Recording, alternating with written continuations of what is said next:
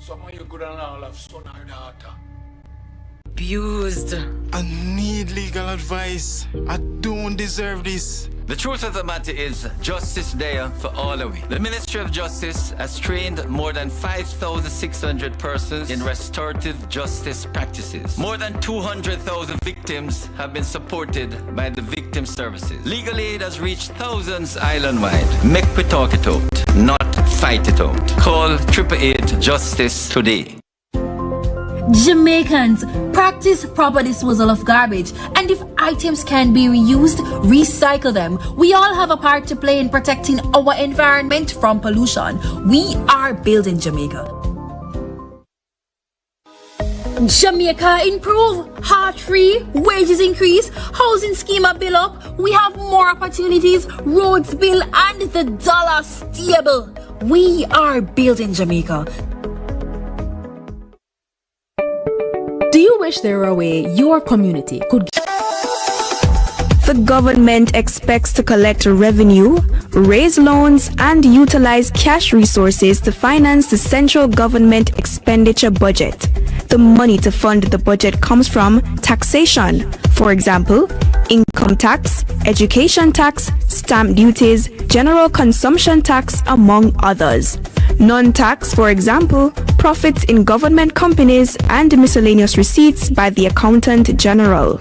Other sources of funding include Capital Development Fund transfer, capital, grants, and the Consolidated Fund.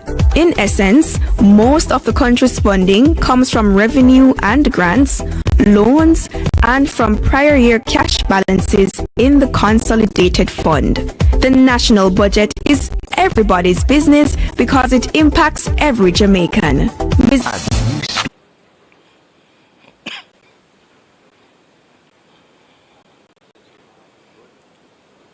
Soon. Almost.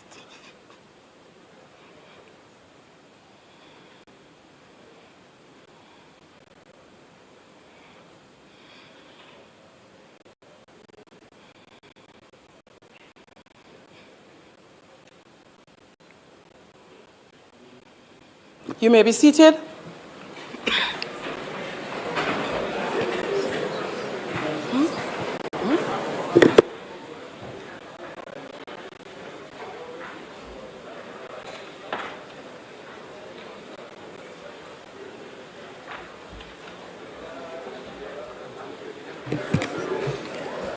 This Honorable House now resumes its sitting. It is always a great honor and pleasure to welcome all of you to the sitting of the Honorable House of Representatives.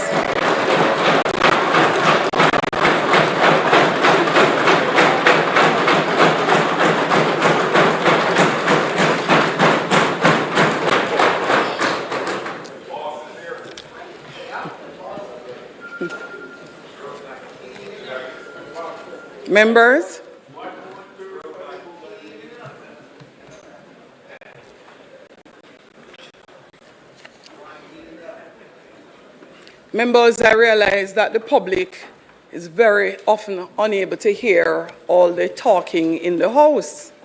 However, it is very distracting for the Speaker, who can hear very clearly at times, and at other times when I need to hear, I cannot hear. So, members, I'm asking for order in the House today.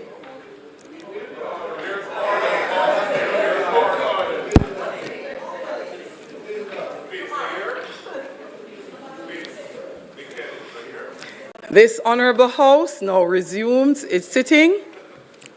It is always an honor and pleasure to welcome all of you to the sitting of the House, the Honorable House of Representatives, today being Thursday, March 20, 2025. Today, we resume the budget debate for the financial year 2025-2026, and we will hear from the Most Honorable Prime Minister, who will make his contribution to the debate. I would like to extend a special welcome to Mrs. Carol Harvey Richards, mother of the Prime Minister, who is in the gallery.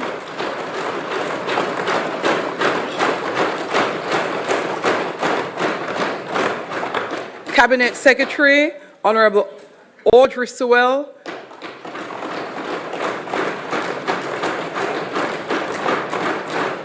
Permanent Secretary in the Office of the Prime Minister, Ambassador Rocky Mead,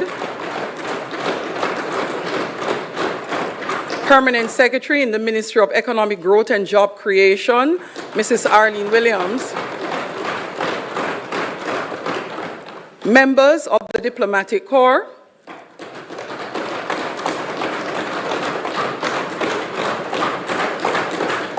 the President of the Senate, and members of the Senate seated here in the well. To those who are joining us online via the various social media platforms, particularly PBCJ livestream, and to all our special guests seated here in the gallery, welcome to the Houses of Parliament. Clerk, call of the roll.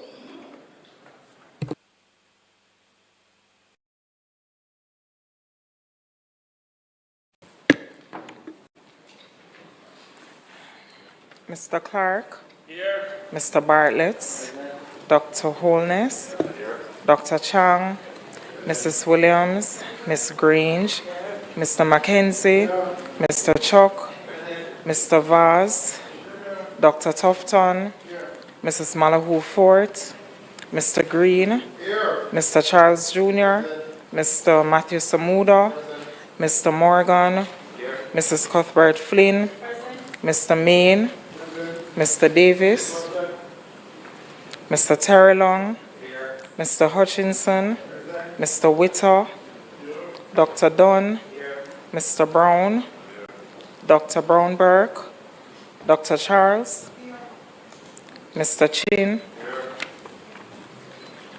Mr. Cousins, Ms. Crawford, Ms. Daly, Mrs. Dalrymple Philibert, Ms. Davis, Mr. Golding, Mr. Graham, Dr. Guy, Ms. Hamilton, Ms. Hannah, Mr. Enriquez, Mr. Henry, Mr. Hilton, Mr. Jackson, Mr. Lawrence, Ms. Lee, Mr. Miller, Mr. Montague, Ms. Morrison, Mrs. Nita Garvey, Mr. Paulwell, Mr. Phillips, Dr. Phillips, Mr. Robertson, Mr. Robinson, Mr. Carl Samuda, Mr. Shaw, Mr. Siblis, Mr. Slowly, Mr. Smith, Mrs. Vaz, Mr. Warmington,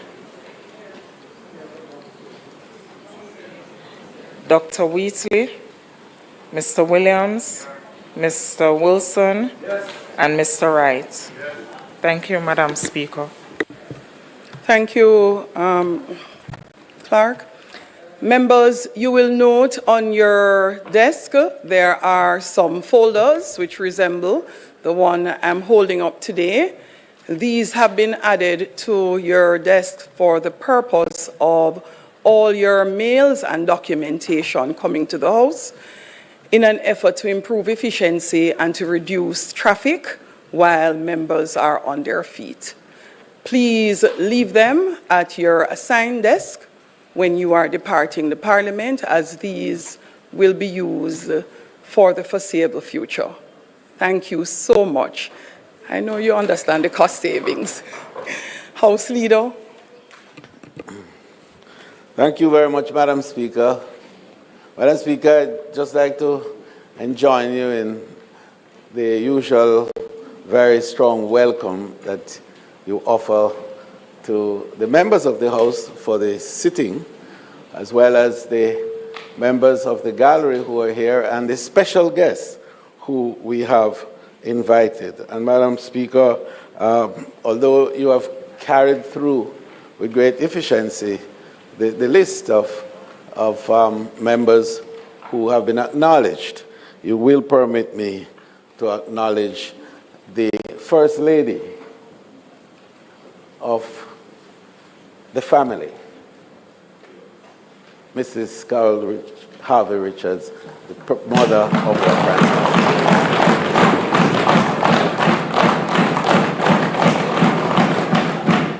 You would also allow me to welcome, because we have not had this opportunity except for once a year, in fact, when we have the throne speech, to have the members of another chamber represented in such fulsome manner as they are today. And, and Madam Speaker, you will allow me a personal parody in all of this to recognize two of the newest senators and ministers in the personage of Senator Ambassador, the Honorable Audrey Marks, the Minister of Efficiency, among other things. And a scion of my own stock, if I'm allowed to say so, the newly minted Minister of State in the Ministry of Tourism with responsibility for linkages, Senator Delano Seabright. So, Madam Speaker, today's agenda will move smoothly as we normally do, but particularly with great alacrity as we have to receive the 10th budget presentation by the Prime Minister of Jamaica, the Most Honorable Andrew Holness.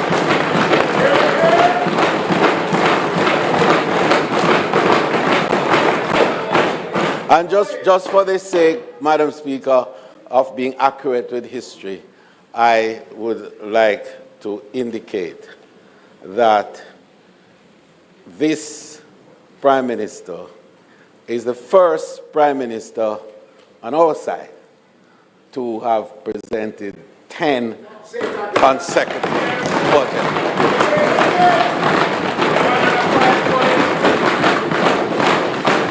And Madam Speaker, this foretells a future that is exciting and bright. And we look forward to hearing from our Prime Minister today. And of course,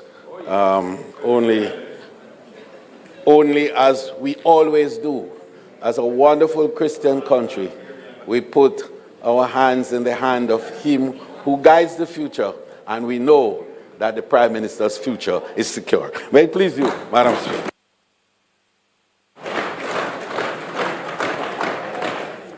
Statement by ministers, announcements, bill brought from the Senate, petitions, papers, reports from committees, notices of motions given orally, questions and answers to questions, motions that may be made at the commencement of public business requiring notice, motions relating to the sitting of the House, motions for leave to introduce bills, presentation of bills without leave of the House first obtained, public business. House Leader.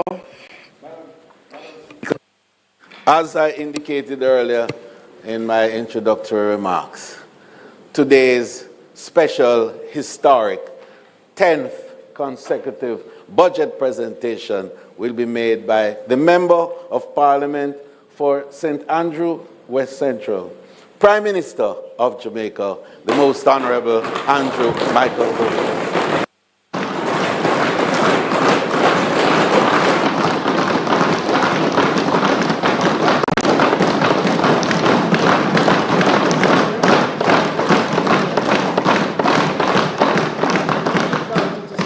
Prime Minister, would you be so kind as to turn your mic on for me? Thank you. Just one Prime Minister. Thank you. Thank you, Madam Speaker. Excellencies of the diplomatic corps, Jamaicans at home and in the diaspora listening, watching, and following on social media, distinguished ladies and gentlemen in the gallery, I stand before this honorable House with a heart full of gratitude.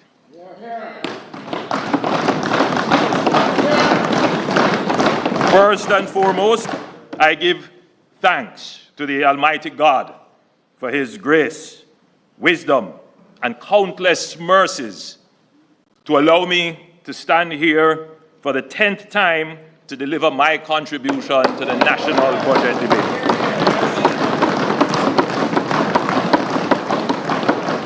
Madam Speaker, honorable members, senators, and former members seated in the well, blessings to you and on our nation. Each day we are given is an opportunity to serve, to improve and to uplift the lives of our fellow Jamaicans, and I do not take this responsibility lightly. I am deeply grateful to my family for their love and support, especially my wife Juliet,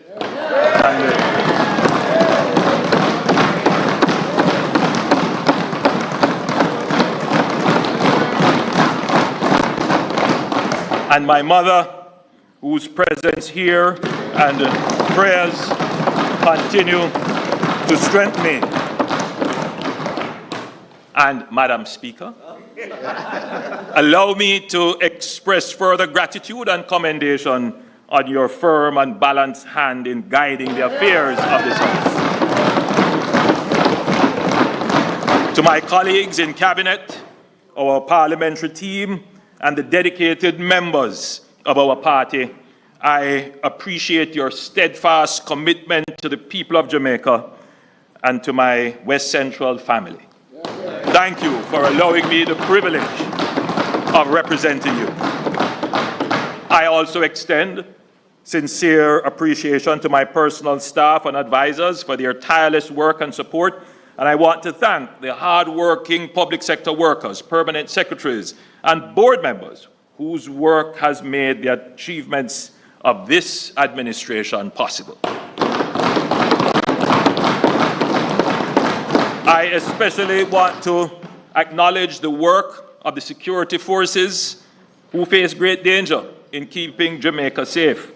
In the same breath, allow me to thank the members of my personal security detail for their dedication, vigilance, and oftentimes running that extra mile to ensure that I can safely serve the people. I also want to thank the countless industrious Jamaicans, known and unknown, who work tirelessly to keep this country moving forward. Your dedication is the backbone of our progress, and the plans I present today would not be possible without your hard work.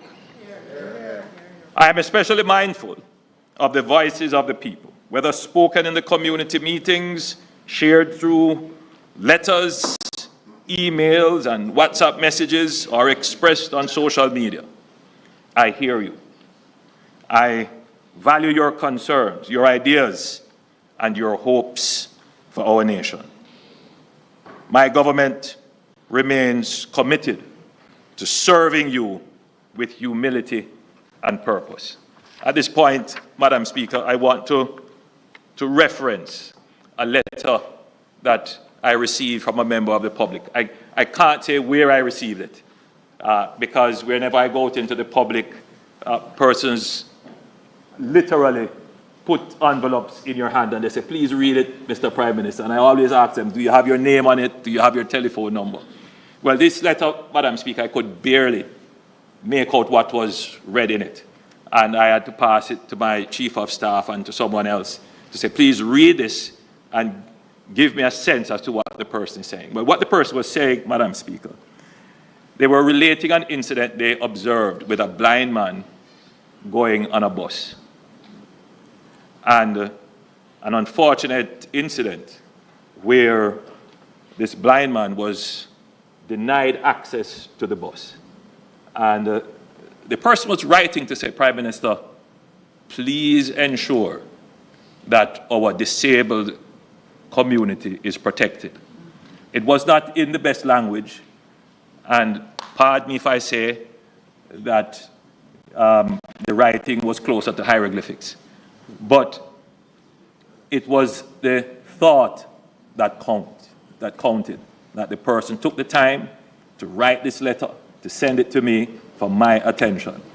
And I want that person to know, wherever they are, that we read the letter and we're going to ensure that our public services pay the respect and give the access to our disabled community that they deserve.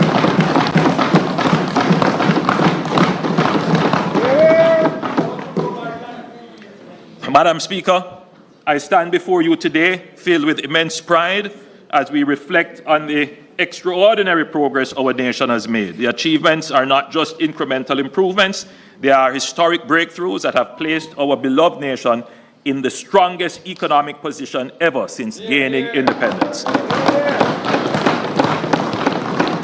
The numbers do not just tell a story of improvement, they tell a story of transformation, of an economy that has overcome decades of instability, uncertainty, and crisis to achieve a level of stability, strength, and resilience that Jamaica has never before experienced. Madam Speaker, the Leader of the Opposition and the Opposition spokesman on finance in their presentation attempted to whitewash their record and suggested that analysis of the country's economic performance does not go back far enough to do justice to their contribution. I do not believe they can complain if we start at independence.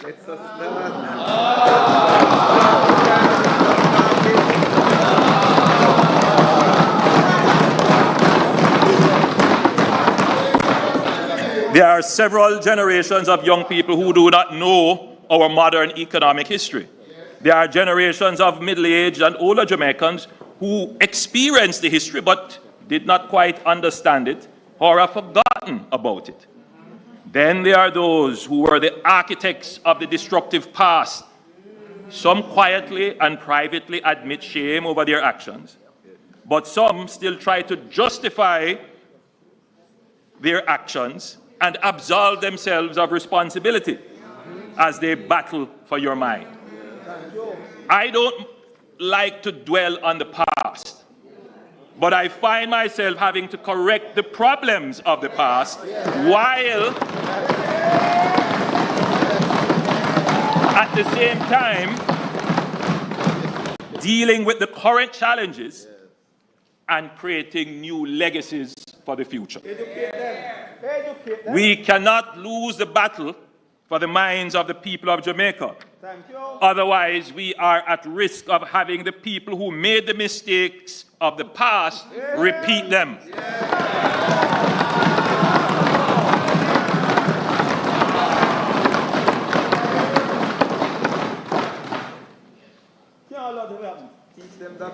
Madam Speaker, let us examine the facts. Let's start with inflation. The table now being displayed shows that the average annual inflation under my administration has been 5.5%, the lowest under any administration since 1972. This is within the inflation target of 4 to 6%, despite the effect of global inflation resulting from the post-COVID supply chain shocks and geopolitical conflicts. Without the post-COVID inflation spike, we could safely project that our average inflation rate would have trended around 4.3%. The period of highest inflation in Jamaica's history was under the PNP administration of 1989 to 2007. During that period, inflation averaged 18.5% per year. Listen to this, resulting in cumulative inflation of 2,249%. A better way to understand it, Madam Speaker, is that in 1980, a loaf of bread cost less than $1. In fact, it costs about 50 cents, somewhere around there. But in 2007, it cost $130. You know how much inflation that is?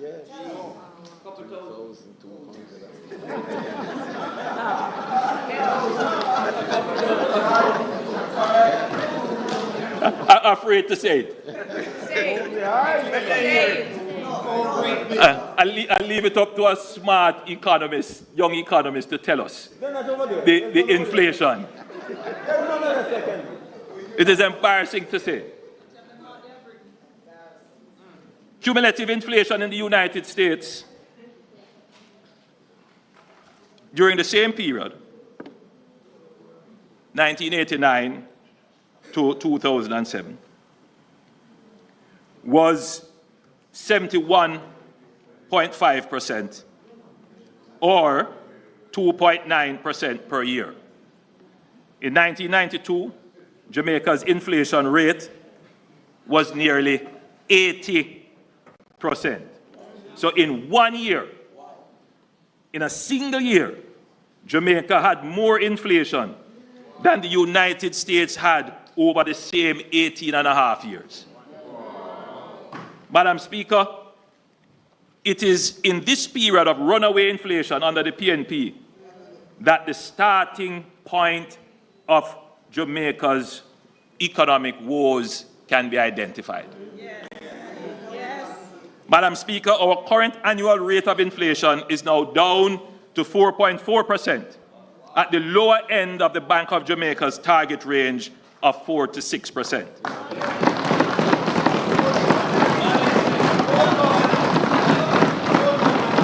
Through well-managed fiscal and monetary policy, we have brought inflation back down to sustainable levels. My administration has instituted a robust policy of inflation targeting through disciplined monetary policy of the independent central bank, supported by responsible fiscal policies of the central government. We must not allow the failed policies of the PNP to destroy the gains we have made in managing inflation over the decades. Let's look at job creation. Madam Speaker, let us look at the unemployment rate. When the PNP left office in 2016, the unemployment rate was 13.7%. Now the unemployment rate is a historic low of 3.5%, almost full employment.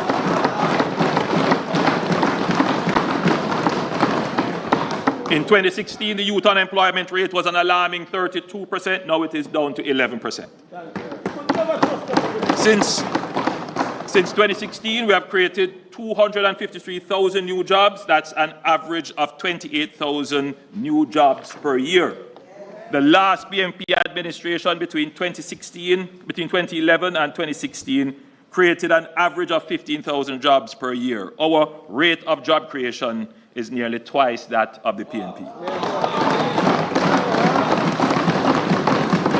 Madam Speaker, these are not just statistics. They represent real jobs impacting people, families, and communities. Young people who were once left out of economic opportunities, they now see the door of opportunity opening. Mothers and fathers who struggled to make ends meet are now securing stable employment. Jamaica today has the strongest economy since independence. Jamaica has a bright future. We are not going back to the failed policies of the PNP.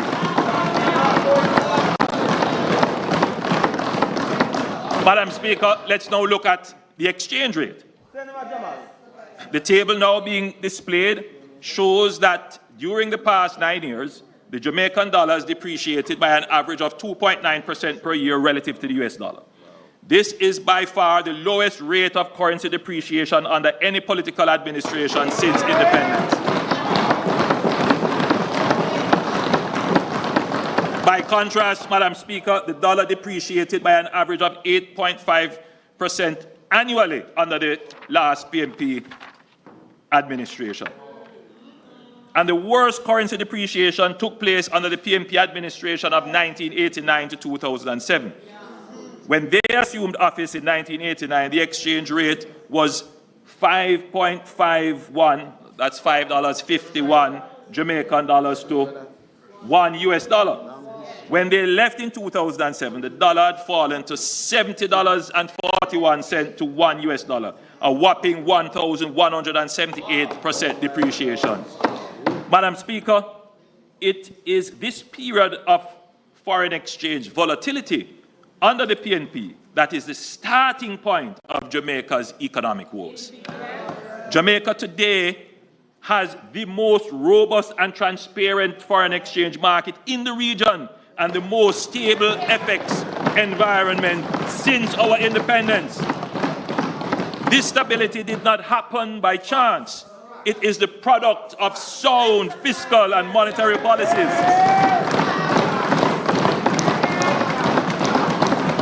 Increased investor confidence and a growing economy that is attracting capital rather than creating capital flight. We must never allow the failed policies of the PNP to destroy what we have built. Madam Speaker, an important factor in achieving sustained currency stability is the country's balance of payment. The balance of payment is like the country's current account. It's our income statement with the rest of the world. It tracks the money flowing in and out of the country from trade, services, and remittances. If the money coming in from exports of goods and services and remittances exceed the money going out to pay for imports of goods and services, the current account is in surplus. That's a positive. And conversely, if the outflows exceed the inflows, the current account is in deficit. Madam Speaker, in 62 years since independence, Jamaica has recorded persistent current account deficits. There have only been 5 years in which we recorded a surplus, and that was in 1963, in 1993, and in 1995, and in that year we had a minor surplus. However, in fiscal year 2022-2023, we recorded a surplus of 1.9% of GDP, and in fiscal year 2023-2024, we recorded a surplus of 3.1% of GDP. The graph now being displayed shows the quarterly current account balances since 2012. It shows that we have recorded a surplus for 7 of the last 8 quarters under this administration.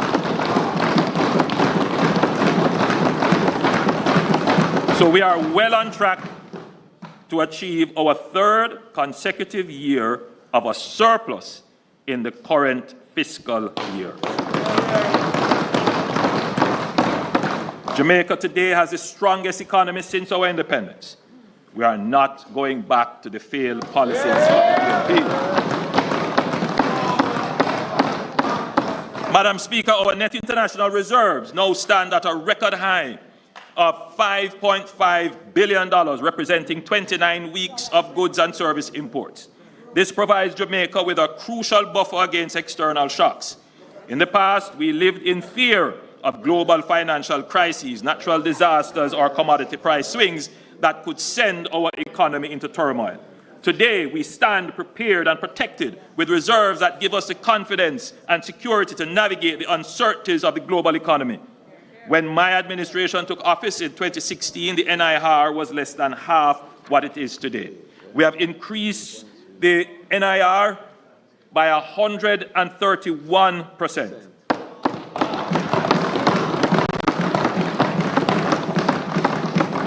And we have done so despite facing the worst global health and economic crisis in 100 years.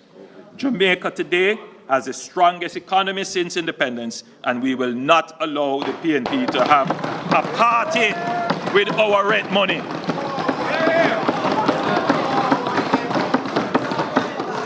Yes, we will not allow the PNP to party with our rent money as the Minister of Finance.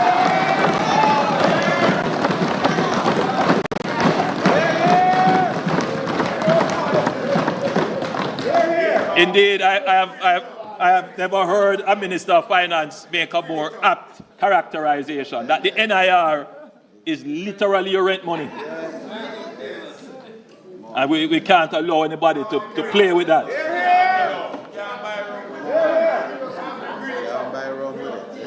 Madam Speaker, perhaps one of the most remarkable indicators of our economic transformation is our debt to GDP ratio, which has fallen from unprecedented levels. When my administration took office, the debt to GDP ratio was over 120%. It is now approximately 68.7%, and we are on track to meet our target of 60% by March 2028. It is important especially for young Jamaicans, to understand the roots of our debt crises. Jamaica faced two major periods of debt distress. The first, from the 1970s to the late 1980s. And this was driven by two global oil price shocks, a failed experiment with democratic socialism, a global recession that slashed bauxite revenues, and Hurricanes Allen and Gilbert in 1980 and 1988, respectively. The second period of debt distress,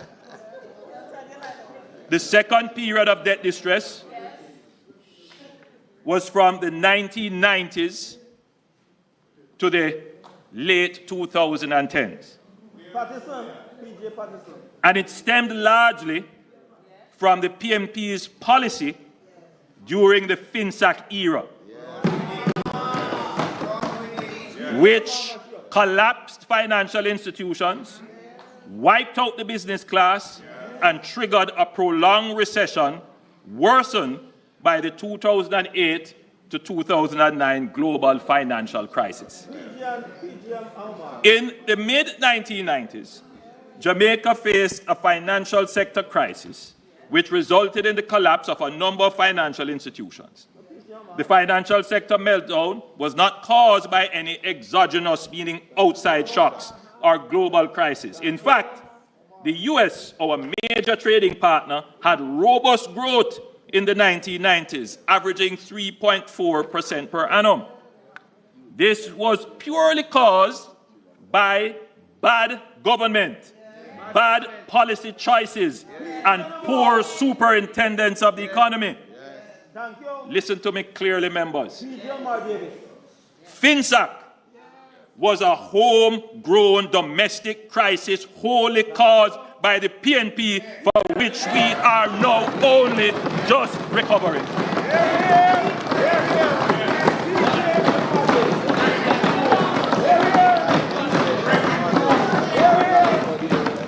Our debt to GDP prior to the advent of the FinSAC crisis was 72%.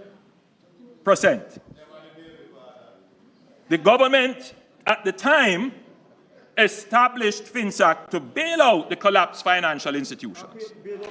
This bailout cost the country 42% of GDP. In other words, 42% of what we produce in any 1 year, we had to take it to pay for FinSAC.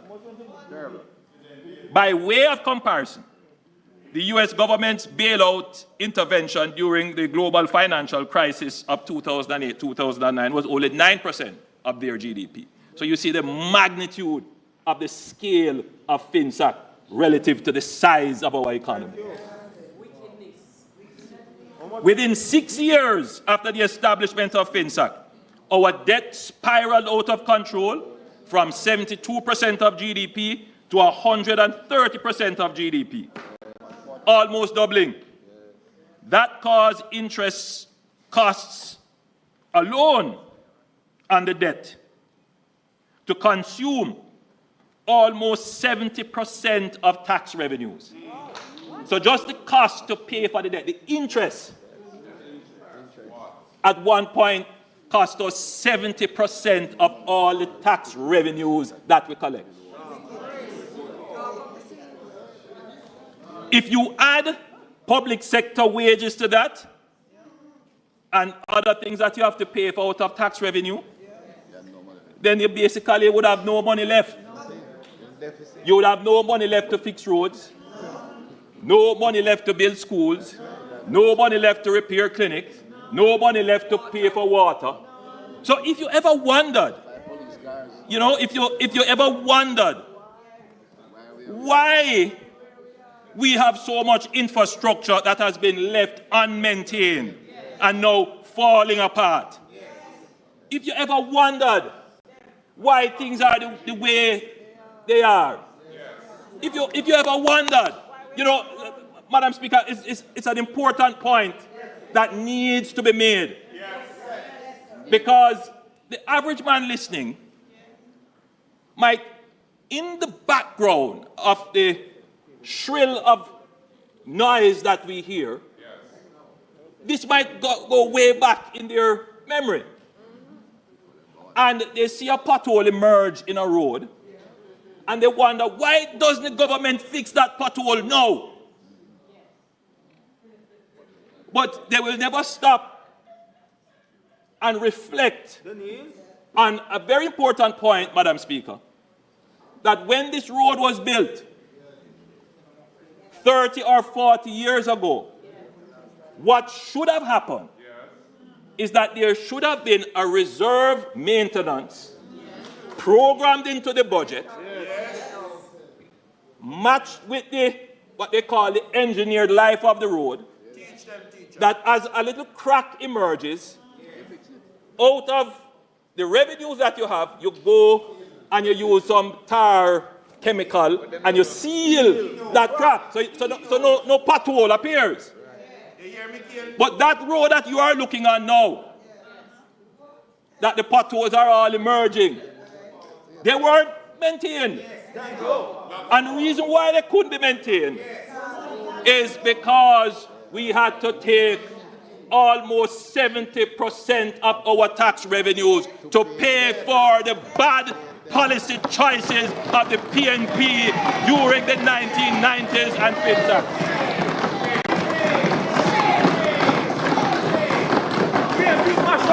I want Jamaicans to understand that lack of maintenance accumulates. Lack of spending on infrastructure amounts to what is called disinvestment. So you can build a hospital, you know, but if you don't maintain a schedule of maintenance, the value of that hospital declines, depreciates. So today when you look at the hospital and say, why this government don't do something about it? Even if this government were to take all the money it has now, it couldn't today immediately halt and stop the deterioration. I think the public must understand this. Because, Madam Speaker, it is the same public that voted in the same PNP government over and over and over again. It is a point that needs to be understood, that the economic struggle that the country has had to restore its economy is so that it is able to have revenues steady and stable and predictable that it can then use to maintain and provide the things you want over a long period without making bad decisions to put those revenues in peril. If you want to know what drives me, Madam Speaker, is to make sure that we never go back.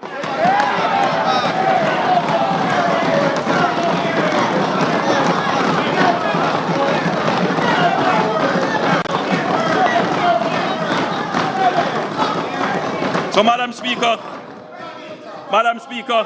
so if you want to know what is the root of our problems today, it is the bad policies of the PNP in the 1990s.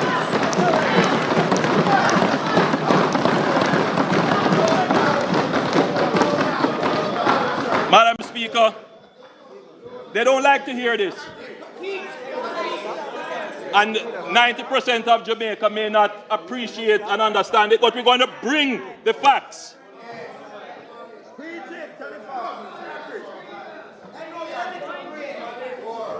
The members' time for speaking. Yes, ma'am.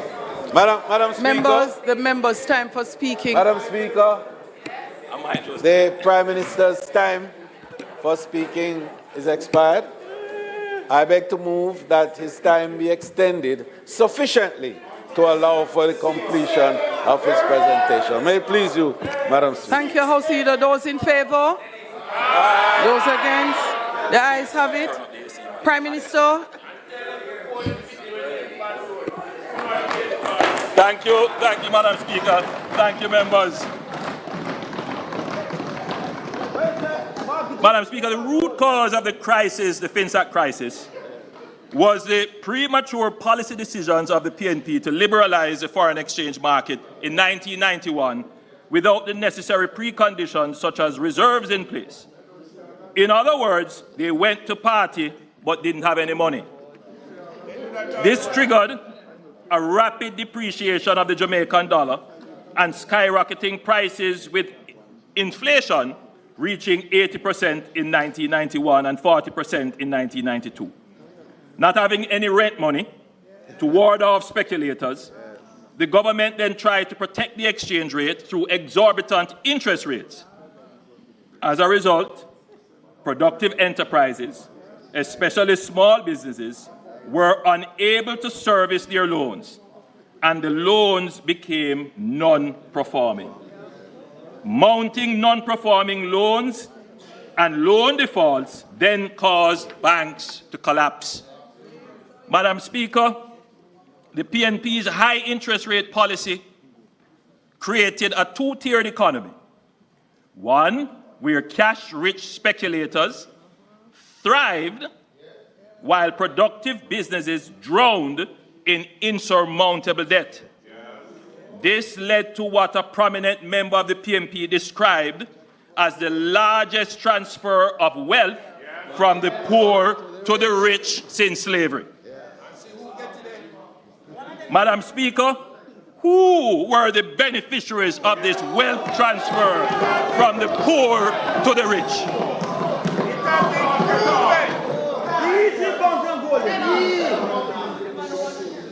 Is there anyone in this house who was a part of this ill-conceived policy, whose business it was to profit from the great transfer of wealth from the poor to the rich?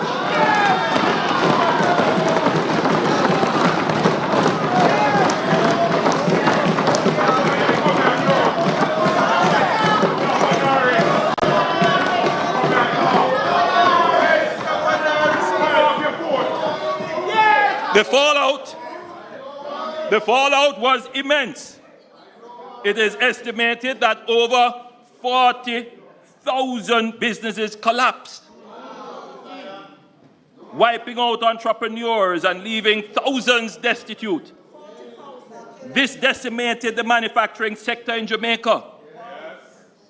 Burdened with high-cost debt, unable to retool to keep competitive, many factories closed during this period. We recall companies like Thermoplastic, Highgate Food Products, Home Electrics, and others too numerous to name that could not survive the inhospitable climate that FinSAC created. Madam Speaker, those who formed the government that presided over this economic debacle have never apologized or even expressed any remorse. Worse, they have the audacity to lecture this administration on how to run an economy.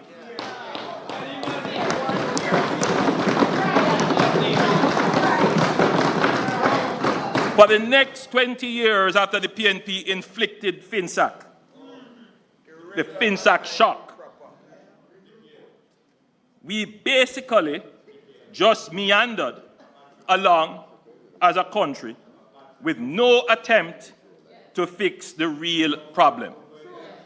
Our debt situation was already unsustainable when the global financial crisis hit in 2008-2009, and that took the country to the verge of bankruptcy. The real attempt at grappling with high debt, high interest rate, this vicious cycle created by the PNP, started with the Bruce Golding-led administration of 2007 to 2011.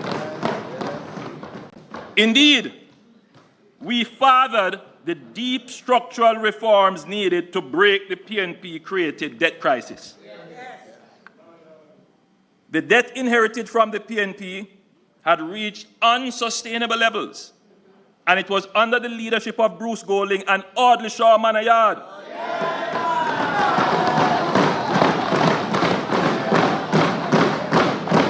supported by enlightened and patriotic members of the private sector and reasonable unions that the first structured debt exchange was engineered, JDX. This pulled Jamaica from the brink of another financial collapse by successfully reducing Jamaica's interest costs, extending debt maturity, improving debt sustainability, and giving the country the credibility to approach the IMF. We put in place the fiscal responsibility framework, which enhanced transparency, accountability, and reporting on public finances and placed limits on the fiscal deficit. This was the basis for the fiscal rule legislation and all the other reforms we have today. We took tough steps to divest loss-making public entities such as the Sugar Company and Air Jamaica, which under the PNP racked up huge debts and operating losses carried over from the 18.5 years of poor management and lack of superintendence of public bodies. And when we were the opposition, we did our part in supporting and developing many nascent measures, including working assiduously on every piece of legislation required to meet the IMF timelines. I gave direct instructions to my members of the House and the Senate that we must not hold up any of the IMF bills. We were a responsible and constructive father, even in opposition.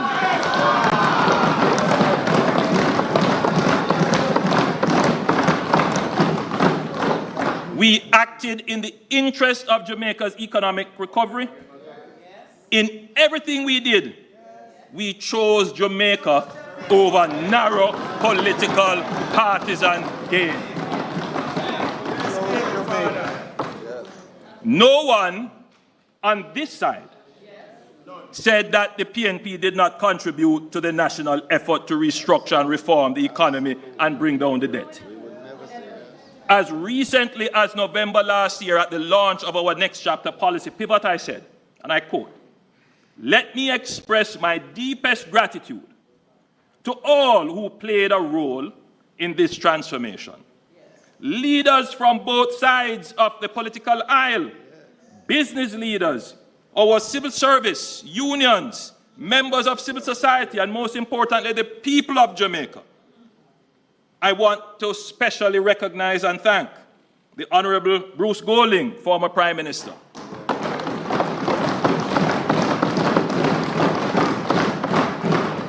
the Most Honorable Portia Simpson Miller, former Prime Minister,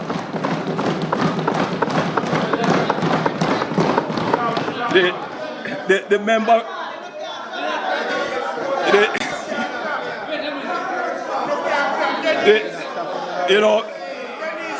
Madam Speaker. Yeah, Madam Speaker. There is a running joke between myself and the member from East Kingston and Port Royal. You know, he is her adopted first son, and I am her adopted and reclaimed second son. You remember I was disowned for a little period of time. But the member from East Kingston and Port Royal know that we made up. So it was very easy for me, with no malice or ill feeling or ill will, to acknowledge the work and contribution of the Most Honorable Portia Simpson Miller, the Honorable Peter Phillips, former leader of the opposition and Minister of Finance,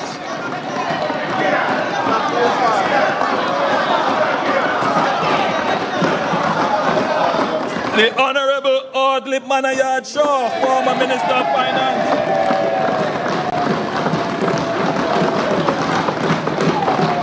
Nigel Clark, former Minister of Finance. Richard Biles, Governor of the Bank of Jamaica and former Chairman of the Economic Policy Oversight Committee, EPOC. Keith Duncan, who took over as Chairman of EPOC after Mr. Biles. All the members, and I'm eternally and always grateful to all the members of the National Partnership Council. But most of all, I want to thank the people of Jamaica for their patience, resilience, courage, and sacrifice. Jamaica's turnaround would have been impossible without the willingness of the Jamaican people to endure the hardships that they had to bear. This is my public statement for the public record as to how we on this side characterize this period of economic recovery. So this falls with an attempt at whitewashing history. This kind of revisionism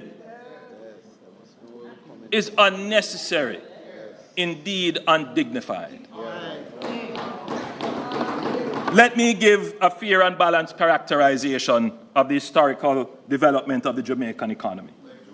The PNP, through bad policy decisions, created the second debt crisis. They created the first one as well.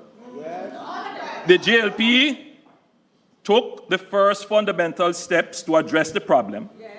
The PNP contributed and built on those steps, and the JLP further built on those steps and completed the reforms.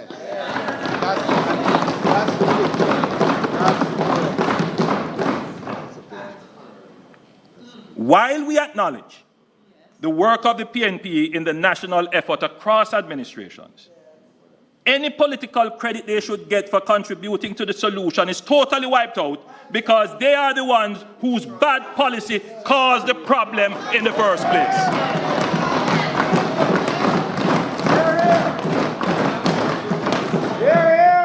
To their true bipolar nature, the PNP wants to claim paternity after causing the mother, the people, so much hardship. In their last budget presentation, the leader of the opposition and the opposition spokesman on finance disingenuously accused the government of increasing taxes on the people of Jamaica. In this budget presentation, well, in the last budget presentation, the leader of the opposition said, since the JLP government came into office, they have more than doubled the annual tax take, increasing it by a massive $190,000 per person. Yet, in his recent budget presentation this year, the leader of the opposition and the opposition spokesman on finance both claim that the improved performance of tax revenue is due to the tax reform work of the PNP. So we need to ask ourselves, is it the PNP that is responsible for Jamaicans paying more taxes?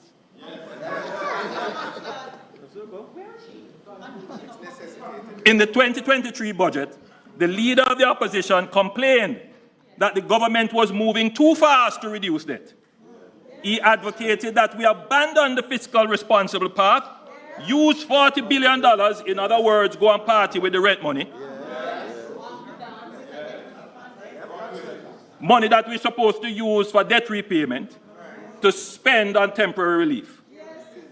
In this budget, when he sees the amazing benefit of reducing the debt to 68% and the amazing fiscal space that is created for us to actually now sustainably deal with the relief effort, he now comes claiming that the reduction in debt is due to the PNP's faithfulness to fiscal prudence.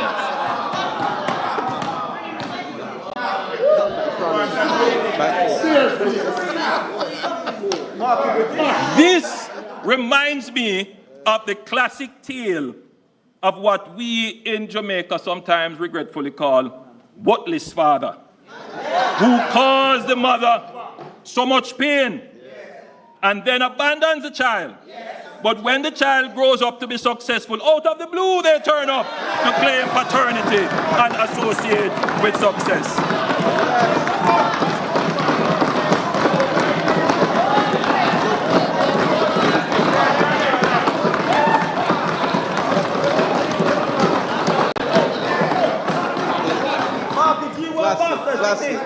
This leader of the opposition is a man of convenience, flip-flopping between prudence and popularity when it suits him. 1 minute he disowns the child of fiscal discipline, and then the next he claims the child of fiscal discipline. The mother remembers the pain of FinSac and the high interest rate policy, the largest transfer of wealth from the poor to the rich, and she knows that she cannot trust this worthless man. So the DNA test was done.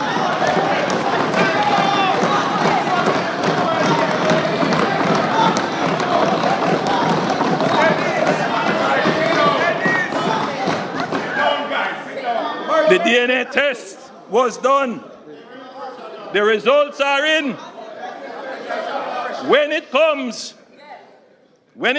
to 15-year-old fiscal discipline, PNP, you are not the father. Not the father.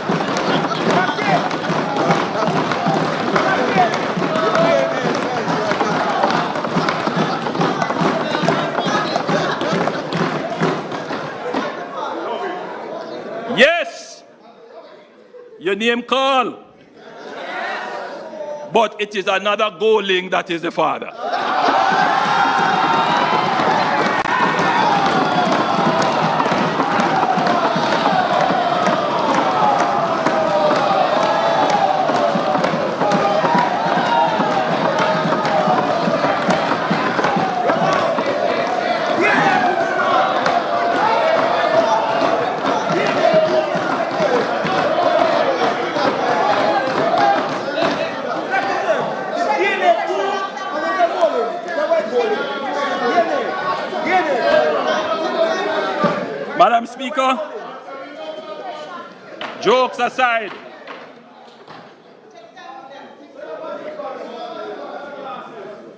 Madam Speaker, jokes aside, this is the first time our debt to GDP ratio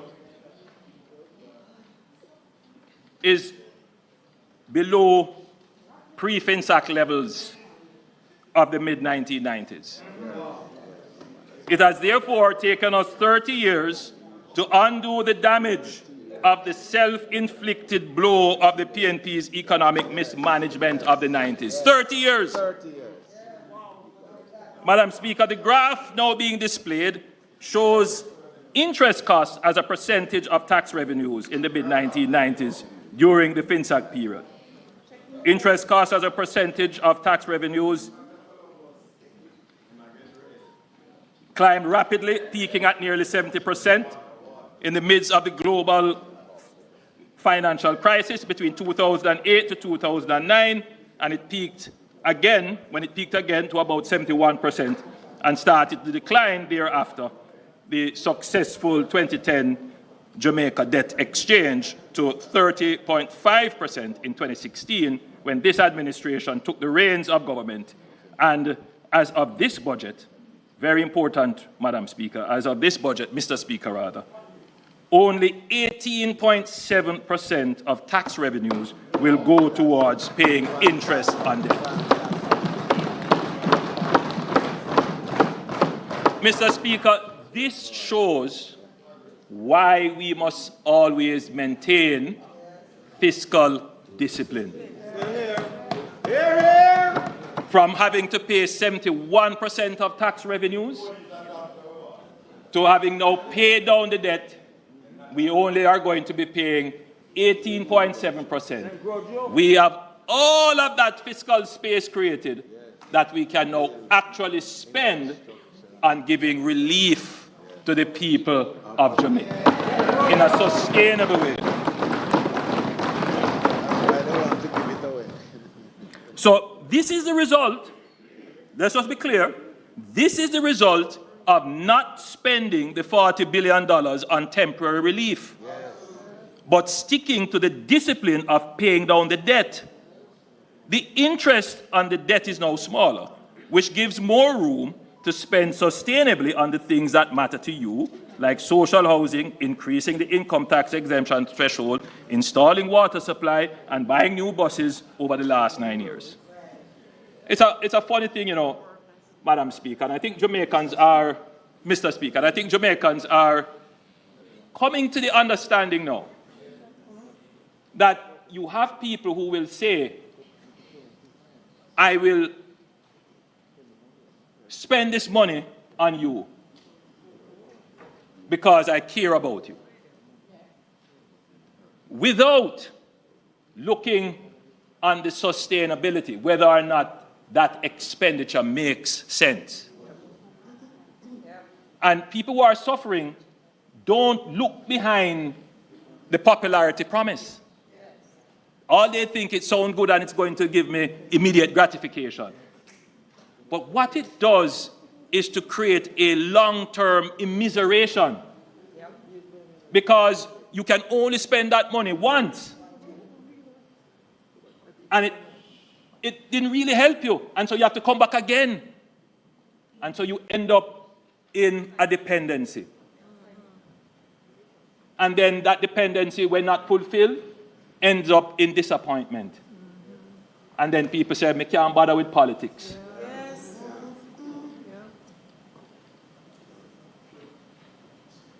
This struggle that we have gone through to move our debt from as high as 140% of GDP to now 68% of GDP, and to reduce our debt servicing ratio to tax revenues from 71% to 18%, is a symbol of struggle and sacrifice.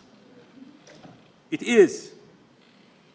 But it is also putting us in a different place where each Jamaican must be vested in ensuring that whoever is the government, whichever government, that we maintain this path, because this is the only way to truly and really care for you. That's the only way, my Jamaican brothers and sisters, to care for you. We can't care for you by taking the money that we should pay down debt and spend it.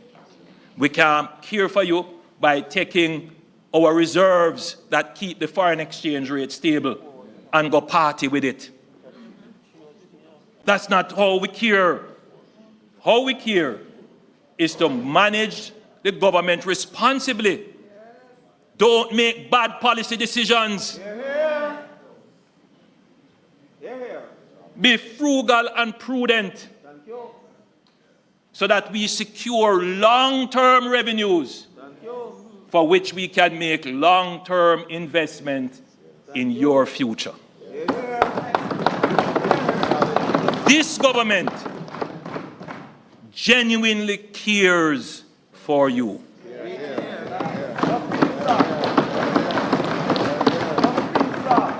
You think I don't have the struggles on this side to be reckless? You think I don't have the struggles of people getting nervous and seeing, oh God, look at what is happening, you have to spend money?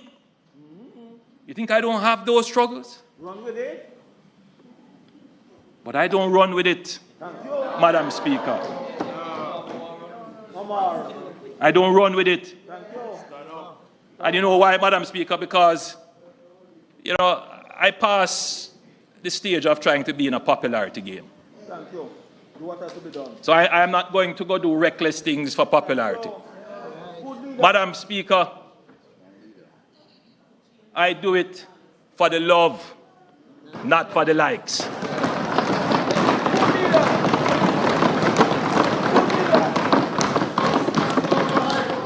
There is a direct and inextricable link between good economic management and our ability to fix our roads, build hospitals and healthcare centers, build new schools, buy new buses and garbage trucks, provide communities with water, invest in irrigation, and support our farmers. In other words, Madam Speaker, good economic management can yam.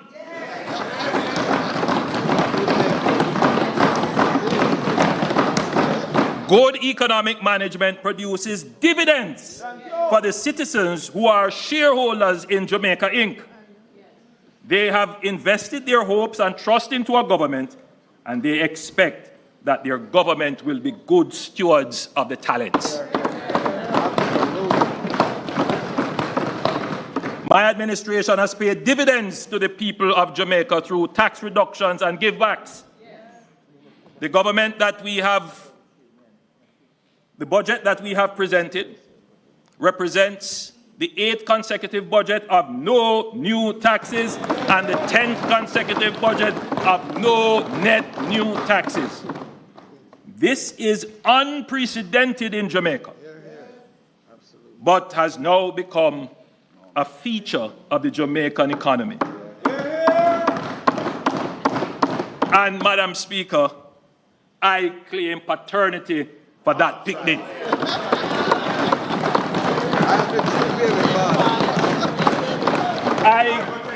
I claim paternity for that picnic named No New Taxes.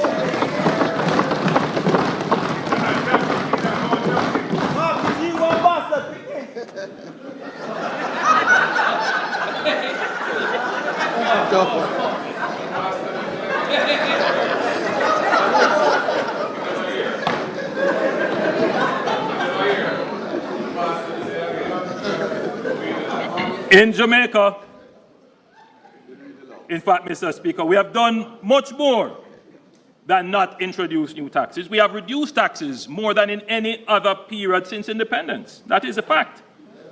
Here are some of the dividends that the Jamaican people have gotten from our good stewardship of taxes.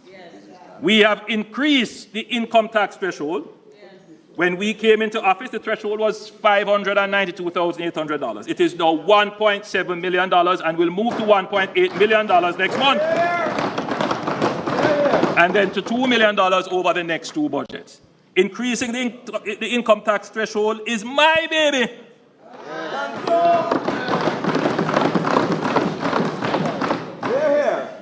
No matter how the PMP tries to claim it now, after first rejecting it. Every PAYE taxpayer should take comfort that as much as we can, we will reduce their income tax. It is in our DNA. We reduced GCT from 16.5% to 15%. People don't remember that.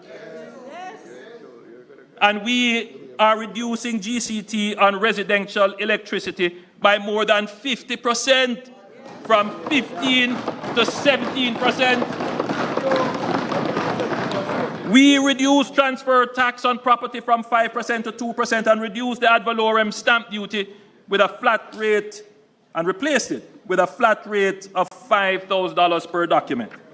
We increased the pension relief and age relief from $80,000 to $250,000 each, and we plan to increase this in the next budget to $350,000 each. We can't leave out our pensioners. We increased the turnover threshold required for registration to pay general consumption tax from $3 million to $10 million, and now we are increasing it further to $15 million.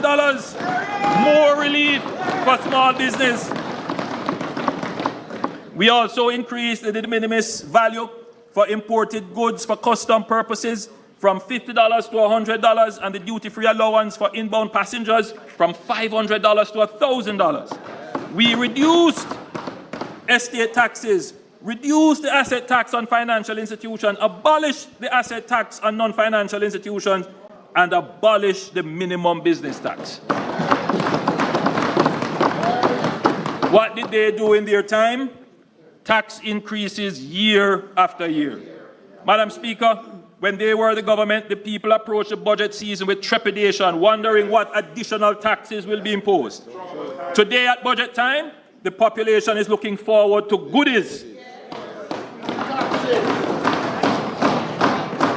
However, I prefer to say the government will deliver dividends on the vote of confidence you placed in us.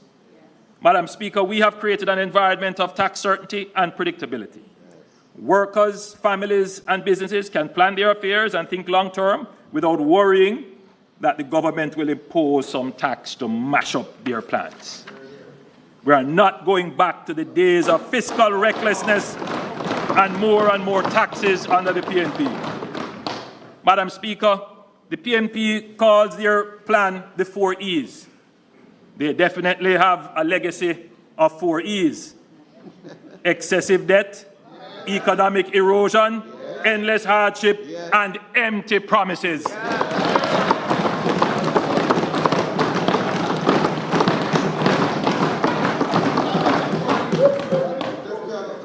Madam Speaker, at this point I want to address some comments made by the opposition spokesman on finance and the leader of the opposition regarding securitization transactions that the government has undertaken. Securitization is the packaging and sale of future income, of a future income stream from an asset for a lump sum value today. This government was successful in creating a concession for the Norman Manley International Airport, which generates a reliable stream of income. This income is contractual. I want the country to remember that the previous PNP government tried to create the same concession out of the NMIA and failed miserably. They did not have even one bidder willing to take up the concession under their government and stewardship.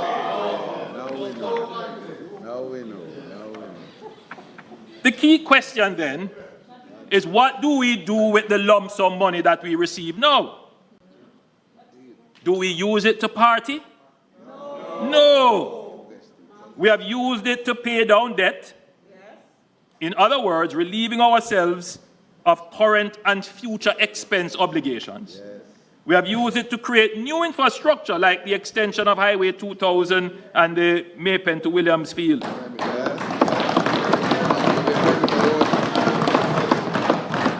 Which enables us to generate more revenues in the future.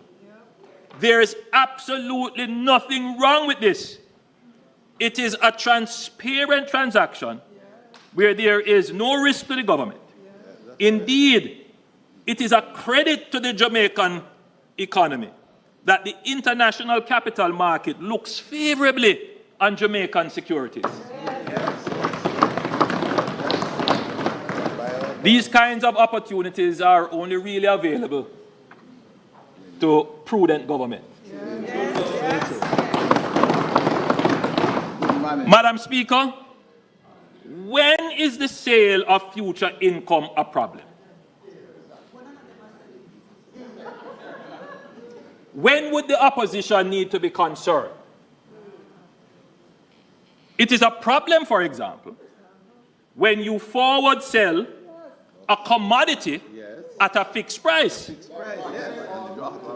that you have not yet produced, and then when it comes time for producing it, price is different. the cost of producing the commodity exceeds the price at which you had contracted. Yes, that is when you have a problem. And especially if you collected the money up front and you spread it off, you're definitely not going to have it to meet your obligation to produce the commodity that you're supposed to produce. Now, if you do that, then you really have a problem, because you're going to be producing at a loss. Is it a surprise that this is what the PNP government did in 2001 when they forward sold bauxite on the international market to finance their FinSank budget? The government, the Jamaican government, later became exposed when market conditions deteriorated and the cost of producing the bauxite far exceeded the contracted price. And the government of the day, the Bruce Golding-led administration of 2010, was obliged to honor the volumes of bauxite to which the previous PNP government had committed. Jamaica ended up having to pay US $31 million to the company that produced the bauxite to cover the loss. You can't compare this foolishness of the PMP with our masterful management of the economy.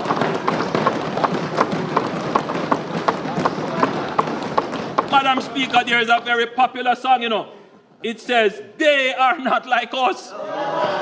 We are not like them. Two different philosophies and way of thinking.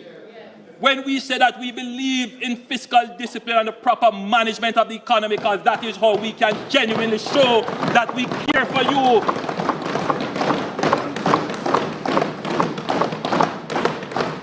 So again, another example. They made a bad decision and we have to pick up the check. So when I hear them criticize what we're doing, it is grating. Grating, indeed unfair.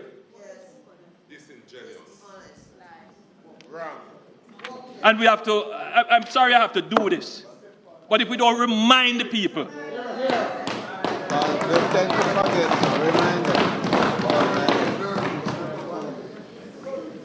Madam Speaker, unlike the forward sale agreement that the PNP administration entered into, the securitization that we have undertaken are prudent financial strategies that leverages existing predictable revenue streams without creating future liabilities or exposing the government to market risks beyond our control. Madam Speaker, the graph now being displayed illustrates the trajectory of poverty prevalence in our country. It clearly shows that under my administration, we have achieved a steady and measurable decline in poverty. Apart from the temporary spike in 2020 caused by the pandemic, the steady reduction in poverty is clear evidence that our economic gains are reaching the people who need it the most. Madam Speaker, we recognize that while progress has been made, much more needs to be done to ensure that benefits of economic growth are inclusive and sustainable. Our commitment is to share the prosperity where every Jamaican, regardless of background or location, has access to opportunities for upward mobility. Whether in rural communities, inner city neighborhoods, or remote districts, we are working to ensure that no one is left behind and that absolute poverty is eradicated.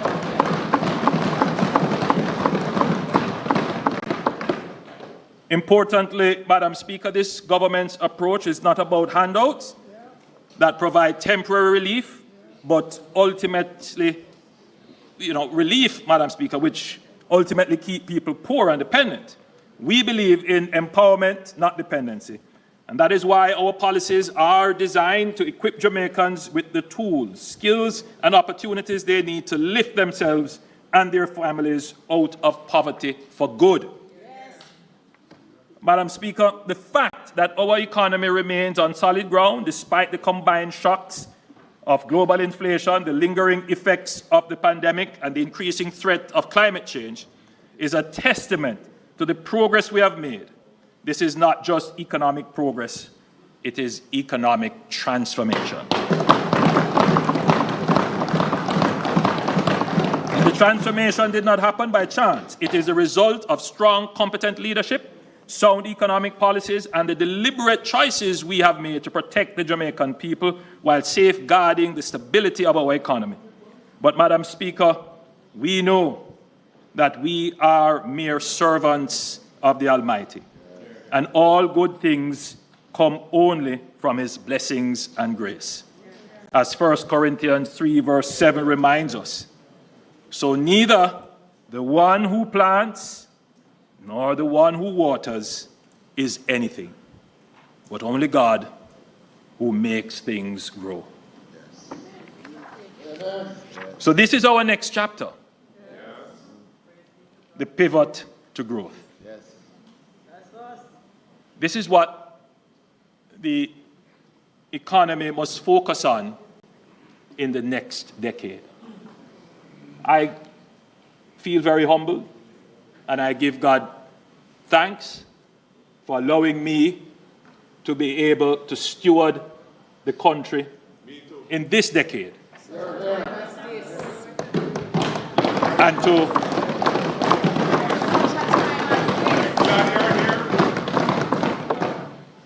And to have achieved, by his grace, what we have achieved. We ask now for his guidance and mercy as we move to the next chapter of growth.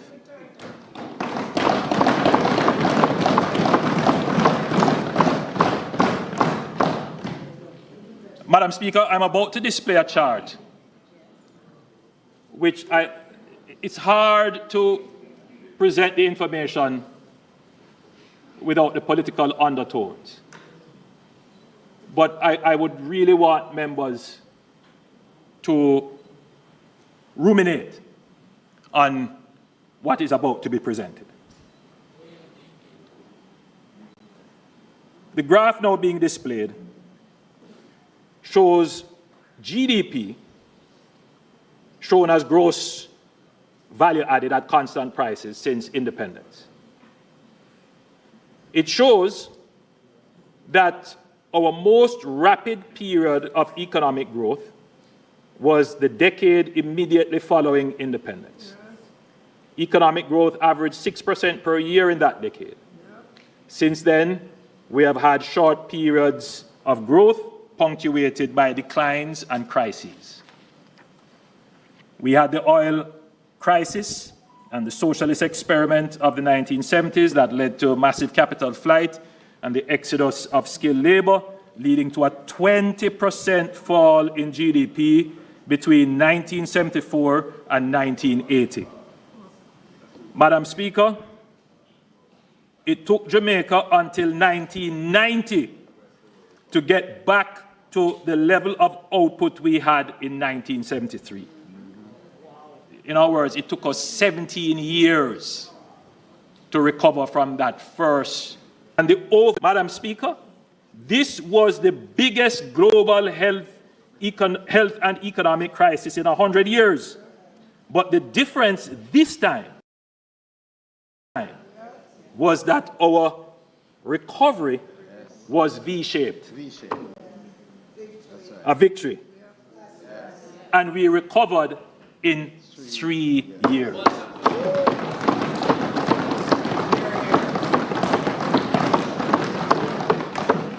I really don't want to politicize this, but this is a fact.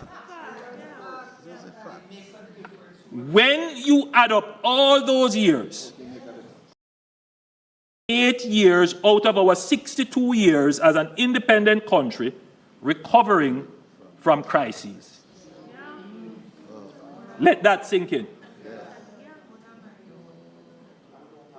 2 of the 4 major crises that we faced were directly caused by bad economic management of the PNP in the 1970s and 90s, accounting for 24 of the 38 years of crises.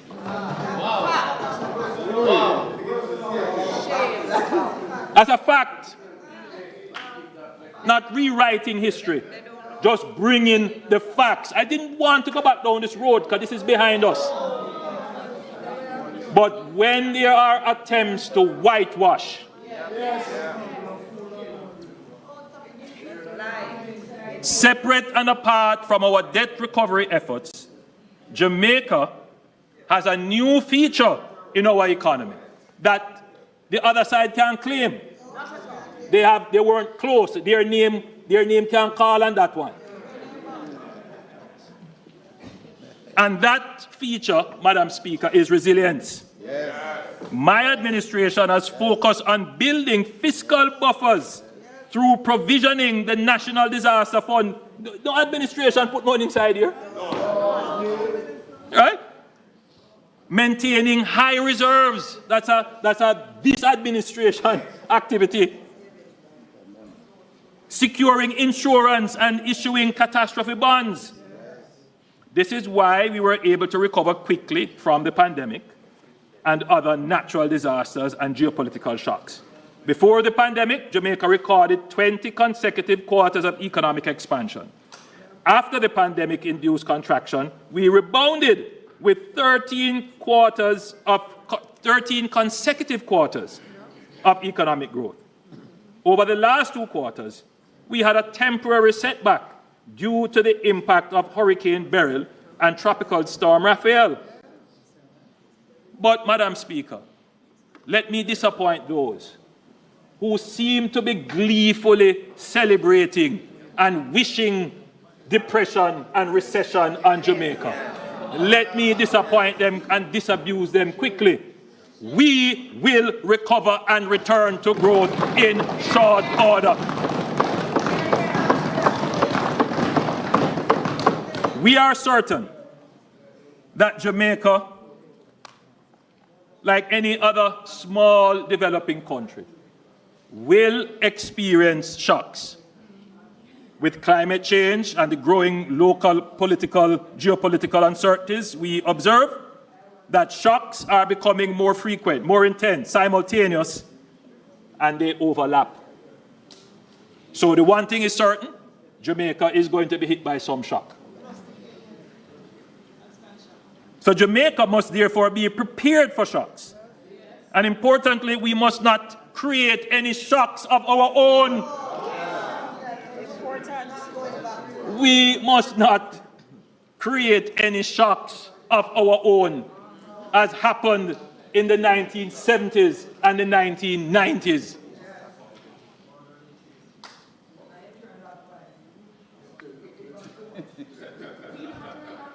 Resilience is in our culture. We liquor, but we talawa. My administration has translated this spirit of ours, talawaness, into our economy and government. We are resilient, and that is wholly and solely a policy objective of my administration. Resilience is my picnic. However, Madam Speaker, the reality is that except for the decade immediately after independence, our growth has remained anemic and far below what is required to achieve our vision of shared prosperity, higher incomes, and an economy that generates opportunities for all. The next chapter of Jamaica's economic journey must therefore be about accelerating growth while maintaining fiscal and macroeconomic stability. Resilience is an important part of accelerating growth, as without the capacity to withstand and adapt to shocks, recovery can be slow. Our increased resilience means that we are already on the path to faster growth, better equipped to navigate challenges and seize new opportunities. Madam Speaker, in November 2024, I outlined the key pillars of the government's growth strategy, Aspire.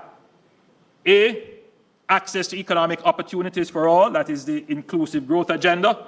Safety and security, S. P, people and our focus on human capital development. I, for infrastructure development. R, for reform of the bureaucracy to improve ease and speed of doing business and to reduce the cost of doing business. And E, economic diversification. Madam Speaker, the A in Aspire, I must emphasize that the first and most fundamental pillar of our growth strategy is access and inclusion. Growth must be for all Jamaicans. True progress is not measured solely by GDP figures, but by how many lives are improved, how many doors are opened, and how many Jamaicans, regardless of background, have a fair shot at success.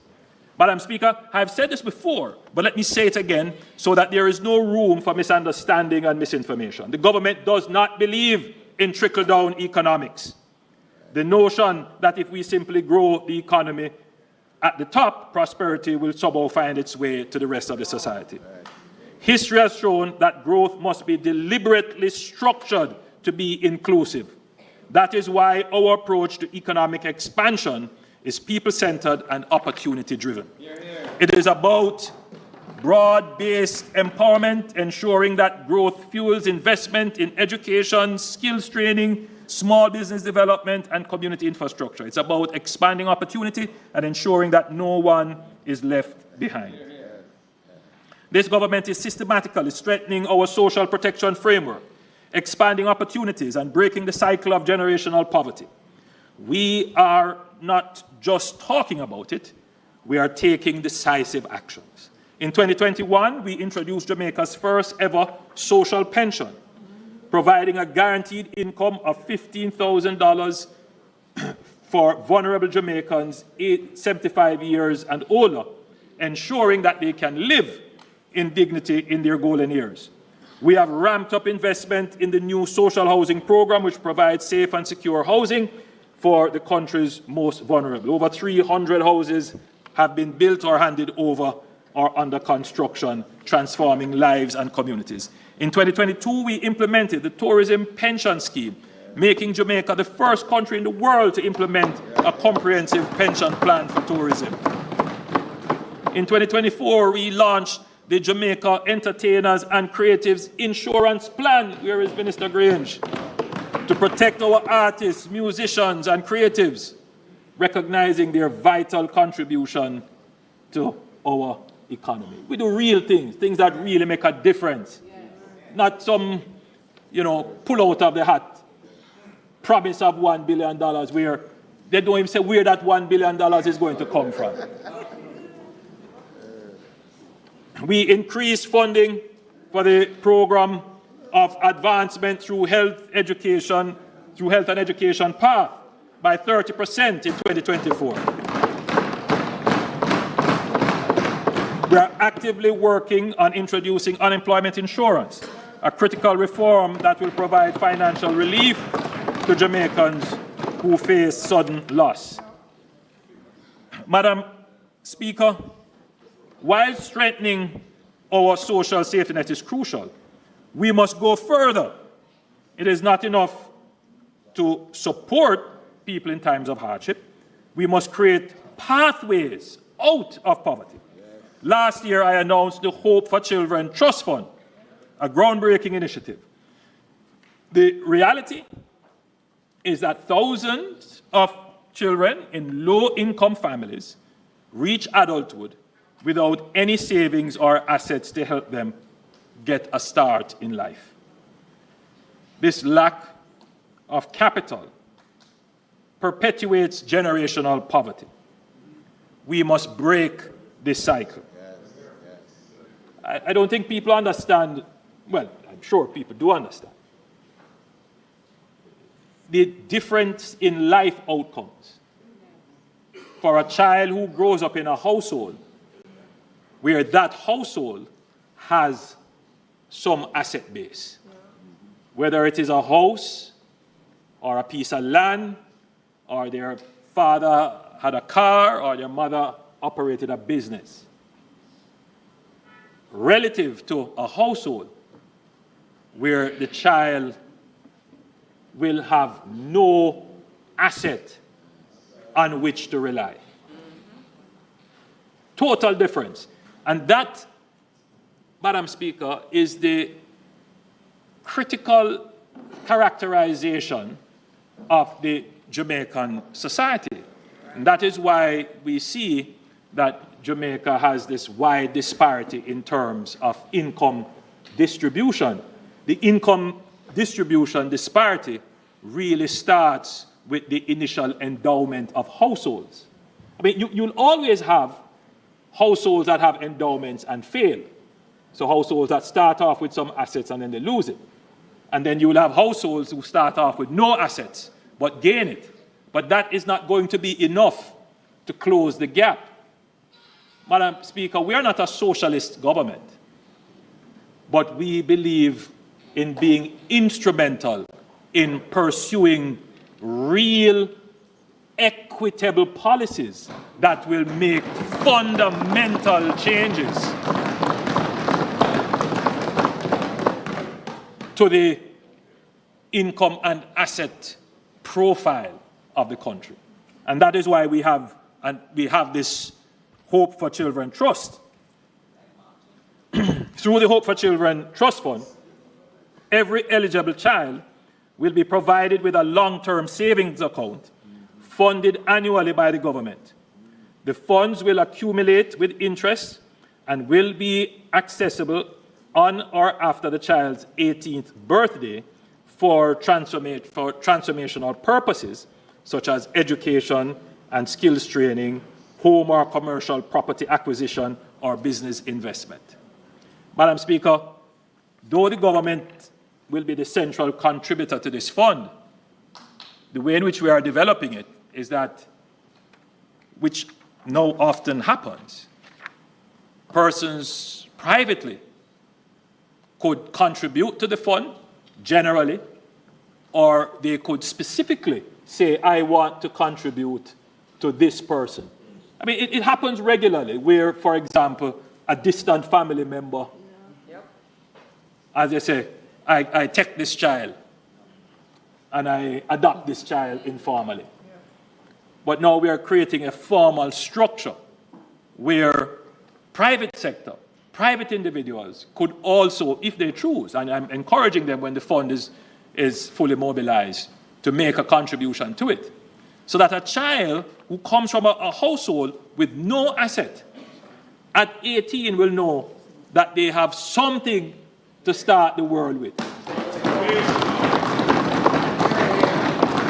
Whether they want to go buy 2 goats and cow, which when I go out into the country, I see young men come up to me and say they want goat, they want cow, they do little farming, we'll help you. If you want to buy tools, we'll help you. If you want to further your education, you have that money there. If you want a down payment and a deposit on a little piece of land, you have that money there.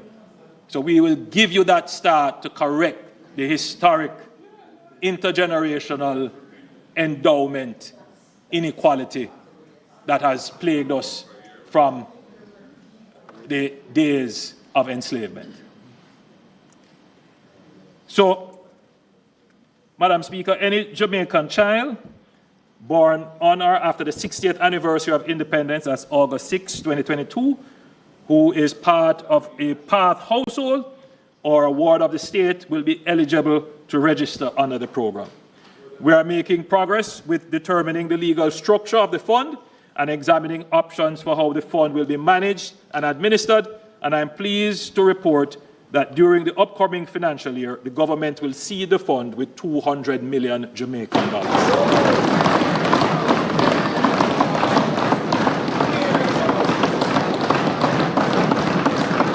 And again, I put out the call to the private sector, start looking at making contributions to this fund. We welcome it. Madam Speaker, the government has pursued a deliberate strategy of socializing wealth by enabling Jamaicans to own shares in key national infrastructure assets through the stock market, literally paying dividends to the people of Jamaica. This approach democratizes economic opportunities, allowing citizens to benefit directly from state-owned enterprises, transitioning to public ownership. In May 2019, we divested Wigton Farms, and in March 2020, we divested 80% of Trans-Jamaica Highway. Tens of thousands of small investors have benefited from dividend income and capital gains through ownership of these shares, aligning national development with wealth creation and broad-based economic empowerment of the people.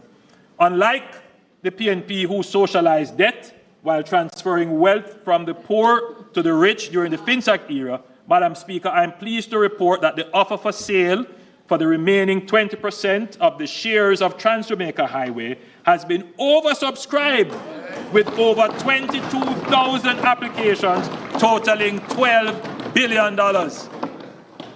Madam Speaker, Jamaican people, get the message that this government is about creating wealth.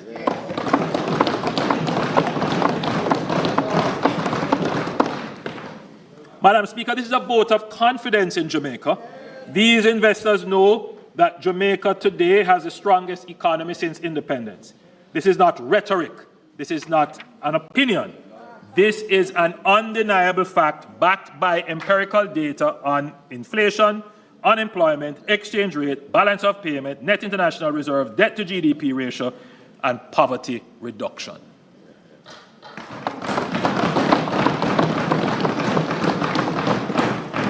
Madam Speaker, creating wealth and making it accessible to all is the DNA of the JLP administration, and this is how we accelerate growth. There are several other assets that the government is preparing to bring to market so that the ordinary Jamaicans can participate and share in the value they create when paired with private sector enterprise and innovation. At this stage, I can announce that the Jamaica Mortgage Bank is being prepared as the next asset to come to market.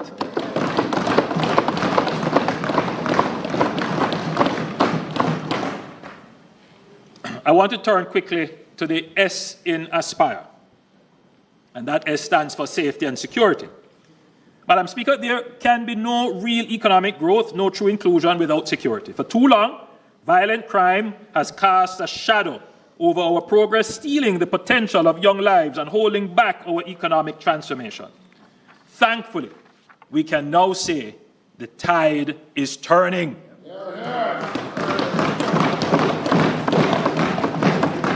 Jamaica is taking decisive actions against violence producers, and the results are now evident. Madam Speaker, in 2024, Jamaica recorded a 19% reduction in murders, following a 7% decline in 2023, bringing our homicide rate to 40.1 per 100,000. While still high, we are now outperforming some of our regional peers, a stark contrast to 2016, when Jamaica had the highest crime rate in the Caribbean at 50 per 100,000. Unlike much of the region, where homicide rates are currently surging past ours, we have reversed the trend, and now other countries are studying our approach to reducing violence. Notably, Madam Speaker, the 2024 Christmas season was the safest in 20 years, with just 6 murders recorded during the Christmas week. Since 2024, the country has seen a sustained decline in murders, culminating in 47 murders in February 2025, the lowest monthly total in 25 years, and a 43% reduction compared to February 2024. If you were to compare between February 2022 and February 2025, murders have declined 55%. Additionally, major crimes as a whole, including murders, shootings, rape, robbery, and break-ins, have declined by 21%, reaching the lowest level since disaggregated data collection began in 1999. Jamaica is now safer than at any point in the last 20 years.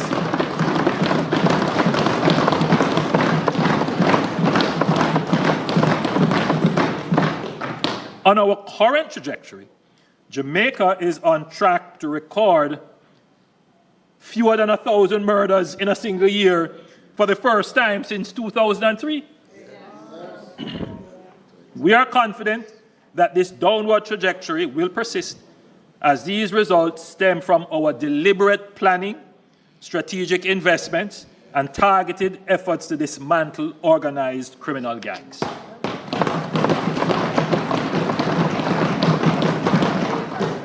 My government has recognized violence as a national emergency, and as such, we have made the strongest sustained investment in national security in Jamaica's history.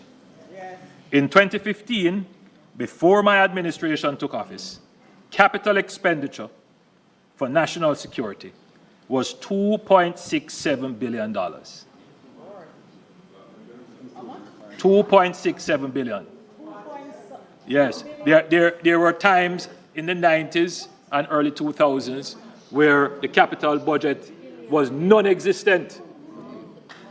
So when we wonder why we have the security problem, just trace it back to poor economic policies where you had to spend 70% of your tax revenues on repaying debt caused by poor economic decisions. By 2018, we increased the spending on security to $12.7 billion.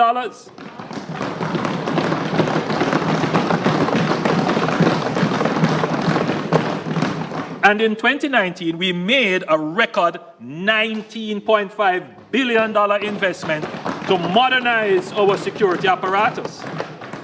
This substantial increase in our first term was necessary to compensate for years of underinvestment. And you can just look at the years of underinvestment.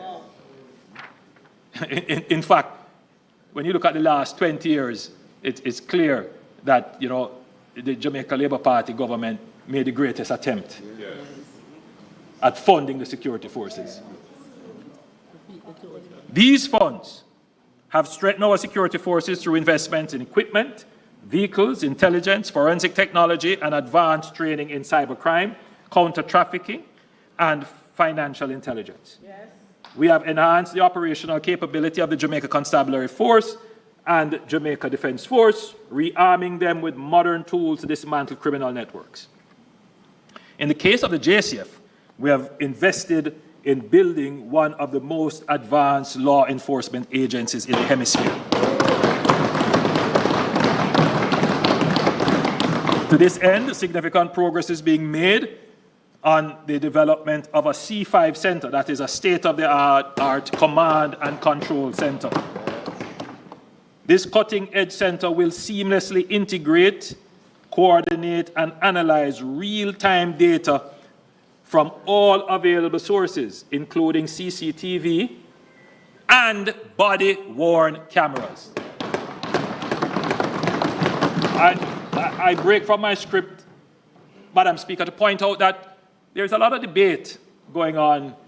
Why is it that the JDF and the JCF are not wearing cameras on their person? I think there is a kind of misunderstanding to believe that standalone cameras can be effective. That's not the case. You have to build out an entire back-end network to ensure that the footage on the camera can be downloaded, that it can be stored and retrieved, that it can be digitally transmitted to other locations, and that it can be protected from manipulation. When we say that we're going to do a force-wide use of body cameras, it's not just buying a little camera off the shelf or getting a camera from a supplier here. We have to think of and implement a system-wide comprehensive solution. And I'm afraid, Madam Speaker, that sometimes this is just the haphazard thinking that forces governments into making wrong decisions. But, Madam Speaker, it's the same thing that we have done with our police cars.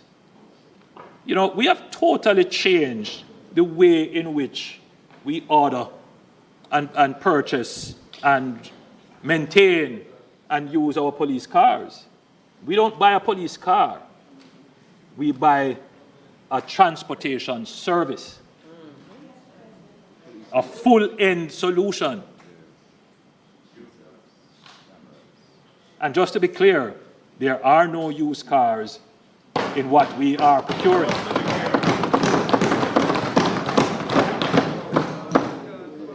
So, this cutting-edge center will seamlessly integrate, coordinate, and analyze real-time data from all available sources, including CCTV and body-worn cameras supported by a robust back-end infrastructure. This development is a game changer for modern, efficient, and intelligence-driven policing that will have a major impact on crime.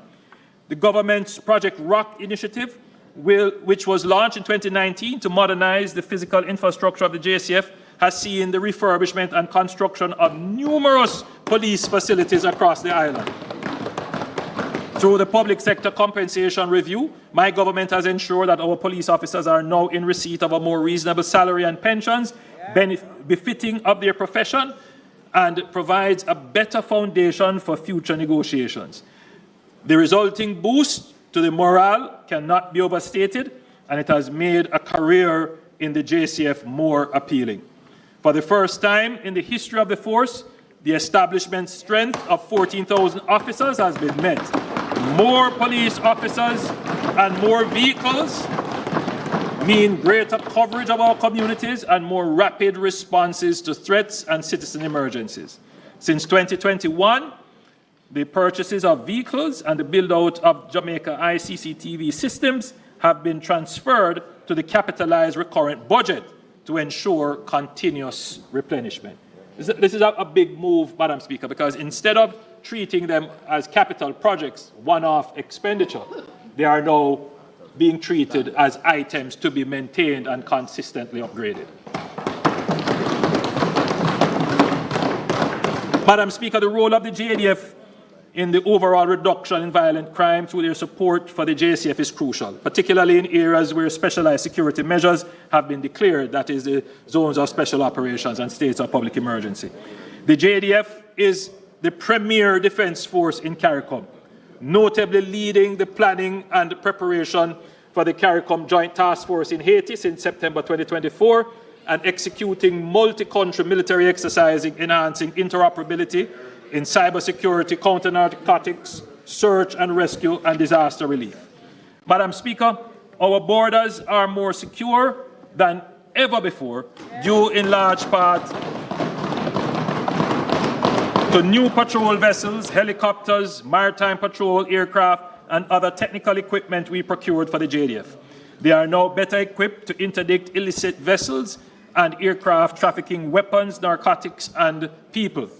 This year, we will further enhance maritime security with the addition of 24 surface interceptor vessels, strengthening the protection of our border and blue economy. However, Madam Speaker, we note that most illicit weapons which fuel gang violence enter Jamaica through formal ports of entry. To improve our ability to secure this channel, we have been investing in advanced scanners and enhanced security protocols at all customs, at all areas in Jamaica Customs. And the result is evidenced by major gun finds at our ports in recent times, including yesterday. I would like to acknowledge the Jamaica Customs for their increased vigilance and generally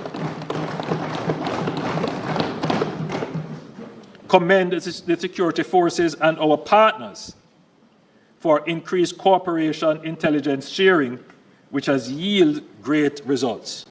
Every weapon and ammunition kept off our street is potentially a life saved.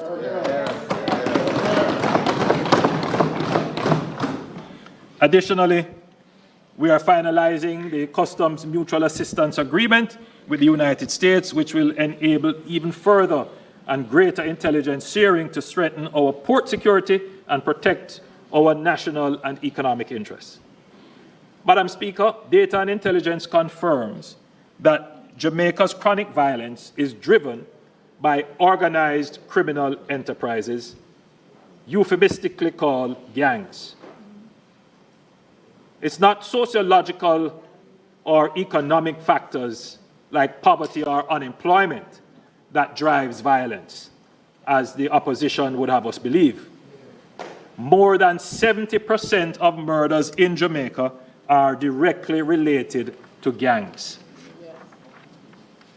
Madam Speaker, I want to draw your attention to the graph being displayed. are about to be displayed. It is the same graph that I believe the leader of the opposition displayed. But he had a different interpretation of the statistics. Let me offer mine. Let us recall that the drop in murders from 2009 to 2014, which you see as the first arrow, for which the opposition seeks to take credit, was a direct result of the state of public emergency launched in May 2010 by the Jamaica Labour Party administration.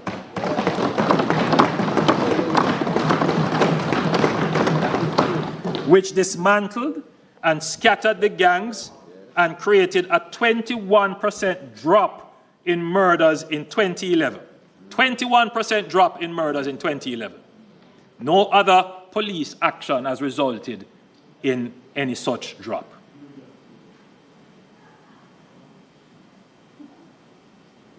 In 2011, murders stabilized, as you can see, and in 2012 stabilized. This created a respite where targeted police operations against gangs and violence producers resulted in 2024 having the lowest number of murders in the last 20 years. So 2014 was the lowest number of murders, and that is under the PNP in the last 20 years. But it's not as a result of the PNP's action. It is as a result of the 2010 state of public emergency, which gave you a 21% reduction. Then a slight carry-on reduction in 2012. Madam Speaker, I still posit that if the opposition then had supported the government in extending the state of public emergency, the fall in murders would have been even greater.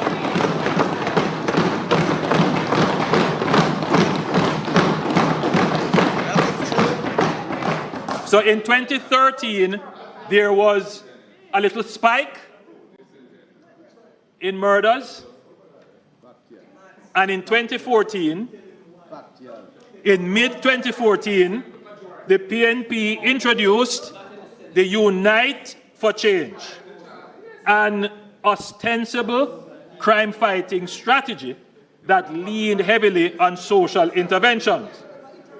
There was also a change of police commissioners and an apparent change in crime-fighting strategy. By 2015, murders began to rise again under the PNP, even with the much-touted Unite for Change initiative in full effect. The truth, Madam Speaker, is that the PNP shifted focus from targeted operations against gangs and gang leaders and allowed them space to regroup. The number of gangs in the country increased from 200 in 2010 to 350 by 2016. Oh my God. Wow. And we saw the impact of this from 2015 through 2017. That is why my administration decided to take decisive actions. We recognize the emergency threat organized criminal enterprises and violence producers pose to specific communities and the country generally. We responded with zones of special operations and states of public emergencies to halt the persistent spiral in murders from 2015 to 2017. The SOEs and zones of special operations were successful in taking back communities from gangs, displacing criminals, disrupting their operations, and limiting their space and opportunity to commit crimes. That's what the SOEs do. This resulted, Madam Speaker, in a 22% reduction in murders in 2018 and a leveling off between 2019 and 2020. The success of the SOEs and the ZOZOs came with the support of the opposition at the time.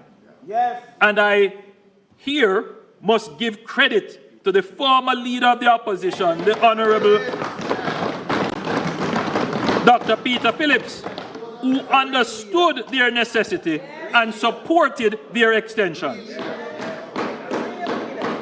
However, since the change in leadership in the opposition in 2020, we have not been able to use the SOEs to full effect. We have used them, but not to full effect.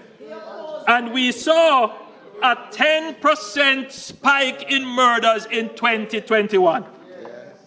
This could have been prevented and lives saved if narrow political interests parading as protecting rights did not blind the current opposition leader to protecting the right to life of the victims of murder by supporting extensions of the SOE.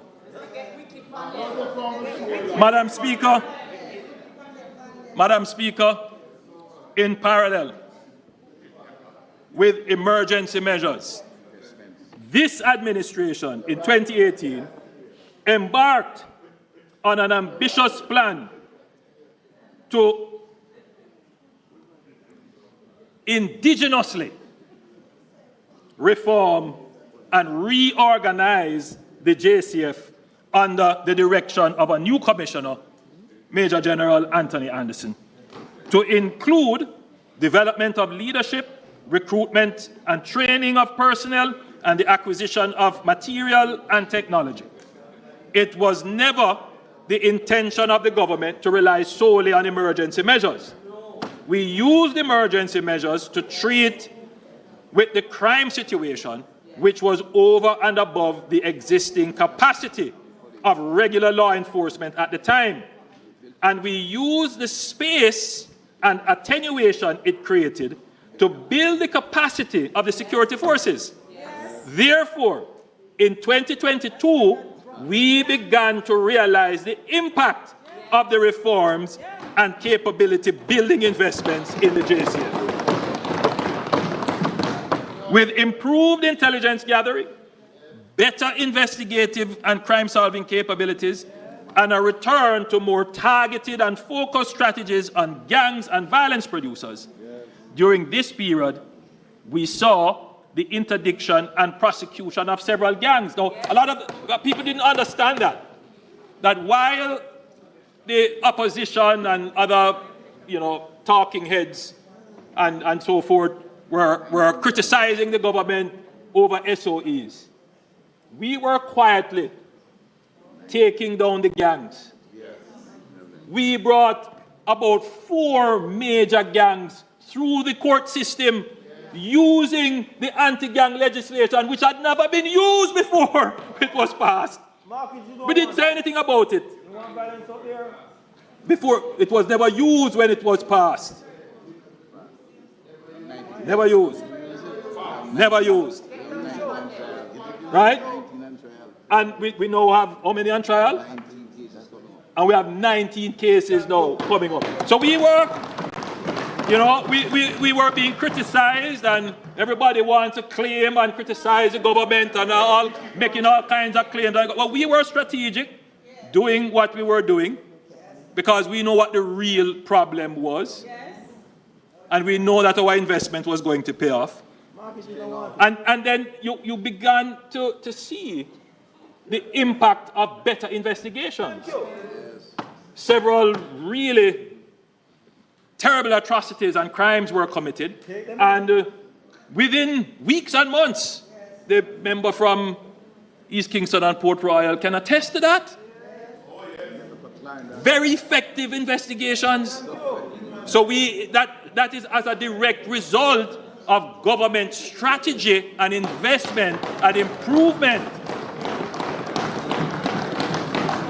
So while the opposition and other talking heads were busy criticizing government strategy and policy, we were quietly doing what we know need to be done.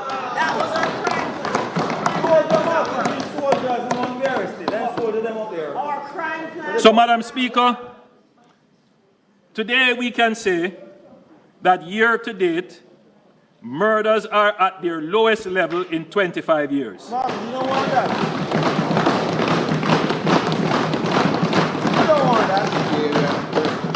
The Minister of National Security tells me that we are 33% behind where we were last year. But I still lament that had we the support of the opposition in the use of SOEs, the fall in murders would have been even greater.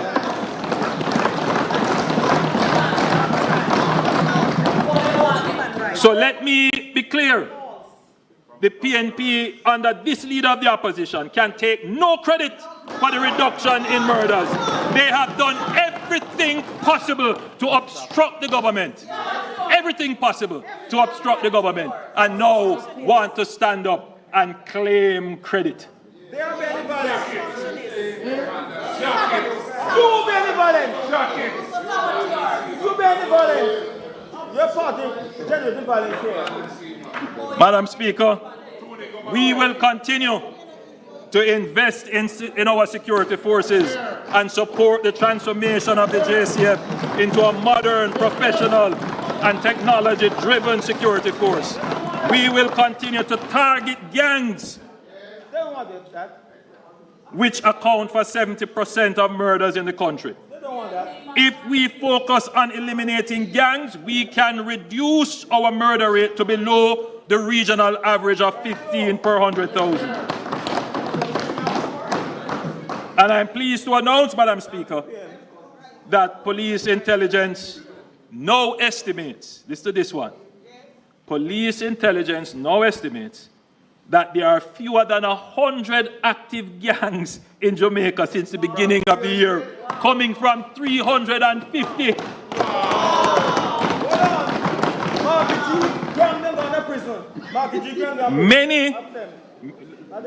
Many have been dismantled or have gone dormant. They are laying low because they know they are being hunted relentlessly by the security forces. Madam Speaker, this administration takes national security seriously, and through the National Security Council, something that we have instituted in a consistent way, we have been able to coordinate, enhance, and strengthen the work and collaborative efforts of various security forces to yield greater synergies from our security forces. And again, I would like to acknowledge and thank, but most importantly, encourage the members of our security forces.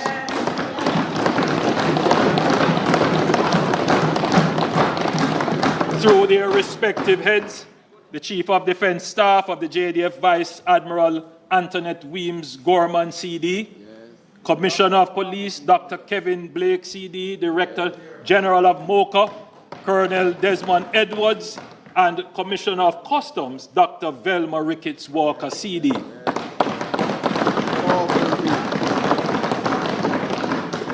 Continue with your concerted effort to make Jamaica safe.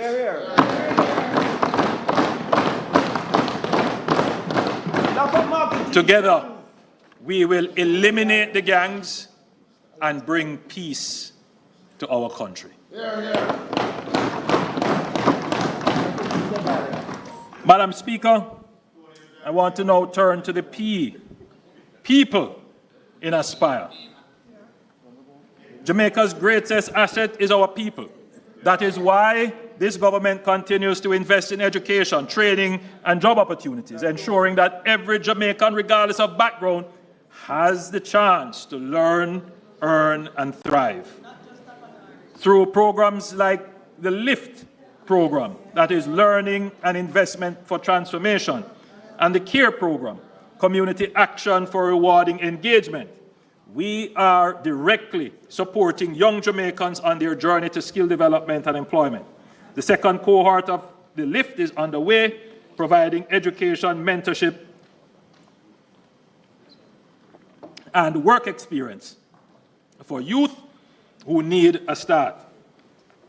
Also, over 1,250 unattached youth across all 63 communities are now enrolled in training under care, receiving stipends and transport support to remove financial barriers. Madam Speaker, these programs transform lives.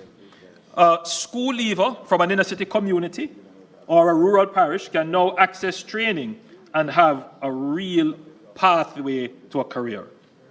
Heart touches the lives of everyday people every day. You know, Madam Speaker, I was in Brownstown recently.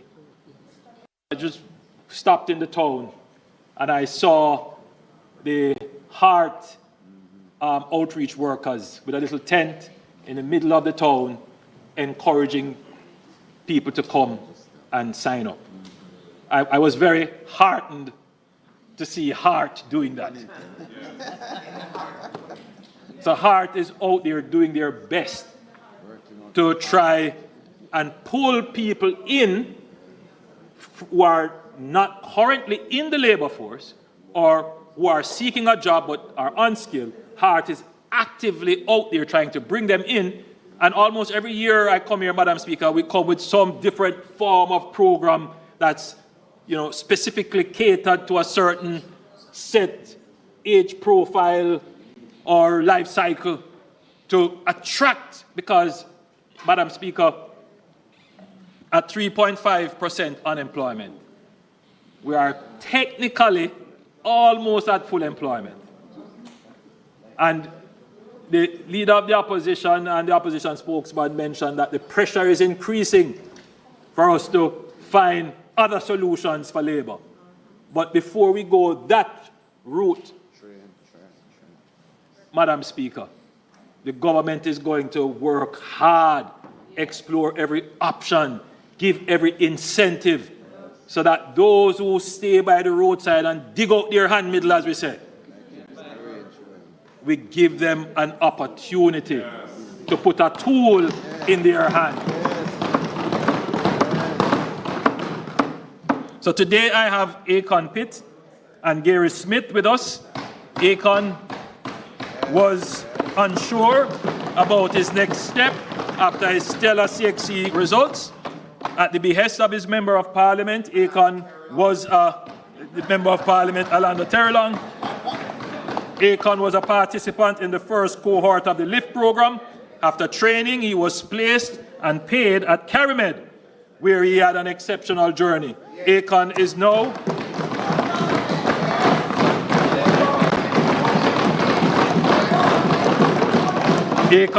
at the Jamaica Cooperative Insurance Agency.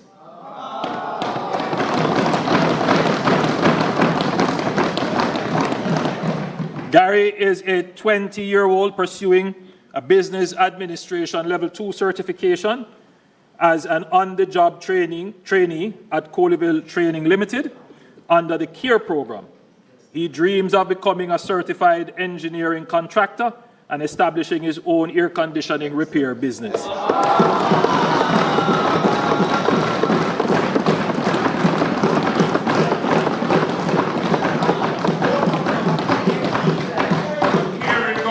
Gary is now closer to realizing his dream.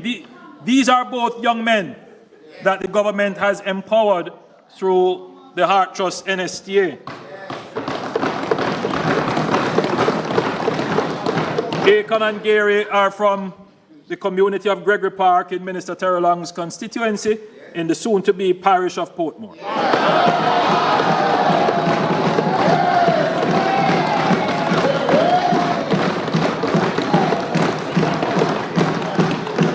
There are hundreds of thousands of Akons and Gary that we have empowered through skills training since 2020. 552,534 to be exact.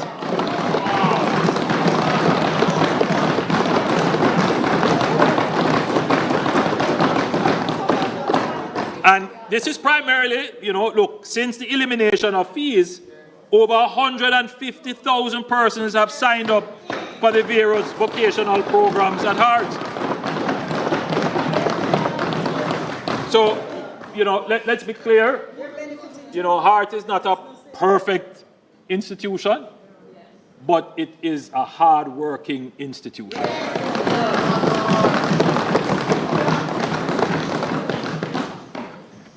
Madam Speaker, we have already had significant success in public-private partnerships and the apprenticeship model with the Amber Hart Academy. Nearly 500 youth have graduated specializing in data analytics, cybersecurity, web and app development. Most have secured paid internships with career pathways.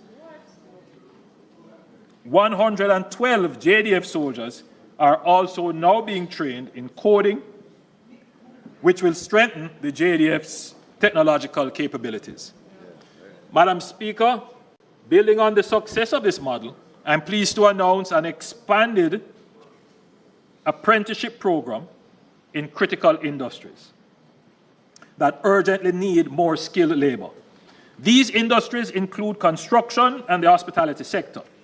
Over the next 2 years, 300 young people will receive paid hands-on training alongside industry professionals.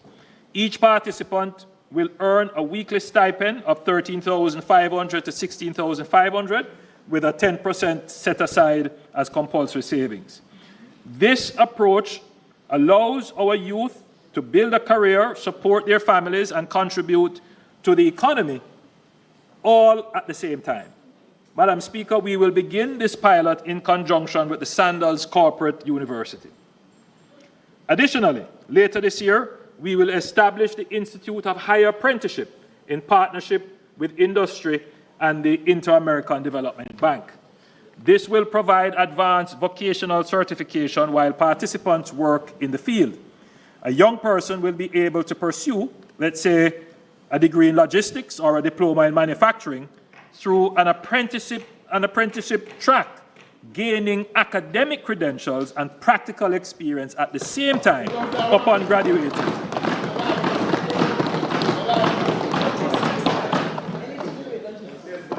Upon graduating, they will be ready to take on higher paying jobs and be certified.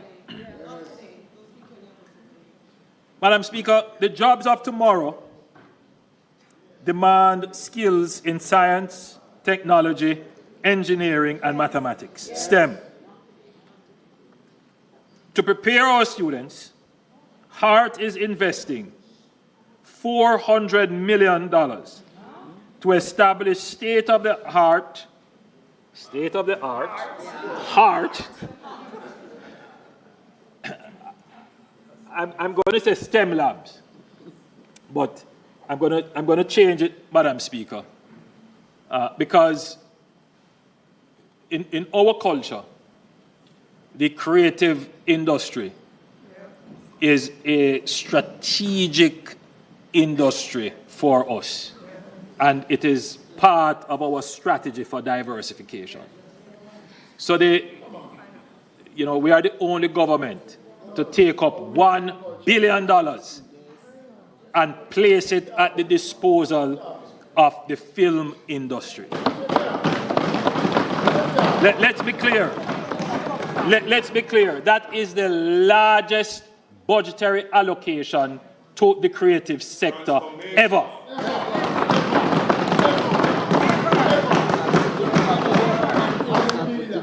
So, let's not get drawn into. So, Madam Speaker, Hart is investing $400 million to establish state-of-the-art STEAM labs. So this will also include not just things for mechatronics and engineering and so forth, but also computers for creative designs, for managing sound stages and so forth. So within those labs, there will be a place for persons who would want to pursue the technical elements of the creative industry. So these labs, as I said before, will feature robotic kits, virtual welding simulators, drone technology, hydroponics, and 3D printers, ensuring that our children from all backgrounds can access world-class technical education. To further support STEM talent, we are launching the Boost Building Opportunities for Outstanding STEM Students program. Beginning in April 2025, HEART graduates in Level 4 STEM-related courses will be eligible for a grant of up to $300,000 to purchase specialized tools, software to start their business.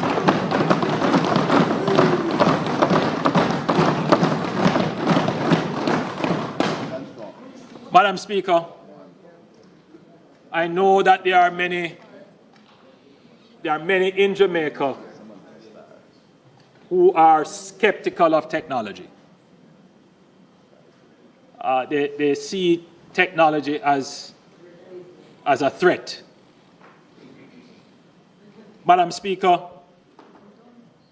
we can't view technology in that way.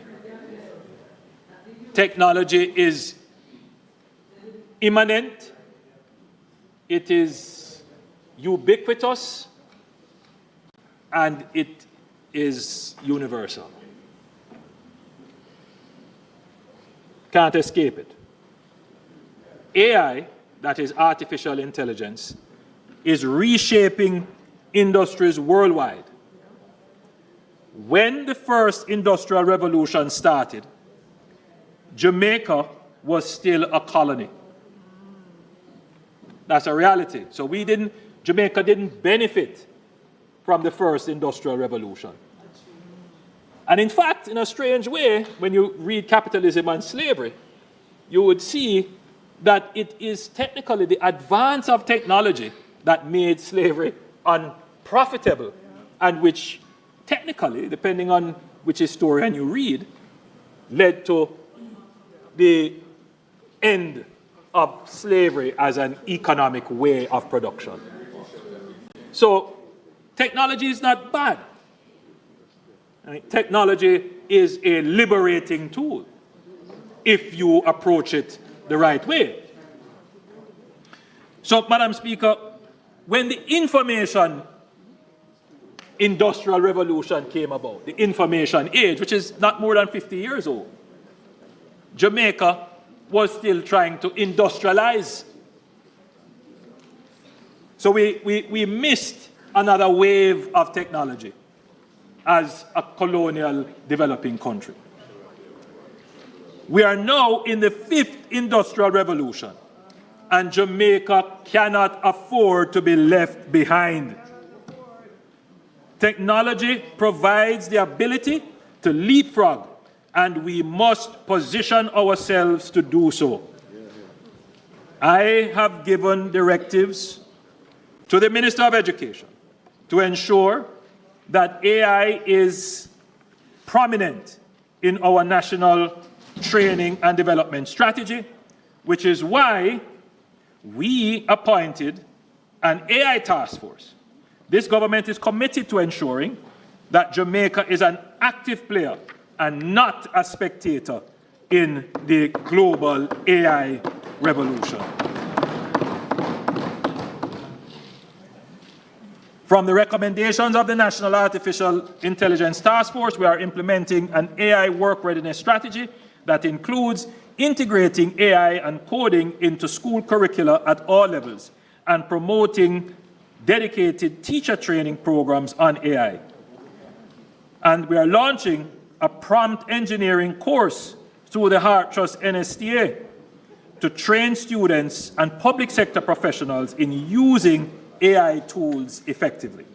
Madam Speaker, in partnership with the Amber Group, the government will also establish a cutting-edge local AI lab, a public-private center of excellence where developers, researchers, entrepreneurs, and students can collaborate on AI solutions.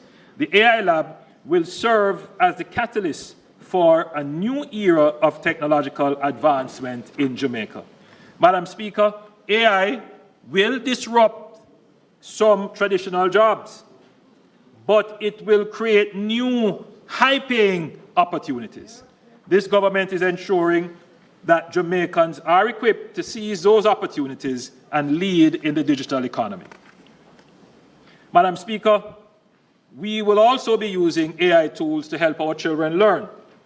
We are developing the Jamaica Learning Assistant, a groundbreaking AI-powered platform designed to revolutionize learning with an end-to-end AI-generated and curated content, fully aligned with the national curriculum. And I don't know if the video is cued, but let me give you a preview of what it could do. Introducing Jamaica Learning Assistant, the world's most comprehensive AI educational platform, reimagining learning for Jamaica. It's like giving every child a personal mentor who adapts to their needs and pace. Interactive adventures that make science and math come alive. Human-like AI tutors, detailed explanations, humor, poems, interactive tests,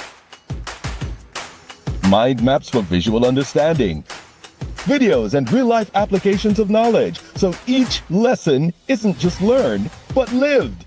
Who are scientists? Scientists are people who study the natural world using observation, experimentation, and reasoning. Teacher, tell me a joke about scientists. Why did the scientists bring a ladder to the lab? Because they wanted to reach new heights in their research. Come with us as we transform education for all our children.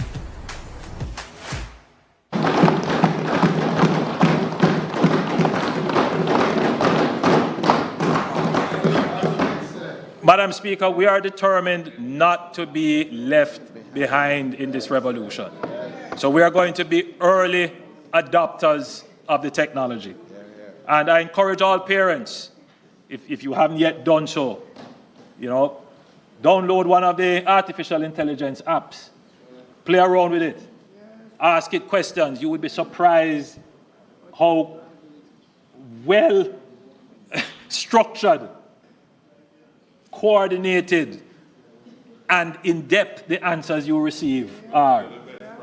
You would be surprised how you can train these AI bots to do specific tasks. So I would encourage all Jamaicans not to fear AI, but to develop an inquisitive mind about it. Let us not become spectators while another wave of technological development is going on. Let us ride that wave.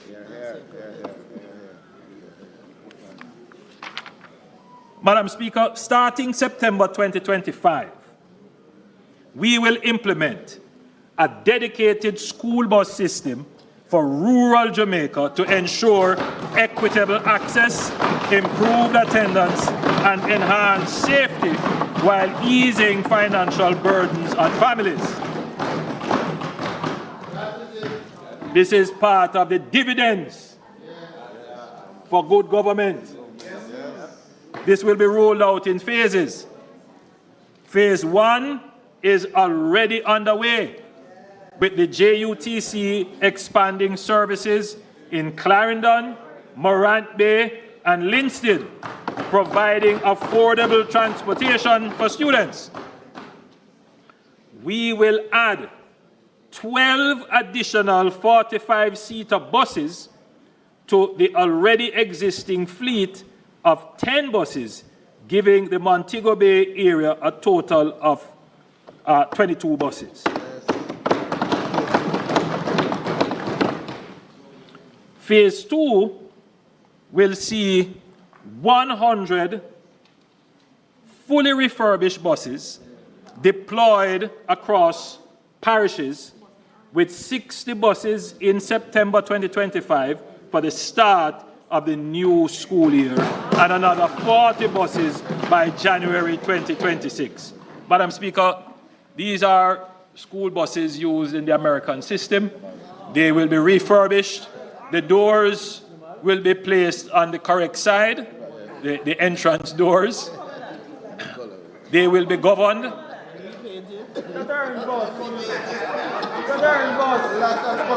Look here.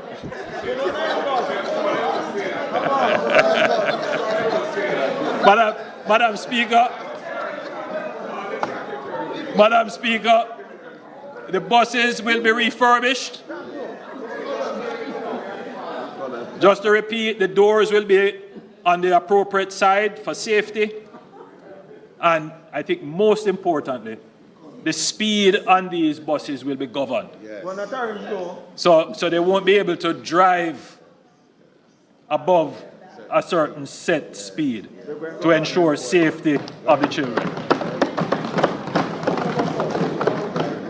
On some of the buses, where there is connectivity, we will place cameras, and the collection of fares will be digital. Now, these are refurbished. They are going to be refurbished. So they will be refurbished with those. So, it is not at all going to be entertain disturbance to the budget debate. Do not answer any member questioning you in this House. Please continue with the debate, Prime Minister. Thank you, Madam Speaker.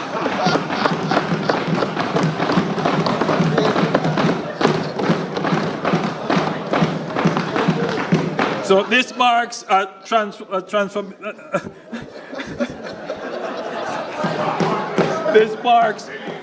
transformative step in making school transportation safer, more reliable, and more affordable for Jamaican students. Others talk about it, but we do it.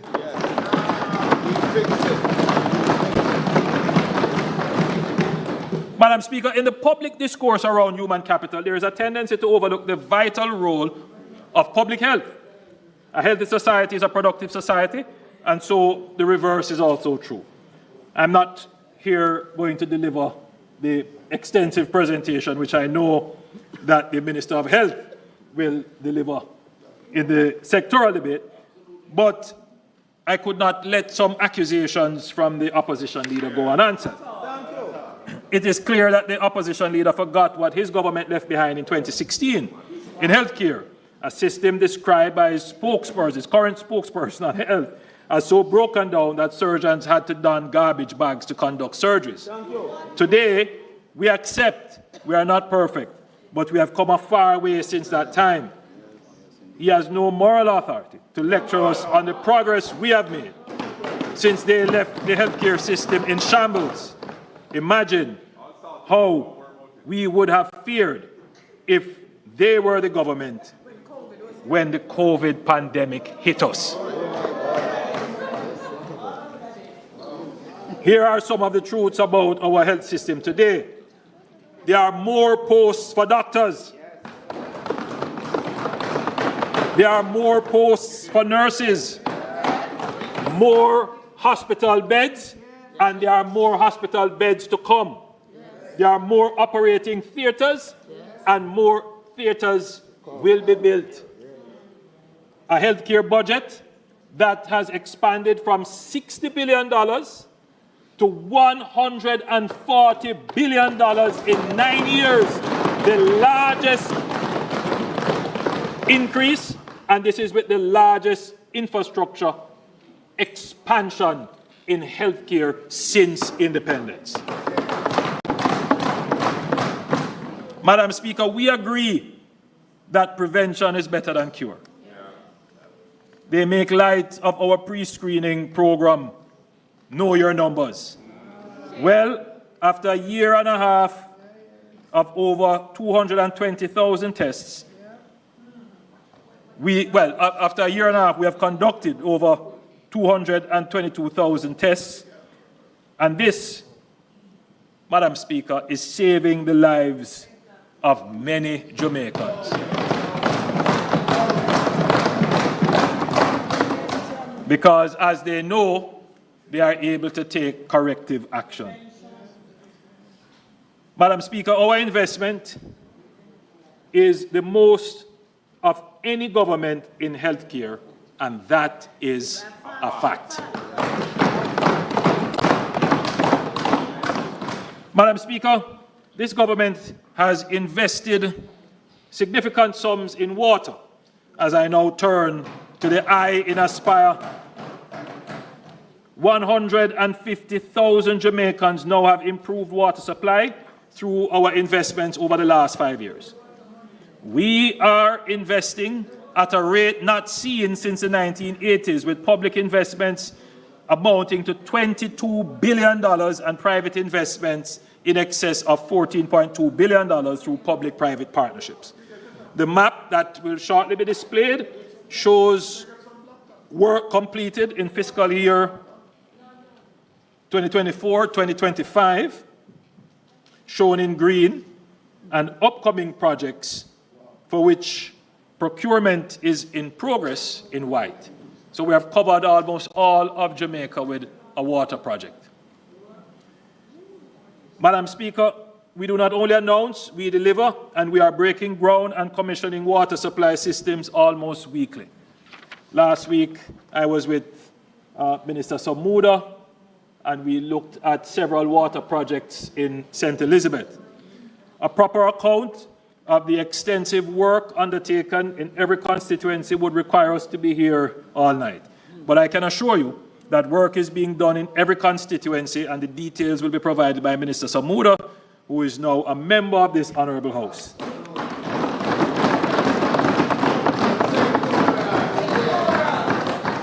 Minister Samuda will also give an update on the environment and climate change. However, I would like to make mention of a few areas underwater. Very important one, the Western Parishes water supply.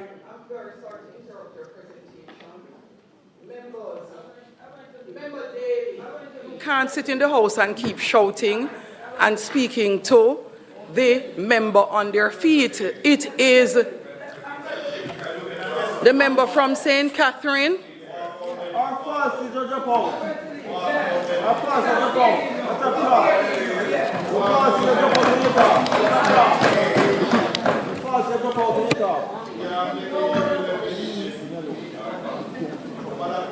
Madam Speaker, the severe drought which affected Western Jamaica disproportionately prompted the acceleration of major capital works to replace transmission mains in the parish of Trelawney, St. James, Hanover, and Westmoreland. This is a $28 billion three-year project which will commence in May 2025 and reduce water insecurity and non-revenue water, and involves upgrading 28 kilometers of main transmission lines from St. James to Trelawney and 37.5 kilometers from Lucy to Negril. On completion, it will benefit over 250,000 residents and business customers and catalyze development in the key tourism sector. I just want to say, Madam Speaker, that this is a game changer for water in the northwestern parishes. Absolutely.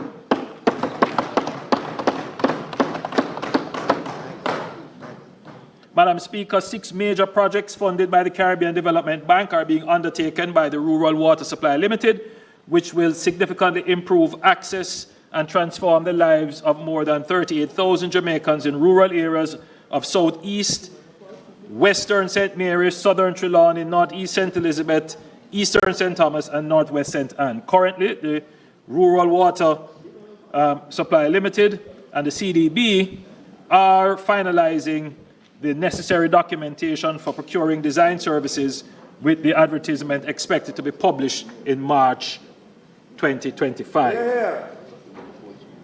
Madam Speaker, I've spoken extensively about the Greater Mandeville Water Supply Project, a $2.7 billion project, which is spread over 5 years. We are midway the 5 years.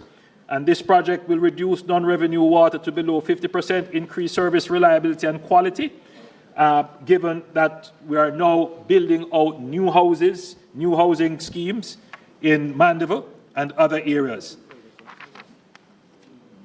Madam Speaker, the Ray Corby Water Plant Project something that we have been talking about from 2009, has been discussed. We have been discussing this for years. I'm pleased to report that it is now finally in the construction phase. Construction has started. And we are targeting completion by the end of 2026. Others talk about it. We deliver it.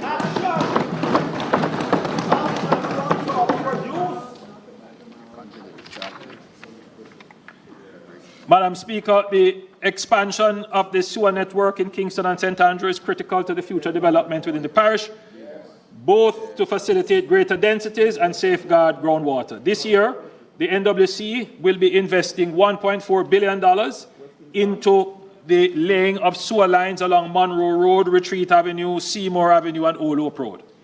Additionally, there are two areas of deep concern which must be addressed forthwith.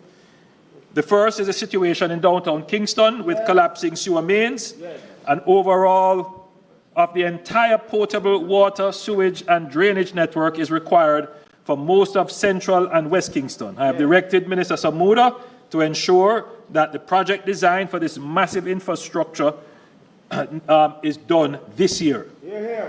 I have further directed that $450 million be immediately deployed to the worst affected areas within the Market District to provide immediate relief. The NWC has also commenced procurement of an additional HVAC truck to be stationed downtown to ensure that any blockages that emerge are immediately dealt with. Madam Speaker, the infrastructure is old. It is aging and collapsing. Decades of no investment. It is now showing. And it is this administration that is finding the economic wherewithal to deal with the maintenance of these critical infrastructure. Madam Speaker, I just quickly want to say that we have now started the distribution of the Black Tank program. MPs are now collecting and distributing tanks in their constituencies. We hope that that can move very quickly to mitigate any impact of drought that may occur later in the year. Madam Speaker, in November 2024, I announced that the NWC would provide an amnesty to customers cut off from the utility for more than 6 months. The amnesty has benefited pensioners, PATH recipients, and members of the disabled community with up to 100% reprieve and up to 50% for other categories of customers. As at March 14, 2025, over 21,000 customers had engaged in the process. Total reconnections so far are 3,271, with a further 5,135 awaiting reconnections. This has yielded over $207 million in revenues collected for the NWC, and that would have been uncollectible otherwise. We have also written off over $600 million of debt from those who most need it, restoring the supply of water and returning dignity to those households. Madam Speaker, this government is helping our most vulnerable. As such, I have instructed the National Water Commission to extend the program for a further 2 months. Madam Speaker, we do this because we care about the people.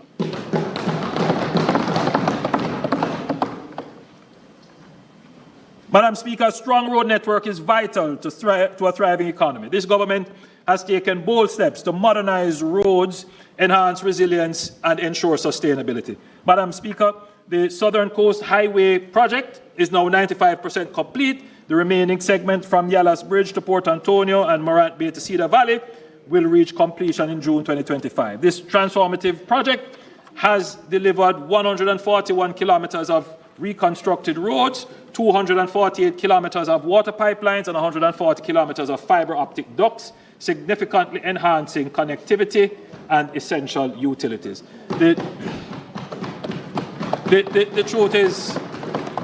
truth is, Madam Speaker, what we have done for St. Thomas is to reverse decades of institutional neglect, St. Thomas is now set for takeoff.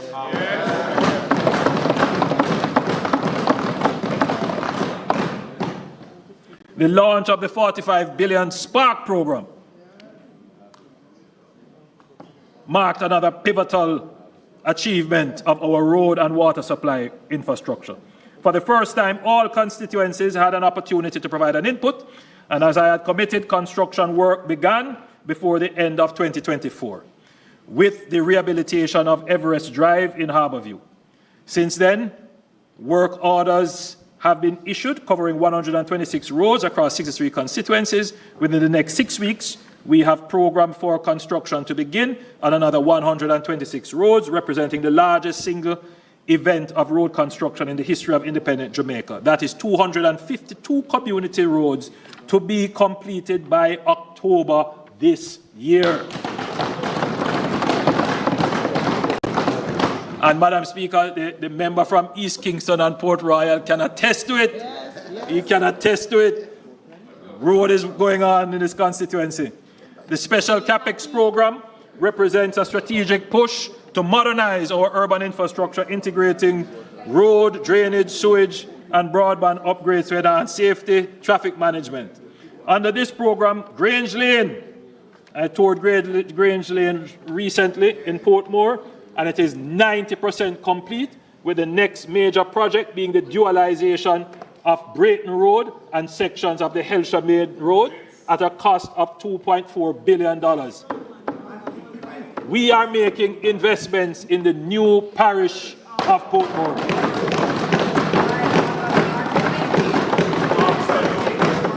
Other projects include the Arthurwint Drive extension, and we have expanded the original scope to include the stretch from Arthurwint Drive to Tom Redcombe and Camp Road, incorporating sewage and additional water infrastructure, ensuring greater benefits for residents, businesses, and future developments.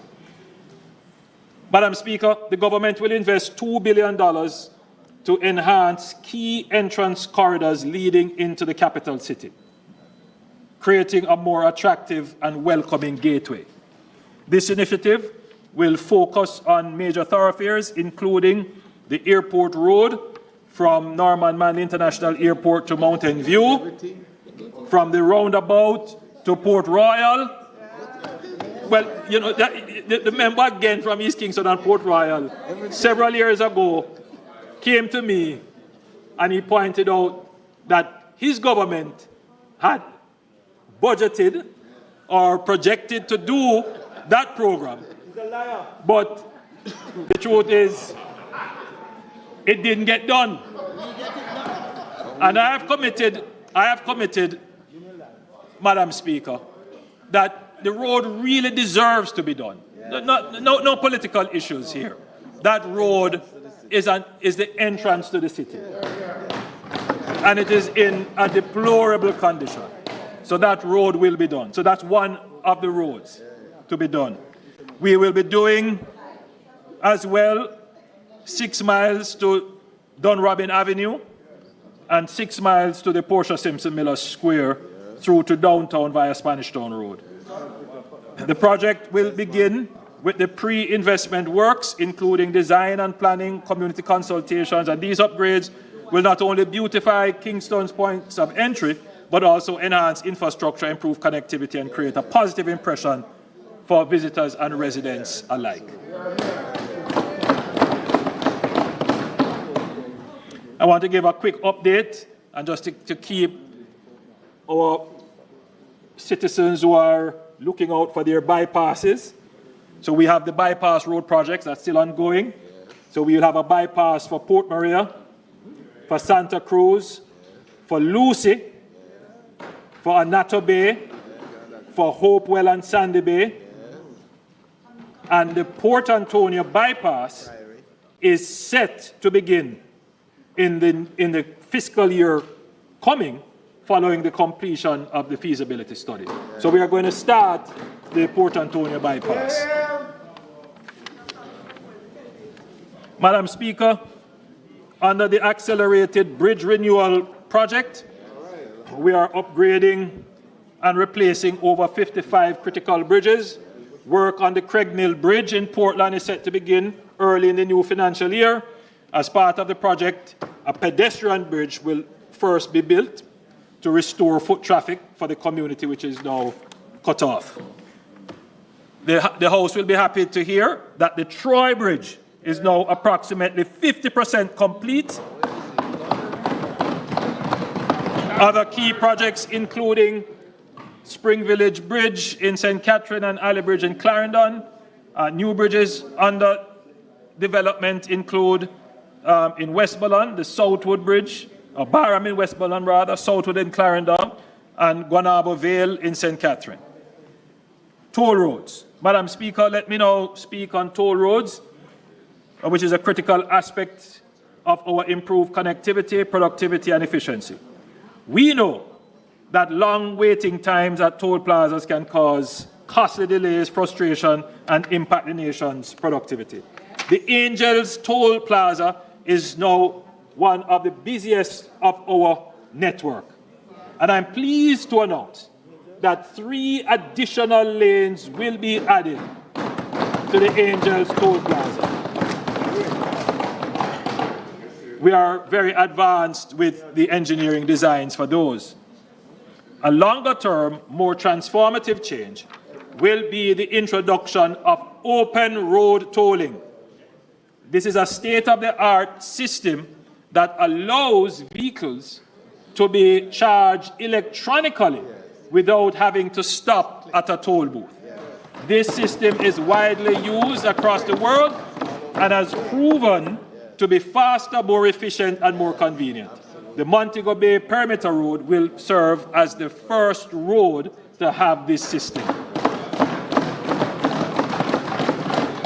Let me give a quick update on the Montego Bay Perimeter Road, which includes the Long Hill Bypass and critical upgrades to Barnett Street and West Green Avenue.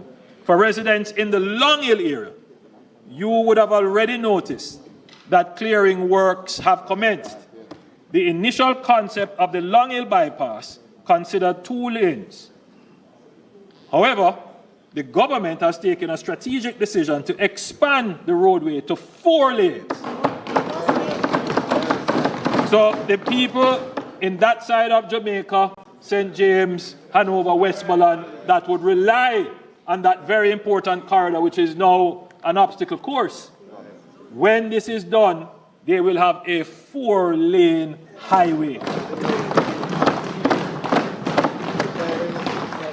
Additionally, works on the Montego Bay Bypass are progressing rapidly, with earthworks at a very advanced stage, and the Montego Bay River Bridge, which I toured recently, is 95% complete. That's the highest and longest bridge in Jamaica, an impressive piece of infrastructure. As of today, the overall project stands at 55% complete. Once finished, this network of roads will significantly ease the long-standing traffic challenges in Montego Bay and open up new areas for development, fostering greater investment and economic activities. Jamaica's North Coast, Madam Speaker, is booming. The Miami Bay area has emerged as a new urban corridor between Ocho Rios and St. Anne. It is also a critical tourism corridor. And in recent times, it has become an area for residential communities. Effectively, the corridor, which is supposed to be part of the North Coast Highway, is now serving as the main boulevard to a town, with several ingress and egress from local roads. The corridor now handles traffic coming to and from the North-South Toll Road, traffic moving between Ocho Rios and St. Anne's Bay, and local traffic moving within the various businesses and residences along the corridor. This has created a significant traffic hazard for residents and commuters, which will stifle the natural development energy in the area. This situation would be further complicated if we should proceed to widen and improve the existing roadway without having an alternative in place. as there are no other viable alternatives. We have learned our lesson from the South Coast Highway Improvement Project, which created significant dislocation to residents in St. Thomas as we fixed the road while they were using it. This dislocation and risk to residents, businesses, and the government would be far more costly in this case.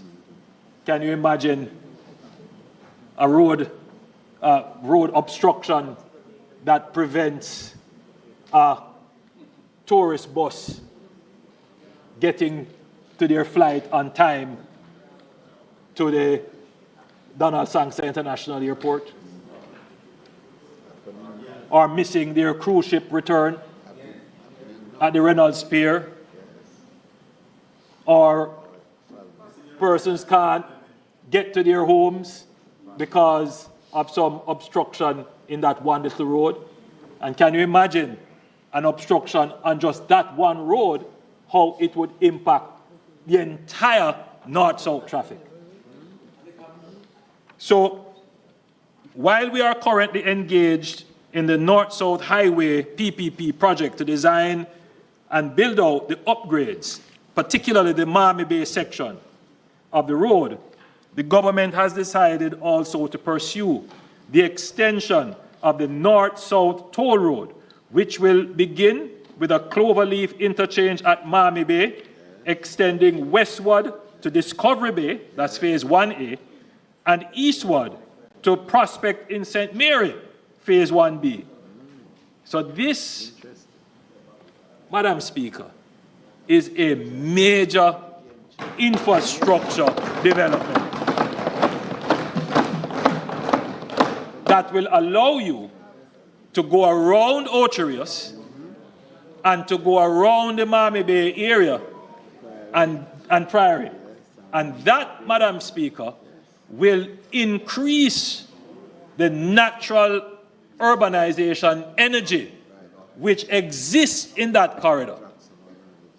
Now you're going to see the expansion of businesses along that corridor, the expansion of houses in the Draxall area, but it also takes off the congestion out of Ocherius so that Ocherius can truly develop as a tourism town.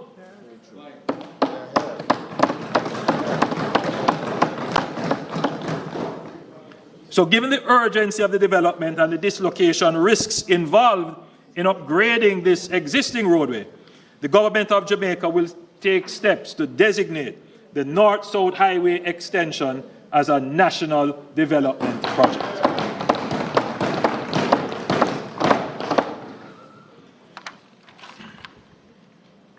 Madam Speaker, for decades, road maintenance in Jamaica has suffered from issues of fragmented responsibility among the NWA local municipal corporations and the Ministry of Agriculture, as well as inadequate preventative maintenance.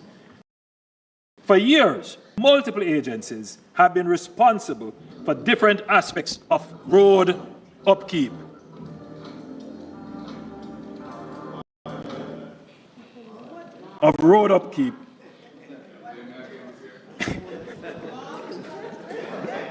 Leading to inefficiencies, gaps in accountability, and inconsistent standards. Additionally, a lack of structured preventative maintenance has resulted in roads deteriorating faster than they should, increasing the burden of costly emergency repairs. This reactive approach is neither sustainable nor cost-effective. We are therefore undertaking a strategic review of road maintenance with a focus on institutional governance arrangements to give consideration to the possible establishment of a single road authority to streamline governance and oversight. With this in place, we can have clear lines of enforcement against persons who destroy our roads. It is particularly disturbing to see concrete spilled on our roads and no accountability for clearing and restoration.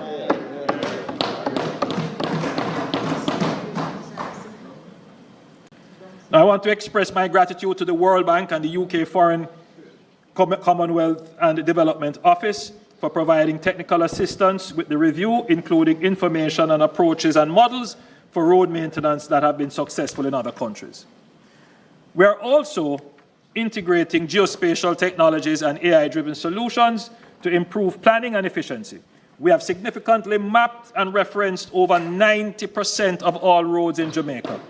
This information will help us to create an intelligence register of all our roads, to use it in spatial planning, and importantly, to develop a fiscal preventative maintenance plan which aligns to the engineered lifespan of the road. This also lays the basis for smarter and connected infrastructure to address traffic, public safety, civil defense, security, and logistics. To this end, I have given directions to the NAA and the Spatial Data Management Branch to begin work on developing a uniformed address system and zip code for Jamaica, including the use of digital addresses. So finally, Jamaica will have a standardized system of road naming, of one spelling of the road. You know, Madam Speaker, when you look at the vote, Mr. Speaker, when you look at the voters list and you are trying to order and sort the voters list, and you see 10 different spelling of the roads, 10 different ways of writing addresses. In a modern country, that shouldn't be the case. We need to have one uniform system of address. And I've given the directives for us to start on this path.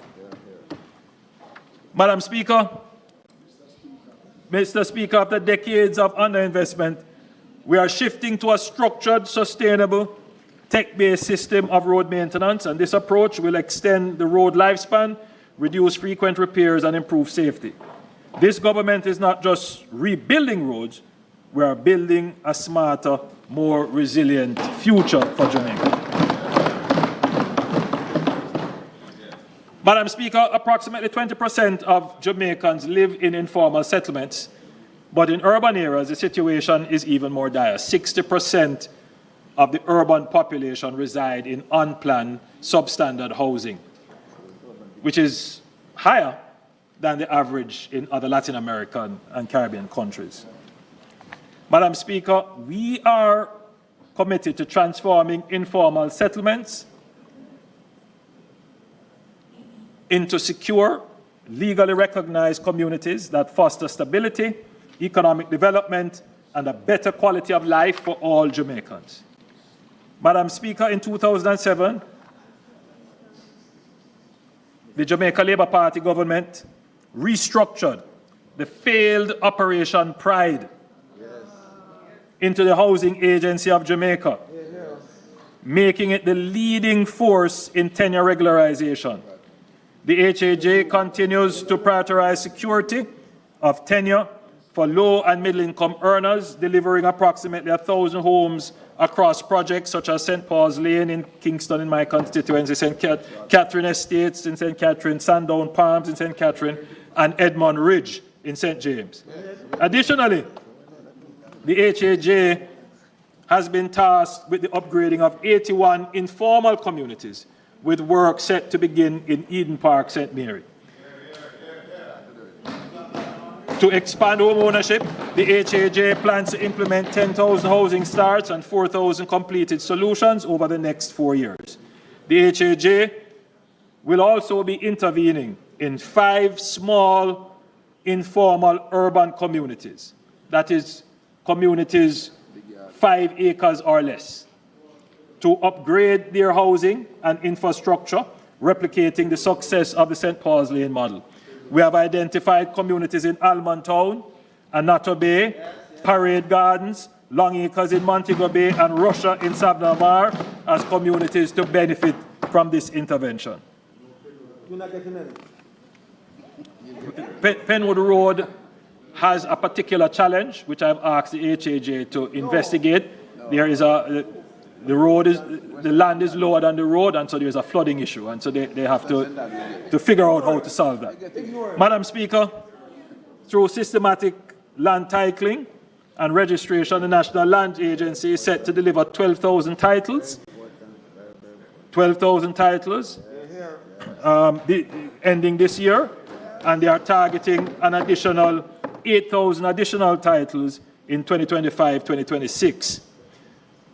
The NLA, Mr. Speaker, is well advanced in deploying a system of electronic titles. So this will transform the whole issuing of titles and the speed of issuing of titles in Jamaica. In fact, they are expecting to start by 2027-2028. We are now ready to use systematic titling to regularize parcels in urban areas, starting with a pilot in Kingston and St. Andrew. And to support this expansion, we are increasing the number of commissioned land surveyors through an apprenticeship program at the NLA, with plans to train 33 student surveyors and equip them with modern surveying instruments. Additionally, a geospatial training center developed in partnership with the Government of Korea will enhance land survey capabilities using advanced unmanned drones to expedite cadastral mapping and land registration. Mr. Speaker, a substantial number of communities across Jamaica have shared facilities, which necessitate shared management of expenses. There is an increasing effective demand for these types of developments as Jamaica has steadily moved towards a stable and prosperous economy. Unfortunately, as experience has shown with strata properties, these communities are plagued by numerous challenges that can only be adequately addressed by new legislation. The government has heeded the numerous cries for help, and Madam Speaker, as promised in my 2024 budget presentation, the long-awaited registration shared community bill was tabled in the House of Parliament on March 18, 2025. Commitment made, commitment kept. This act, when passed, will provide a clear legal framework to govern all new and existing communities where their proprietors own common real estate or any other facilities and amenities. Madam Speaker, I encourage property owners to review the legislation and provide any feedback where necessary to ensure it adequately addresses your needs. Mr. Speaker, beyond the regularization of existing settlements, we are also building entirely new planned settlements to provide high-quality, affordable housing for Jamaicans. The Bernard Lodge project was the first of this large-scale master plan development and represents a new era in sustainable and structured community development in Jamaica.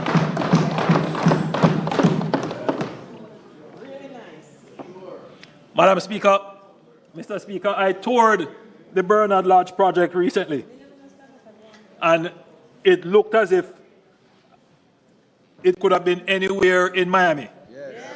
It is a whole different world over there. By integrating green spaces, essential services, and economic opportunities, Bernard Lodge will offer a high quality of life for its residents while serving as a model for future planned developments across Jamaica of this nature.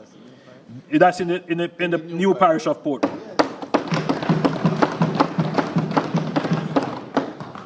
So, Madam Speaker, already to date, 6,000 units have been completed or are under construction.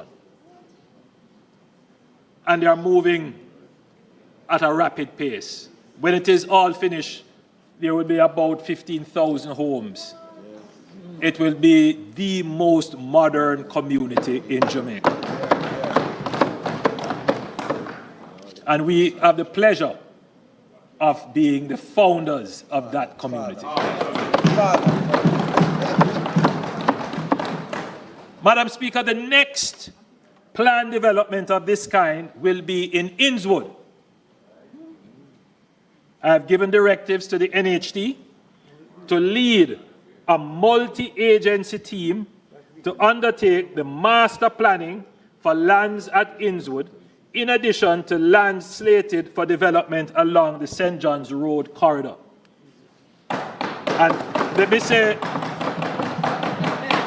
say, Madam Speaker, the St. John's Road corridor is another corridor of significant traffic congestion, particularly on a weekend, because there are two large cemeteries in that area, but there are also large communities in that area.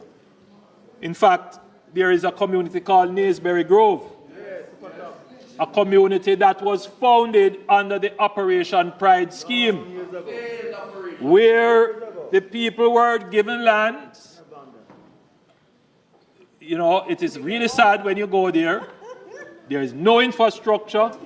There is no real titling, no roads. The people have just been left there. If the objective of Pride was to give people land and give them dignity, it failed miserably.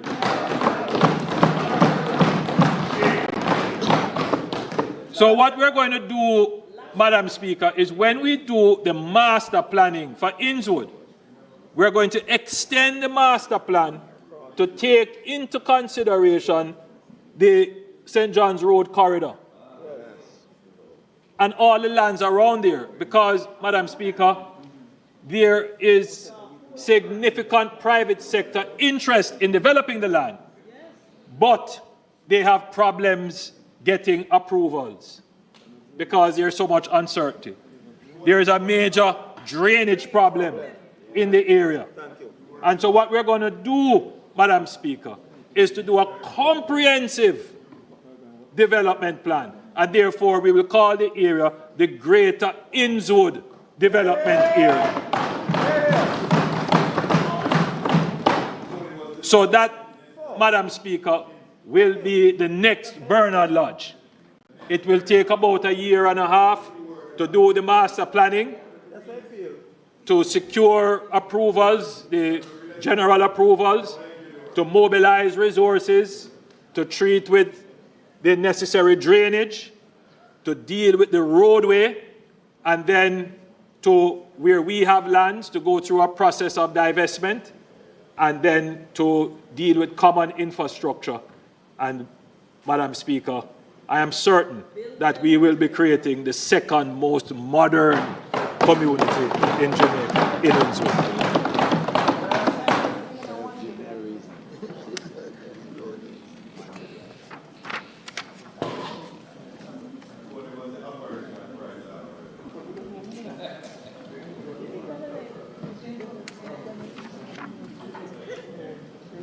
Madam Speaker, the NHT has 12 projects that we will be executing this year, and they are at varying stages. Mount Nelson in Manchester, 1,758 units, for which I broke ground earlier this month. Galena in St. Mary, 360. Dry Valley in Trelawney, 1,560. Brampton Farm, St. Catherine, 2,000.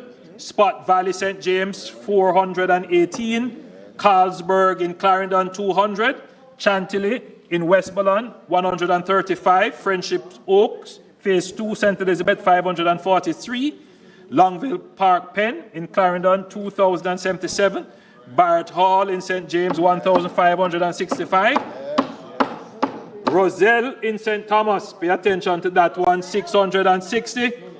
And Nonsuch, St. Mary, 46. Planning and designs are also underway for schemes consisting of 10,598 solutions, including 5,000 solutions in Longville Park in Longville 4, Clarendon. Madam Speaker, the NHD will commence construction on more than 19,575 solutions across all parishes over the next 2 years and continues to acquire land for new development.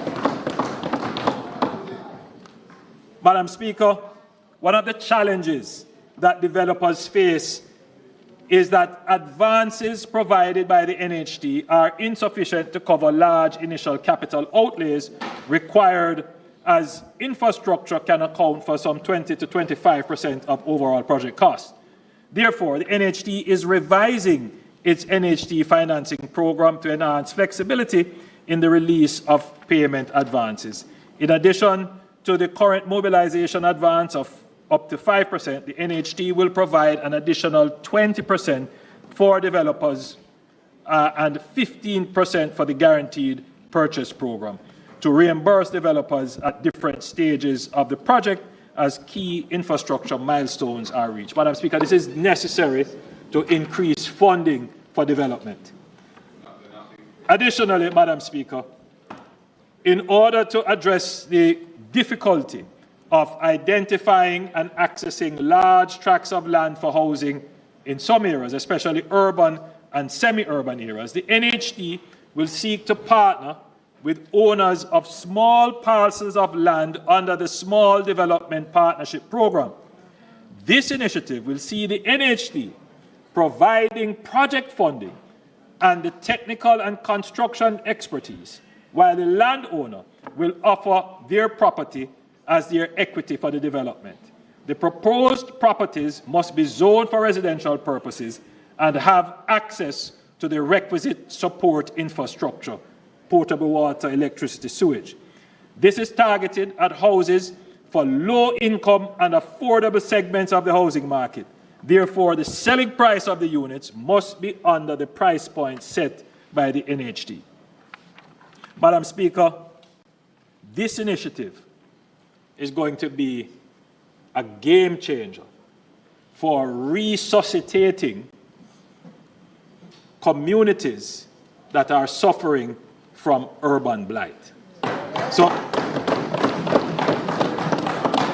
what this is doing is, Madam Speaker, so if you have a community where somebody has a half acre, a 3/4 acre of land, it's depressed, they can approach the NHD and say, partner with me to develop this into smaller housing solutions at more affordable prices. And if we get this done in mass, communities like Central Kingston, Grants Pen, West Kingston, you name it, communities that are already structured, they have roadways, the water mains are already there, in some cases sewer is already there. Then what you would see is developers, well, they may not be developers now, but people who own land in those communities who would not be able to go and approach a bank because the bank would say, this is not a bankable property. But now they could approach the NHD, and the NHD would facilitate the development, even purchase the homes from them, and then resell them. Now, once you start to get that in mass, you can start to transform entire areas, but with a lower infrastructure cost, because the roads are already there. They just need to be patched. The water main is already there. So that is the thinking behind this strategy. And I'm certain that this is going to instigate a transformation of some of the communities.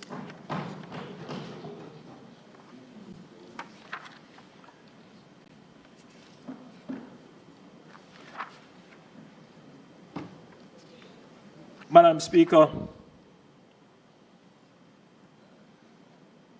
there are so many initiatives that I'm afraid I will have to skip through a few of them, but let me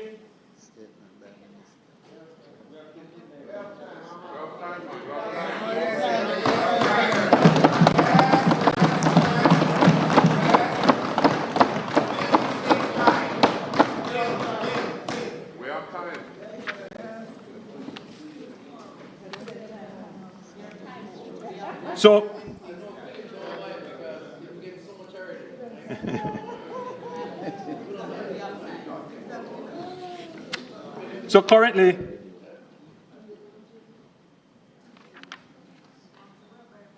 the NHD provides 100% mortgage financing to mortgagors for its scheme solutions for housing units and house lots purchased by the NHD contributors on the open market. The NHD provides a maximum of 95% financing, requiring prospective mortgagors to finance the deposit of 5%. The inability to find the deposit for property figures prominently among the impediments to homeowners. Therefore, commencing July 1, 2025, for contributors who earn less than $30,000 weekly, the deposit requirement on open market loans will be reduced to 2% if the housing solution being acquired is priced at or below $14 million.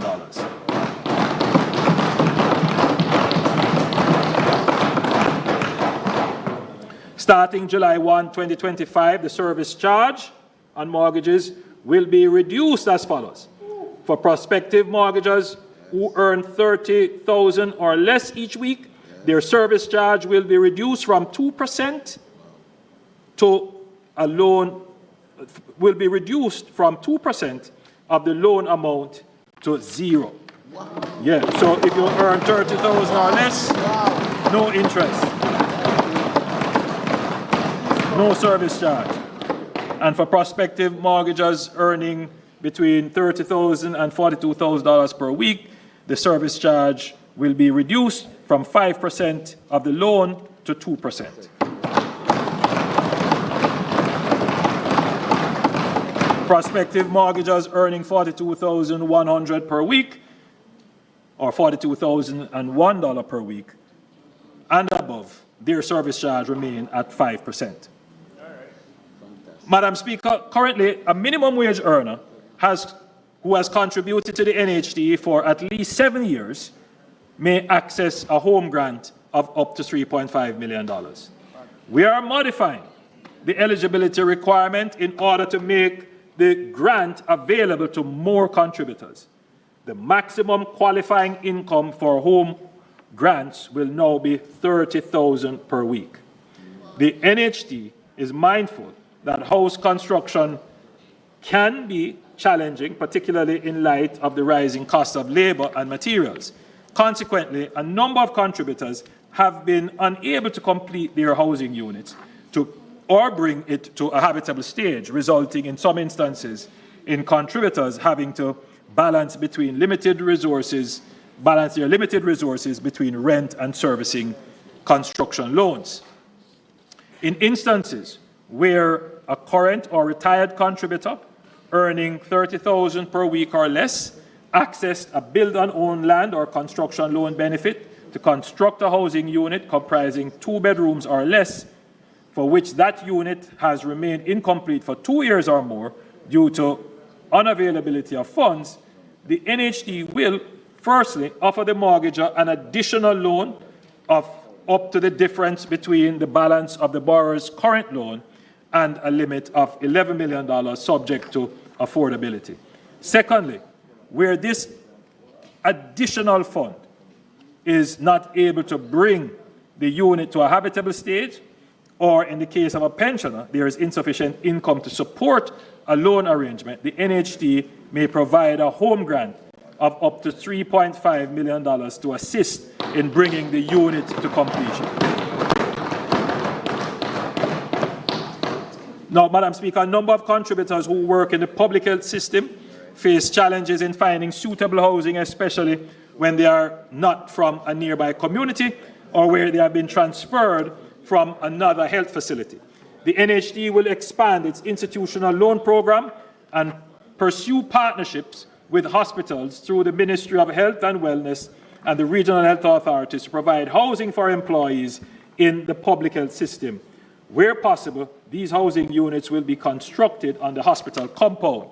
The NHD, yes,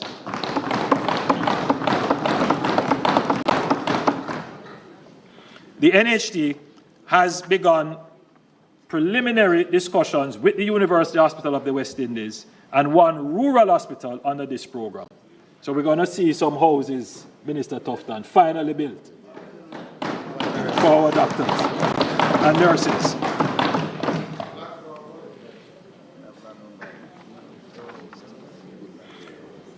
Madam Speaker, currently, all contributors who do not have a mortgage processed directly with the NHT are eligible for a cash refund of their contributions as they fall due. Public sector workers are, however, able to access cash refunds even while servicing a mortgage. This option is not currently available to private sector mortgagors. Effective July 1, 2025, private sector mortgagors will have the option of either a cash refund or the application of their refund amounts to their existing mortgage obligations, provided that the loan is free of arrears. Madam Speaker, this will be assessed on a year-by-year basis based upon the NHT's cash flow position. But this is big. This is big. A lot of people, look forward to their refund. Now they will be able to, the private sector persons who have mortgages will have the same options as the public sector workers. Effective July 1, 2025, the NHT will reduce the waiting time for accessing home improvement loans from 10 years to 7 years. So, yeah. So before, you would have to wait 10 years before you could get another home improvement loan. Now we have cut that, and we have increased the loan limit to 5 million from 3.5 million.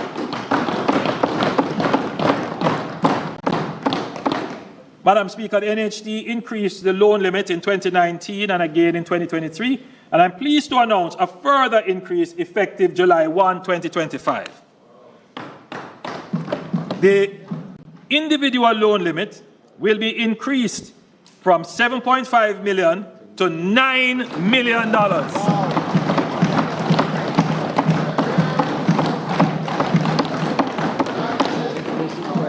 For two co-applicants, the combined maximum loan limit will be increased from $15 million to $17 million. And for three co-applicants, it will be increased from $21 million to $23 million. Madam Speaker, if an individual mortgager is purchasing a unit at $14 million or less, the NHT will lend that individual up to $12 million, subject to availability.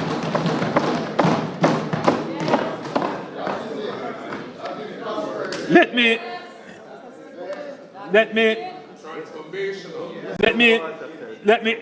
me explain that a little bit. Each time we increase, we notice, Madam Speaker, that each time we increase the loan limit, we notice an increase in the price of houses. It is the most frustrating thing. And yes, it is a matter of economics. When you increase effective demand, then more people are chasing houses than there are houses in the market. The competitive system is going to increase the price. So what we have done is to give a greater loan limit for houses that are going to be at what we call affordable price point. And the affordable price point for the NHT is $14 million. In fact, Madam Speaker, we have given a policy directive to the NHT that all their resources should now be directed at producing houses that are around this price point.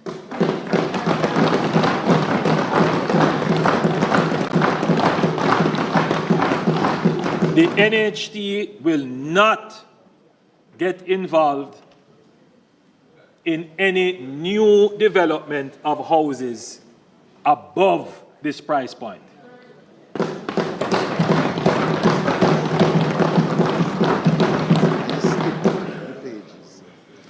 So, very important, Madam Speaker. Now, you won't always get the houses at exactly 14 million, but you have to be within that target range. Because the truth is, Madam Speaker, that the real housing crisis is in the low income and affordable housing market. And that's where we have to direct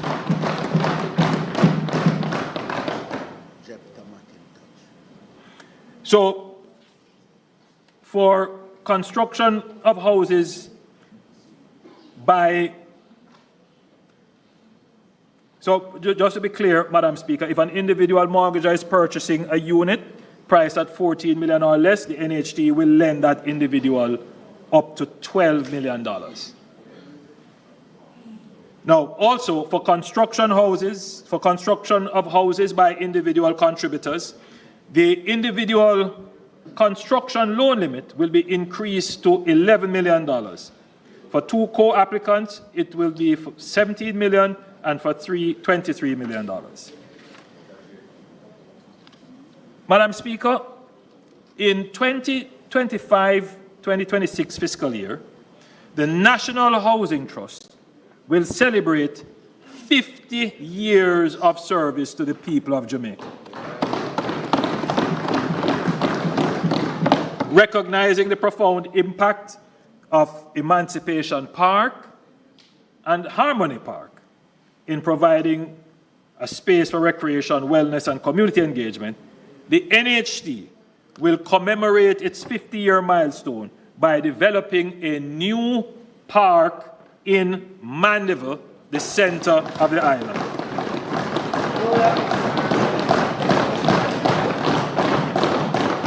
So, Madam Speaker, I'm officially announcing the third parish park.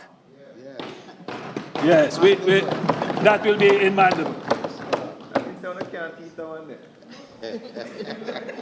Additionally, for this special year of the NHT, the Trust will also award 50 scholarships.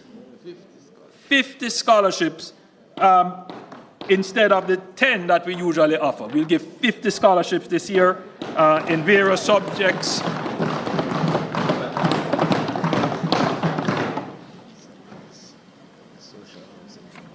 Madam Speaker, I want to turn quickly to the Factories Corporation.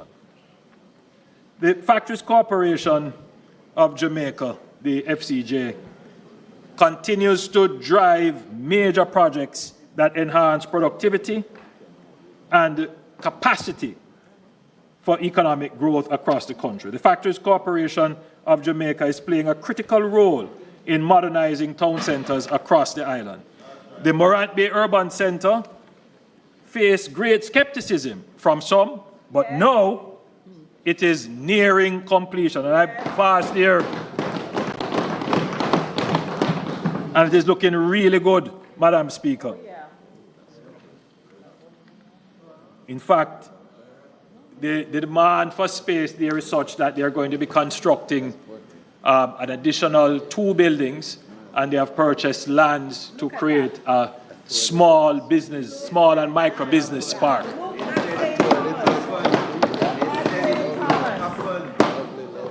Building on the success of Morant Bay, Boundbrook in Portland is out of the planning phase and will commence construction in the coming financial year. Plans are advanced for similar urban centers for Negril, Nagohead, Whole Harbour, and Lucy.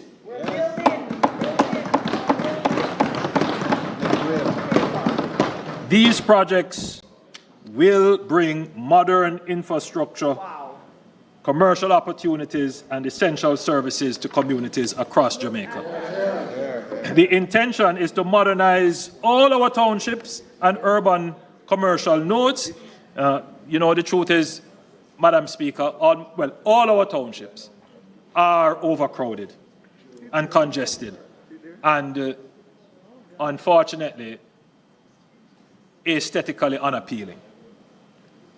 First, we will decongest these towns by developing the bypasses, and this will also open up new lands, which we will then commission master plans for, and then we will use public-private vehicles to execute development of the new urban centers. And then we will partner with the existing property owners in the Old Town Centre to develop a new plan for those old areas. So, Madam Speaker, having gone through the successful execution of the Morant Bay Urban Centre, we're going to take that and go right across Jamaica to all the townships to upgrade and modernize our towns. Madam Speaker, I want to touch the UDC very quickly. The Portmore Resilience Park is now 50% complete. And it is set to be open this summer. Additionally, next month, we will break ground for the Raintree Commercial Complex, a 69-lot commercial and light industrial subdivision in Caymanas, St. Catherine. This development is part of a larger 4,000-unit residential and mixed-use transformation plan for the Caymanas area.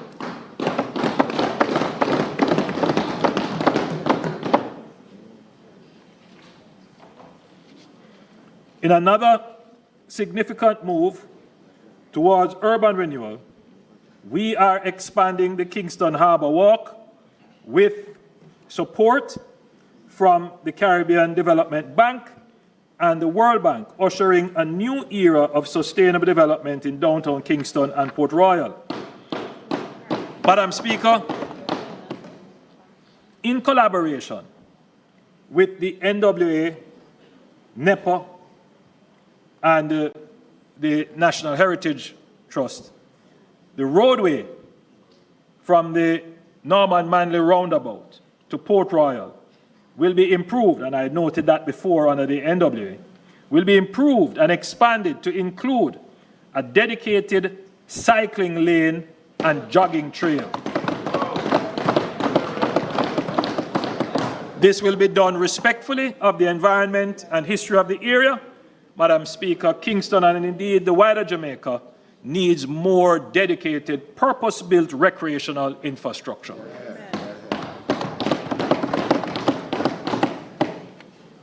Madam Speaker, to drive urban renewal, we must modernize the Urban Renewal Tax Relief Act, which since 1995 has incentivized investments in regenerating blighted areas. While it has supported 56 projects, mostly in downtown Kingston, with a handful in Spanish Town and Montego Bay, its impact has been limited. Of the $25.8 billion in approved incentives, only $8.5 billion has been utilized. The program is set to expire in June 2026, presenting an opportunity for a more comprehensive framework to be developed.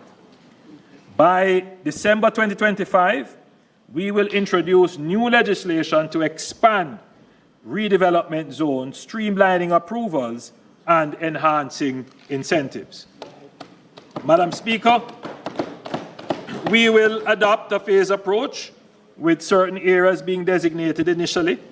As those are developed, additional areas will be designated. In the first phase, designated areas will include downtown Kingston, central Kingston, Vineyard Town, Swallowfield, Olympic Gardens, Spanish Town Road, Caymanas, Montego Bay, Port Antonio, Lucy, Negril, and Morant Bay. These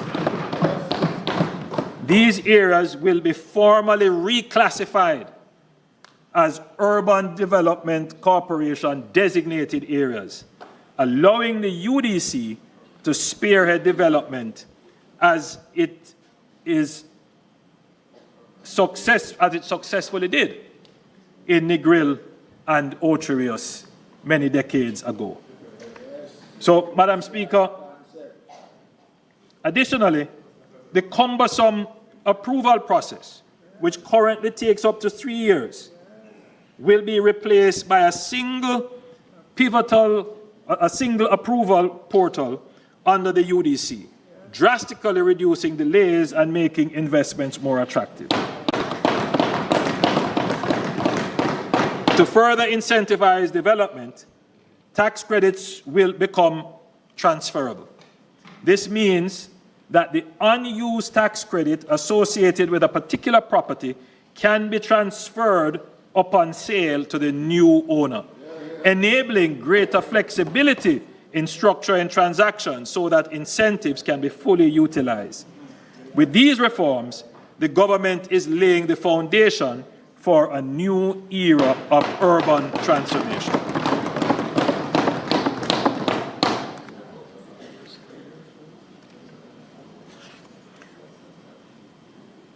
Energy. Madam Speaker, the government remains resolute in its commitment to a strategic and sustainable energy transition that balances affordability, reliability, and environmental responsibility. Madam Speaker, Jamaica's commitment to renewable energy development has earned global recognition in the 2024 Climate Scope Report by Bloomberg NEF.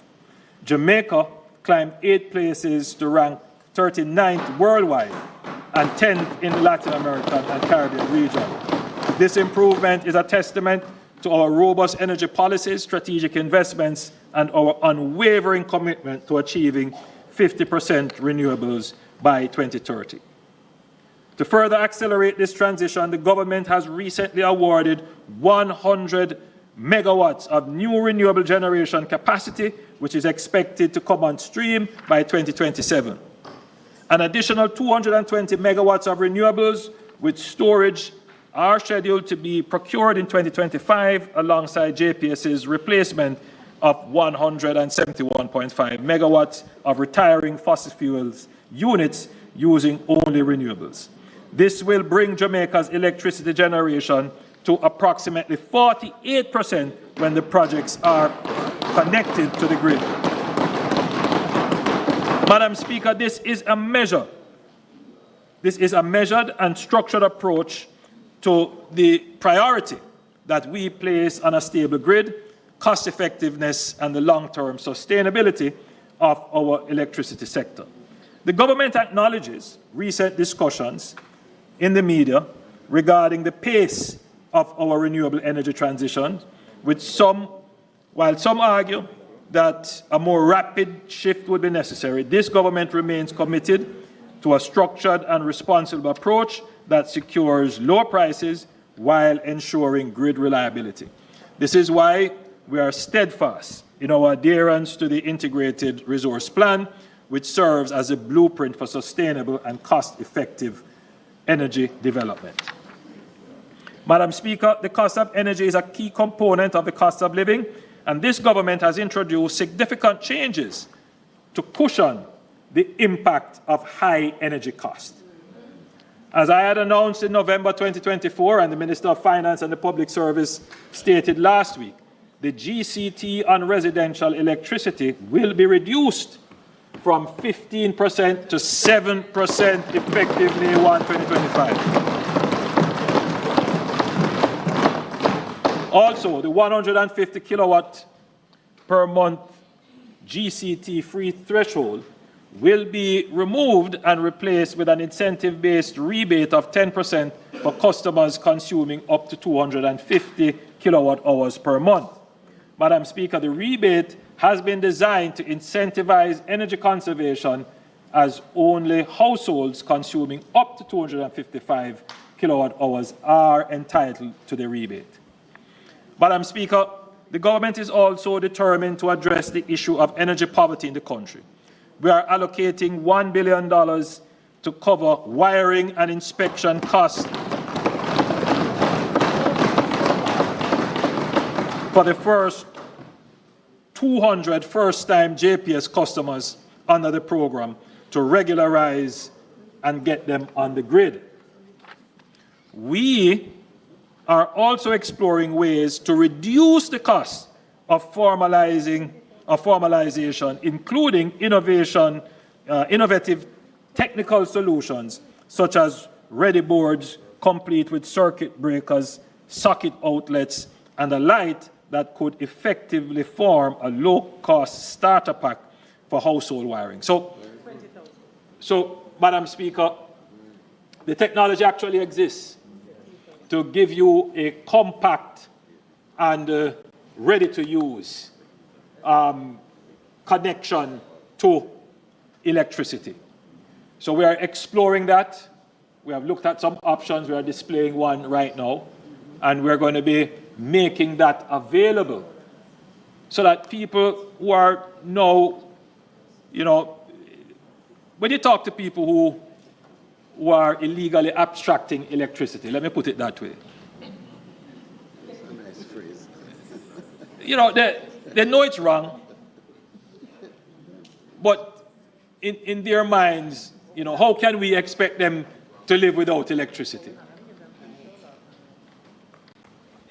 In effect, there is a kind of expectation, that the use of electricity is a human right, and somehow the state should provide for it. Now, our budget would not be able to take that on, but the current situation is untenable, where there is a large portion of our population that is consuming electricity illegally.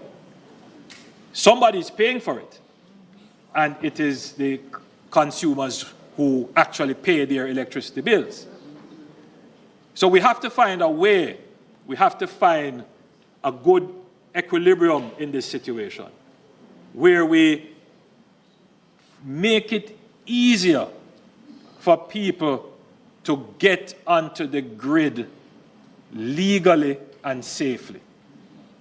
And then we have to find ways to get people to be able to pay for the electricity as they earn and as they use. So in effect, the challenge is not just the high electricity rates, it is the high onboarding rate, the cost of wiring, the cost of inspection. And then it is the inflexible payment system, especially if you are on the postpaid system. So we have to bring these kinds of innovation to market. And governments have tried. The member from St. Andrews Southeast had mentioned that when he was in the Ministry of Energy, that they had started a project. But this project builds on that in some ways, but this is far more comprehensive. But more than that, this project has staying power, because we are making an allocation for this budget, but you can bet that the next budget, we will also have a bigger allocation to do more.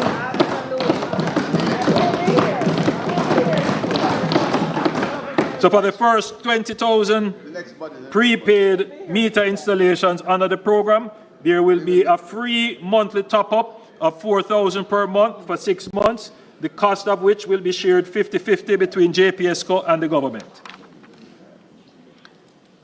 Madam Speaker, as Minister Vaz has already announced, the government has signaled its intention to renegotiate the license with JPS, which expires July 2027, and this is in the process of, we are in the process of engaging international experts to support it.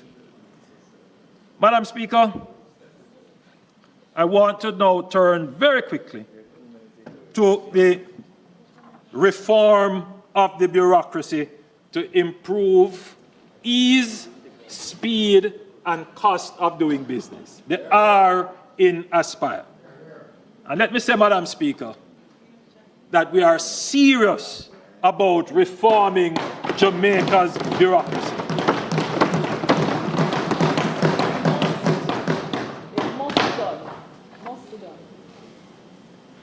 The graph which is about to be shown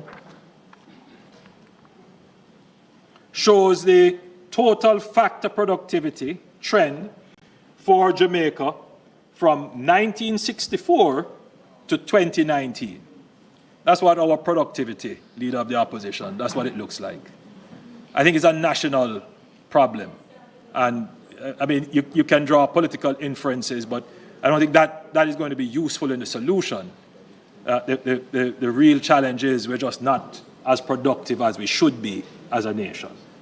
And I think I mean, I have to say it, I don't want to say it, it's not the politically correct thing to say, but we can't skip around the problem.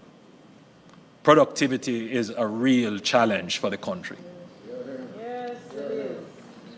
And you're looking at it from 1964 to 2009, and you can see that there were, moments of spikes when it increased, but by and large, the trend for productivity since our independence is that it is declining. It is declining. So, Madam Speaker, the apparent paradox of lower employment post-2016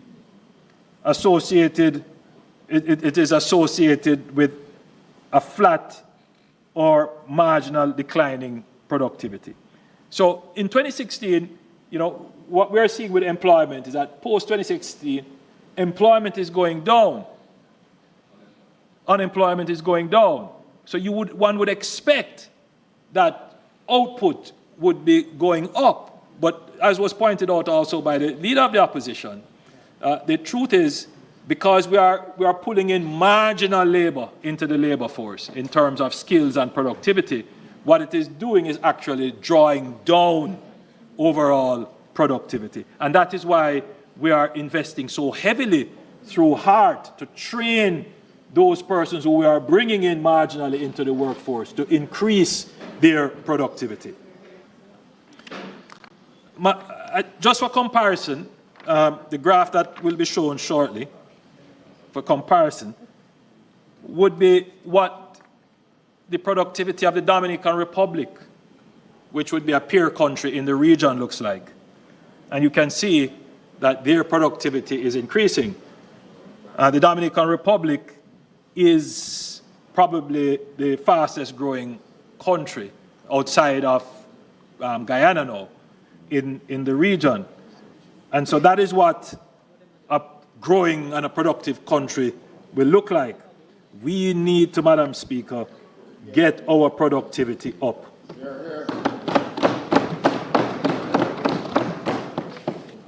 To boost productivity, we must urgently reform Jamaica's public bureaucracy.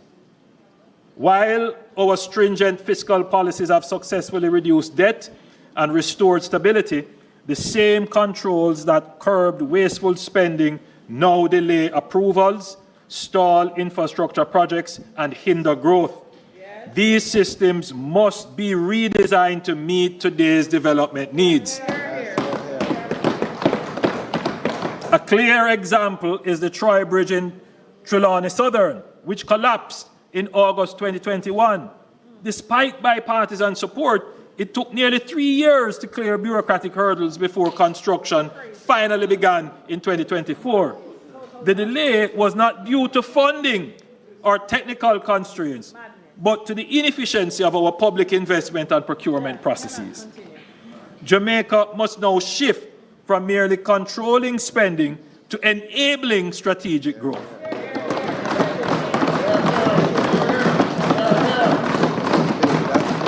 This does not mean abandoning accountability, but finding a balanced approach that safeguards public funds while allowing decisive action. The amendments to the Procurement Act are a step forward. but much more is needed. Just as we dominate track and field with our speed, we must make efficiency and ease of doing business our competitive edge.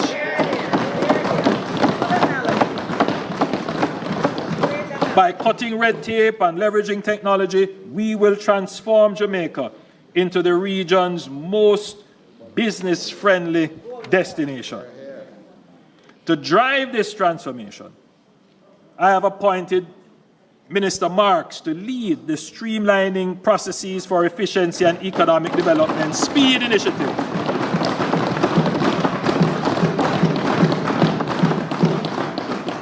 Minister Marks will oversee a comprehensive review of governance systems to eliminate inefficiencies, reduce delays, and enhance business operations. Minister Marks' SPEED mandate is to undertake a comprehensive review of Jamaica's governance arrangements, systems, and processes, and to implement targeted reforms across the whole of government that will eliminate inefficiencies, reduce bureaucratic delays, and enhance the ease and speed of doing business. Today, I'm making the first announcement under SPEED. I have directed Minister Vaz to implement the following changes. 1, the first certificate of fitness for a new motor vehicle will be issued for 5 years.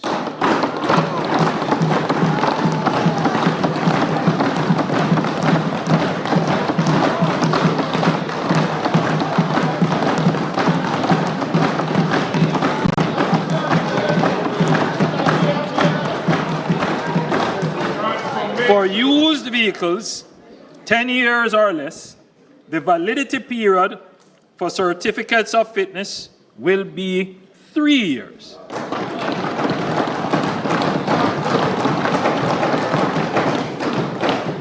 For vehicles older than 10 years, the current yearly renewal schedule will remain. Number 2, vehicle registration. Motorists currently have an option to renew motor vehicle registration for 6 months or for 1 year. We will be introducing a 2-year renewal option.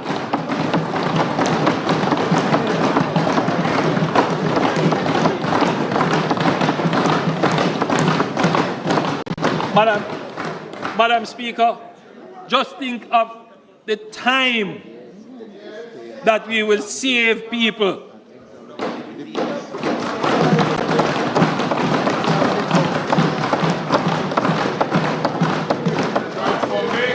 And we don't lose anything by it. I know it might mash up some people's plan. But that is what efficiency does. You know, Madam Speaker, there is a school of thought about how you deal with corruption. And people don't recognize that corruption and inefficiency are two sides of the same coin. If you really want to deal with corruption, deal with inefficiency.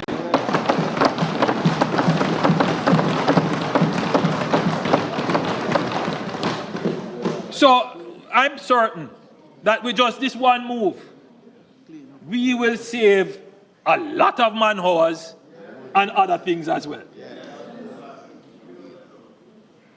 So this is just the beginning. We will be reviewing systems and processes across all sectors.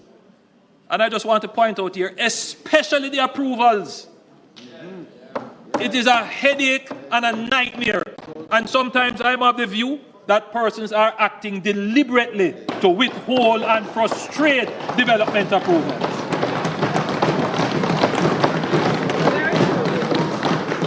It's as if they find every single thing to withhold development. Madam Speaker, as I stand here, we're going to deal with that in a very systematic and surgical way.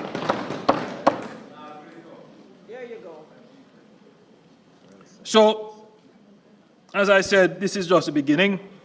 We will be reviewing systems and processes across all sectors to identify ways to make life simpler and more convenient and more affordable for citizens, whether it is in reducing waiting times, improving service delivery, or streamlining regulatory and approval processes. We are taking a comprehensive approach to ensure that everyday experiences in Jamaica for our citizens is one of efficiency, fairness, and ease.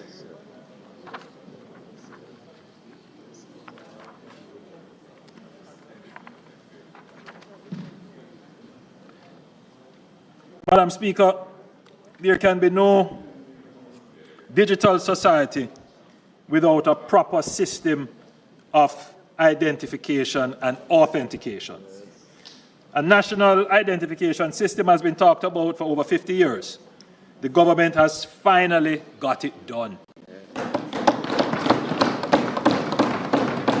We commenced issuing Jamaica's first electronic identification cards on November 15, 2024. The next step is to develop and expand digital services that leverage this secure and reliable form of identification. With the new electronic national identification cards, citizens will be able to verify their identity securely online, eliminating the need for cumbersome paperwork and in-person visits. This will pave the way for e-government services, digital payments, and more efficient, transparent, and inclusive public sector. Madam Speaker, we are not only making life easier for our people, but also unlocking new opportunities for innovation, entrepreneurship, and economic growth. Madam Speaker, pensioners currently have to complete a proof of life form every 3 months and get it signed by a JP.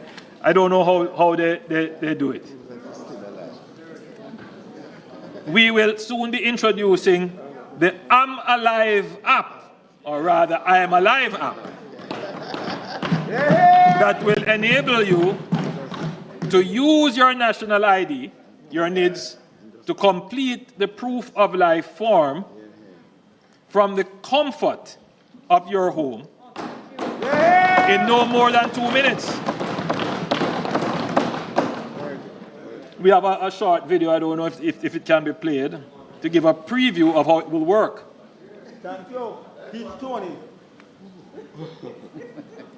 I want to emphasize that the I'm Alive app is just an option, and if persons choose to use the old way, fine with us, but there is now this greater convenient way which we encourage our pensioners to use. We are currently renovating and upgrading the post offices to modern post offices.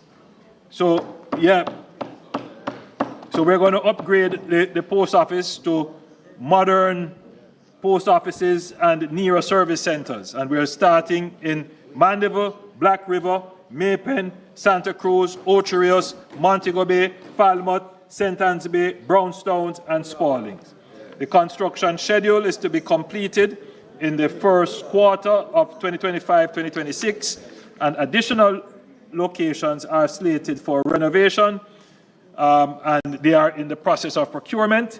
And so that will be Mona, Constant Spring, Halfway Tree, Lucy, Savlon Mar. The RGD Spanish Town, Linstead, Whole Harbour, Yallas, Morant Bay, Port Antonio, Port Maria, and Greater Portmore. These will be all areas where persons can go to get their NIDS, their national ID, as soon as they are upgraded. Madam Speaker, I want to now move quickly to the E in Aspire, economic diversification. If we are to secure Jamaica's long-term economic prosperity, we must broaden our economic base and create new engines of growth. This means catalyzing the development of new industries, ones where Jamaica possesses unique comparative and competitive advantages and where we can carve out a niche in the global marketplace.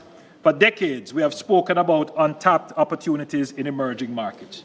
We have recognized Jamaica's potential in areas such as shipping and logistics, digital services, agribusiness, medical tourism, creative industries, and renewable energy. However, despite the discussions, these industries have not yet scaled up into a transformative way. We are determined to take decisive actions to ensure that these opportunities materialize in a sustainable, high-value way that generates jobs, increase exports, and drive inclusive growth. Economic diversification is an imperative if we are to reduce our vulnerability to external shocks, create more dynamic and competitive economy, and provide greater opportunities for Jamaicans across all sectors of the society. We must invest in the industries of tomorrow while strengthening the foundations of today. Madam Speaker, for decades, we have spoken of the vision to make Jamaica the premier logistics hub of the Americas. We are making steady progress towards realizing this vision. Madam Speaker, the Port of Kingston is a critical element of Jamaica's vision to become a global logistics hub, leveraging our strategic location at the intersection of the north-south and east-west shipping lanes. Since July 2016, we have entered into a 30-year concession agreement for the expansion and modernization of the Kingston Container Terminal.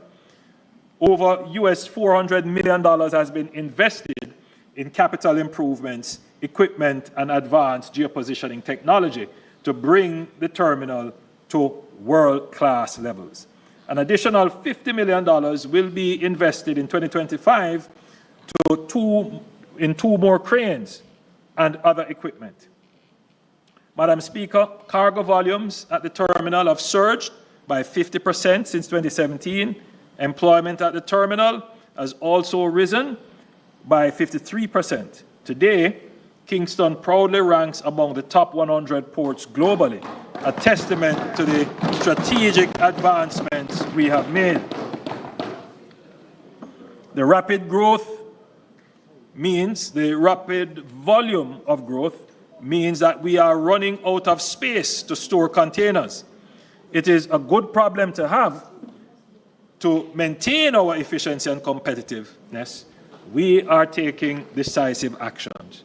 The Port Authority of Jamaica is working with the Kingston Freeport Terminal Limited to expand cargo storage and construct an additional 15 hectares of space on the Westlands at a cost of $80 million with potential for further expansion. On the map now being displayed, the area shaded in, well, the map is being displayed, but when it is, the area shaded in red shows the existing area of the Kingston Freeport Terminal Limited, and the area shaded in green is Kingston Wharves Limited. And this area, the area shown in yellow on the map, is the Westlands, where the $80 million will be spent to expand our port. In addition, Madam Speaker, as I had announced in my budget presentation last year, plans are in motion to relocate domestic aviation operations from Tinston Pen to Norman Manley International Airport and reroute Marcus Garvey Drive. This will free up significant additional lands needed for further port expansion. This is shown in blue on the map being displayed. And that's a big investment, Madam Speaker. And we are going to, in short order, see these investments come to fruition. Madam Speaker, I quickly want to say that the government recognizes that there are many roads, orphan roads as we call them. Some of them are in development and industrial estates. And Madam Speaker, The Newport West Road is one of them. The government is taking a proactive approach by engaging the private stakeholders who are willing to invest in the rehabilitation of the road that they use daily. I'm pleased to report that we will be entering into a public-private partnership arrangement with the Port Authority, the Jamaica Customs Agency, the National Works Agency, the Shipping Association of Jamaica, and the Kingston Wharves Limited for the repair of the road infrastructure in Newport West to cost over $80 million. We are actively exploring similar PPP arrangements for other priority areas where private sector collaboration can help fast-track road improvements. Now, this government is thinking differently and acting decisively to find solutions to long-standing challenges. Beyond the port and the lands in the immediate vicinity of the ports, another key pillar of our logistics vision is the 700-acre Caymanas Special Economic Zone project. Yes. Now, this has been spoken about so many times. I see the response of the leader of the opposition. He has been in Parliament and would have heard both sides speak about this.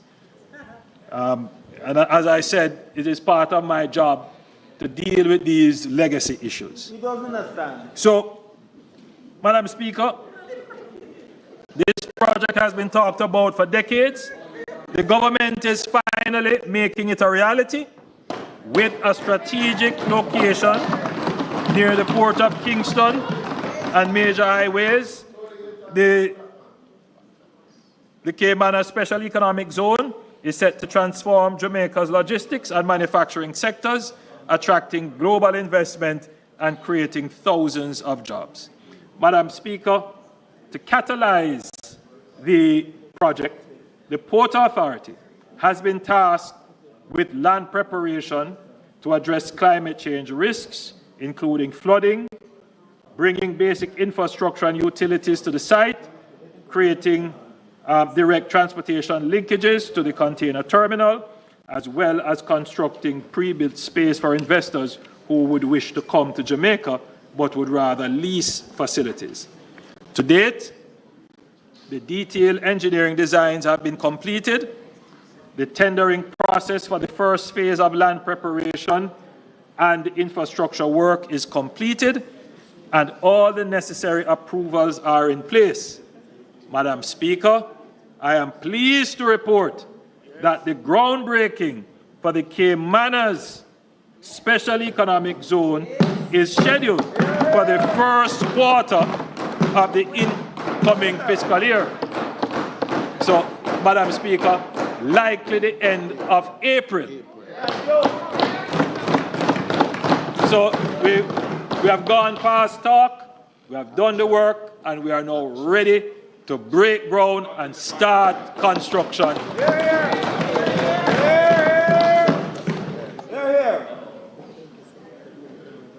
So, for decades we have talked about making Jamaica the logistics hub for the Americas. For too long, this vision remained but that, just a vision.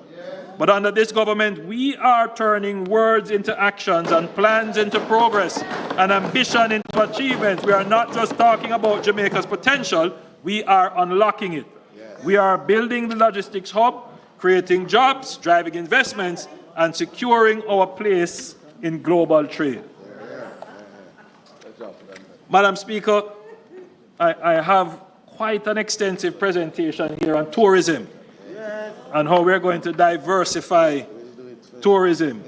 But I'm going to ask the Minister of Tourism to make that presentation.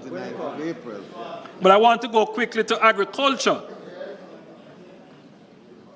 Now, I now turn towards a sector that is fundamental to our survival and prosperity. Agriculture, the lifeblood of our nation. Agriculture is not just about tradition, it's about our future. A nation that cannot feed itself cannot be truly independent. Our policy is built on three pillars. First, reducing the cost of food for all Jamaicans. Second, maximizing. I am aware of the impact this is having on many families. Madam Speaker, this government will not increase the cost of food with more taxes.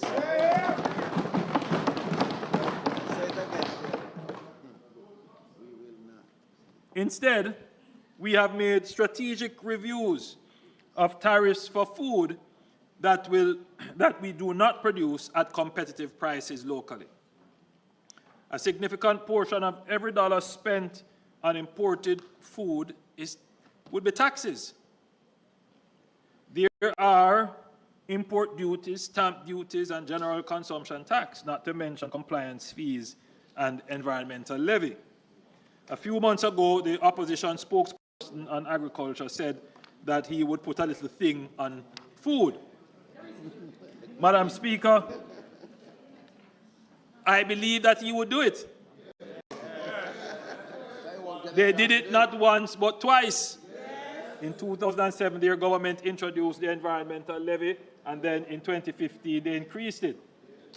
They heap these taxes on the backs of Jamaican people, further increasing the cost of food. We'll not go back to those days.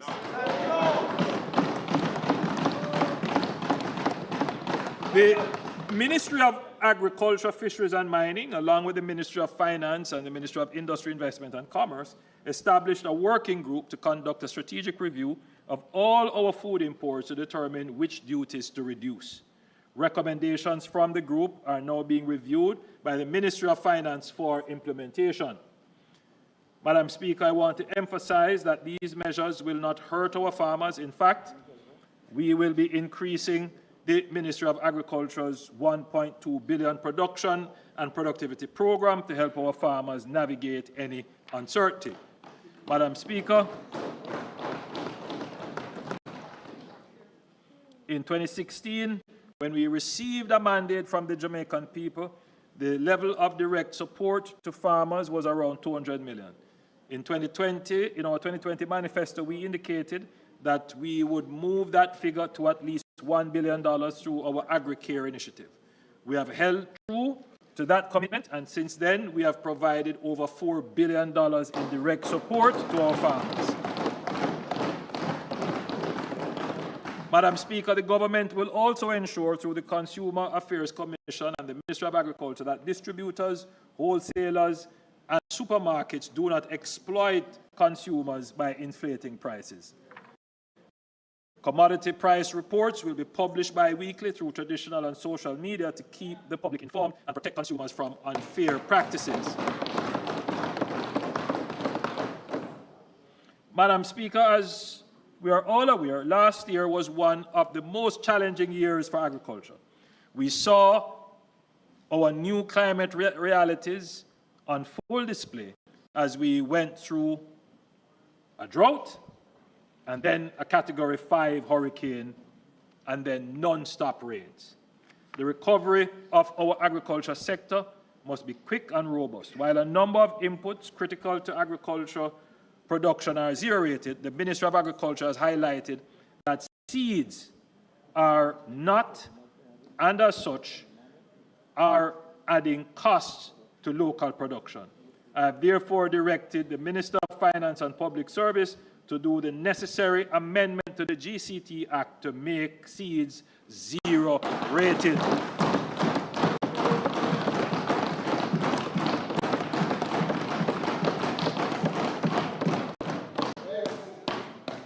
We care for our farmers. We promote food security now, and we have to increase our international competitiveness and productivity. We will also revise the GCT Act to redefine eligible vehicles to include versatile options like panel vans and small trucks. These vehicles will now benefit from the existing 20% duty concession that currently applies to pickup trucks.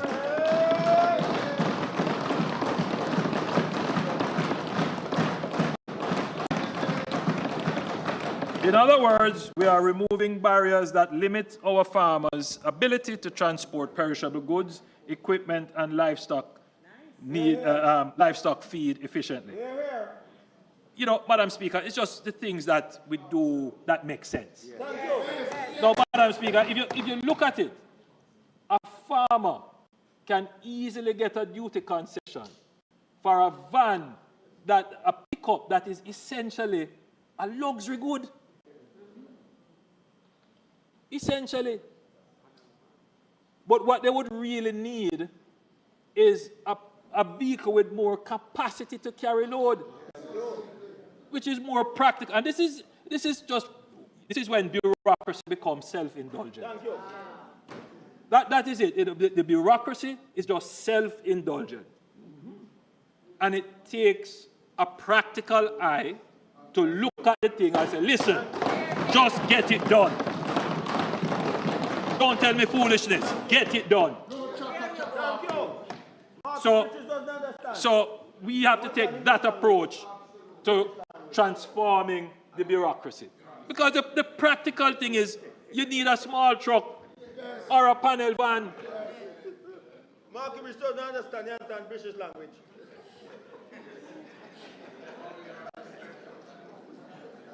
This government will also move to amend the age to permit the importation of light commercial vehicles from 10 to 15 years to reduce the financial burden on farmers.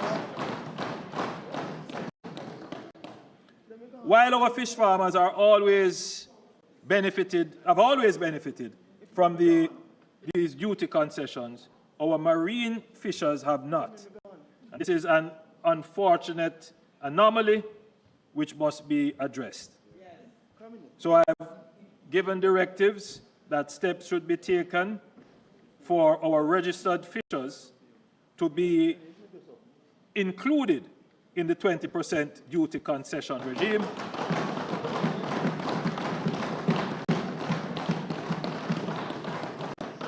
The effective date will be announced by the Minister of Finance.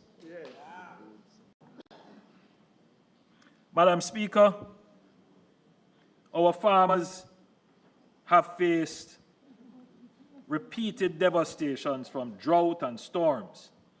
After such disasters, there are severe shortages and prices skyrocket. To compensate, farmers replant at the same time, resulting in an oversupply, and in turn, prices collapse. We are seeing this with tomatoes, for example. To address this, the government is expanding our cold storage capacity. Last month, we broke ground for a $124 million state-of-the-art facility in Kirkvine, Manchester. We have also started the procurement process to commence the refurbishment of the Colleyville cold storage facility. Madam Speaker, access to water has been a perennial challenge for decades, but this administration has presided over the most significant expansion of irrigation access in the history of Jamaica. I am pleased to announce that the Parnassus Agro Park, which would have benefited from the Southern Plains Agricultural Development Project, has now been completed. Over 60 farmers have been approved, and this new agro park will commence operation next month. The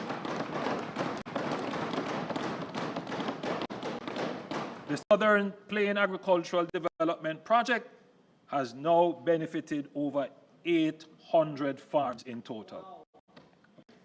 Essex Valley, which would benefit over 1,000 farmers, is almost complete.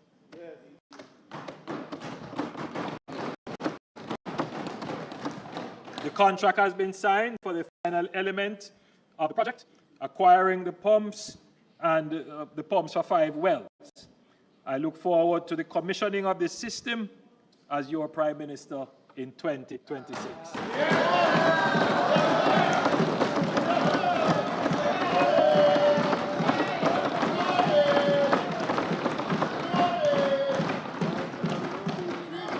The final year, we will start, this financial year, we will start the civil engineering work for the $30 billion Pedro Plain irrigation scheme, which will benefit 5,000 farmers. What we did for our farmers in Parnassus, Comapen, Downs, New Forest, Amity Hall, and Bridgepen, we will now do for our farmers in Pedro Plains.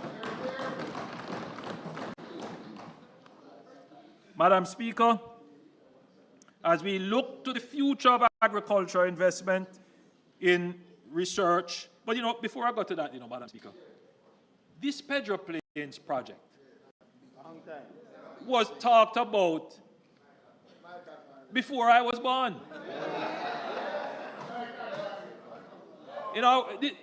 As I said, Madam Speaker, I find myself taking up these projects and trying to these legacy projects which other governments start or toyed around and never completed it. And Madam Speaker, it's not a complaint because when you take the baton, you have to run with it. But Madam Speaker, you're waiting for the baton and taking so many batons. It kind of slows you up because you want to be looking ahead. But the truth is, this is an important project. It's an important project. It is going to unleash the productivity of that area. And I'm happy, Madam Speaker, that I will be able to commission that project.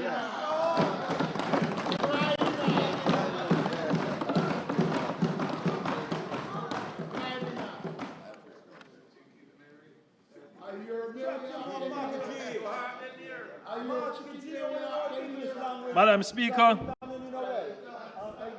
as we look to the future of agriculture, investment in research and development is no longer optional. It is essential.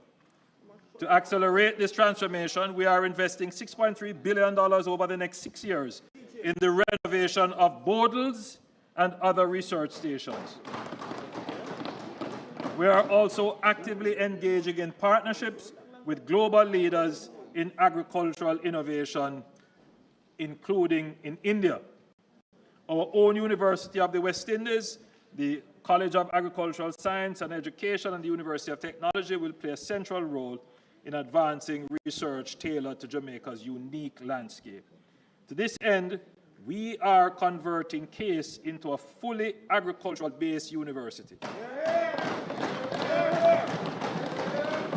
The government is also partnering with these institutions to share important scientific work, such as strategies to improve soil quality. Madam Speaker, this is a turning point. Agriculture must not be seen as an industry of hardship, but one of opportunity, investment, and national pride. We are ushering in a new era where farmers are empowered, where food prices are fair, and where Jamaica is globally competitive.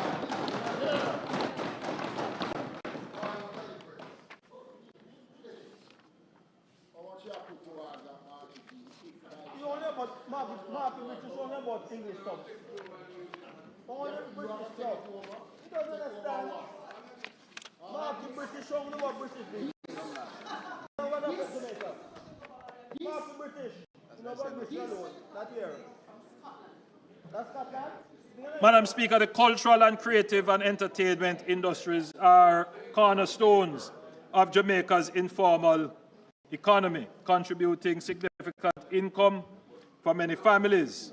Madam Speaker, rest assured, the Aspire growth strategy recognizes the vital role of these industries, and my administration is committed to providing the resources to support and expand them. Madam Speaker,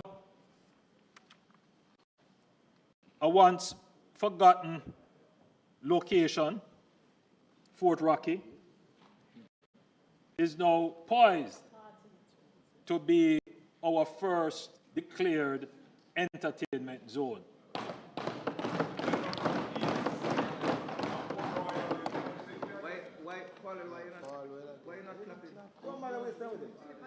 The Minister of Culture. The Minister of Culture will give us more updates on some of the other initiatives that are there for the creative industries.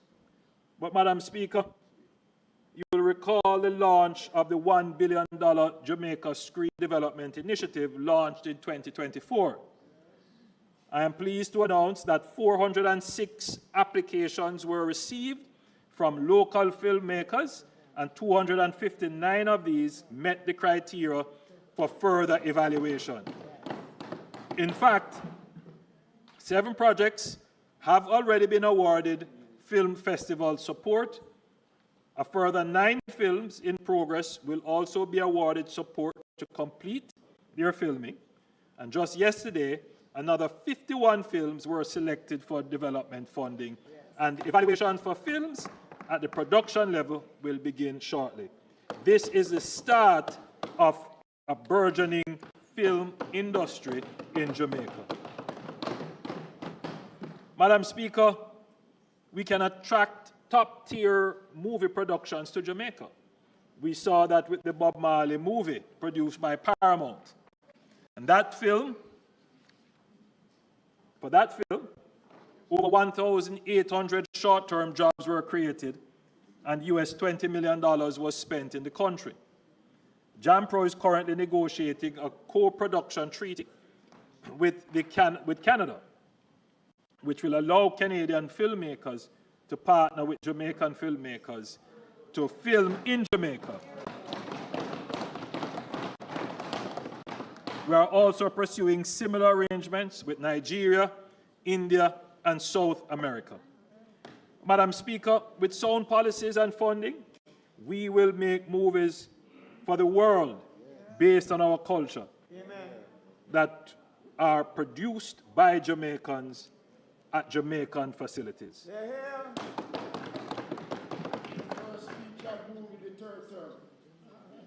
Madam Speaker, there is a great call for more incentives to the film industry and for entertainment. And the government is considering it very carefully because we understand the different dynamics of the film and entertainment industry. And so we are seriously reviewing our policy. We have made a commitment and we provided the $1 billion. In budgets to come, no doubt, we will provide further support. But what we have to be always careful with, Madam Speaker, is that when we provide scarce funding, we can't just allow it to be used up without tangible results coming from it. And so there is a process which can be very involved to ensure that we get value for money from the funds. But I want to say, Madam Speaker, that we see the great potential that just one big feature film can do for Destination Jamaica. So I want to give assurance to the people in the industry that the government is sympathetic, the government understands, and the government will make further allocations as they are possible given our fiscal situation. I would encourage our filmmakers, our script writers, and our producers not to be deterred by, and our animators, not to be deterred by any form of financial scarcity that might now exist. Develop your concepts, develop your films and your scripts, because the future for film and the support from the government is bright.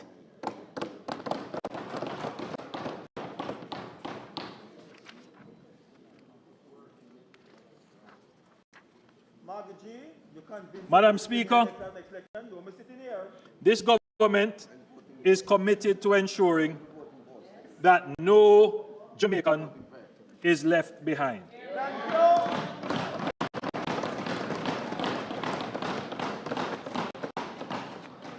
Madam Speaker, we conceptualized a program called the New Social Housing Program. And when we conceptualized the program, the idea was to end kind of, homelessness and shelter poverty for persons who live in the worst of the worst housing conditions. Madam Speaker, I believe I have here some beneficiaries from the New Social Housing Program.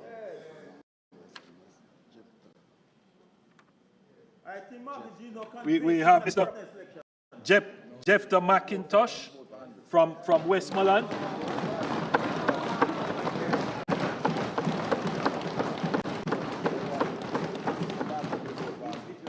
And I believe we have Ivadne from, I believe that would be from St. Elizabeth.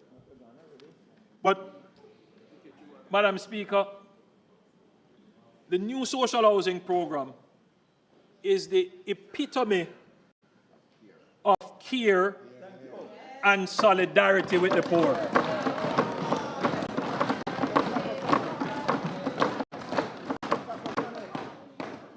The criticism that it is one house, I don't mind. Every week, I'm doing 3, 4, 5, 6, because the question must be asked, how many did they do?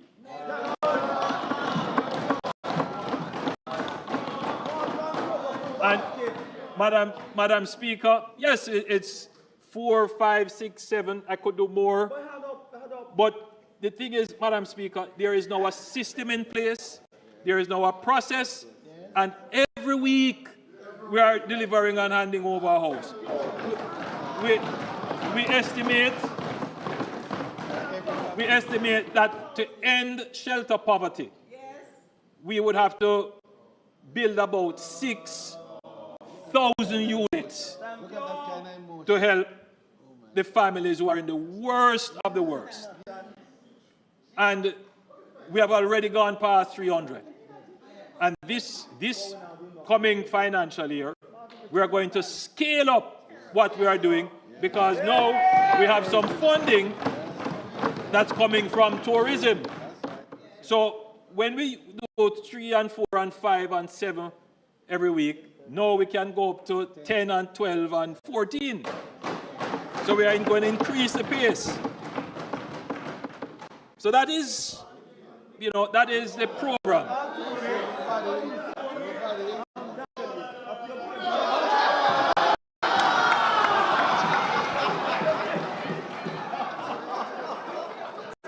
So, everybody benefits.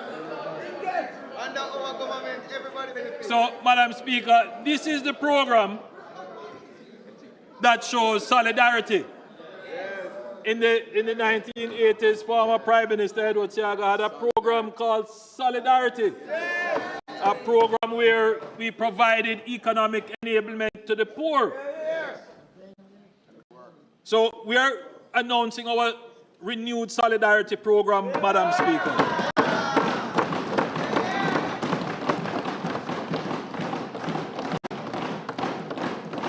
As we continue our mission to build a stronger and more inclusive Jamaica, we recognize that many of our citizens are in need, but do not benefit from any existing government program.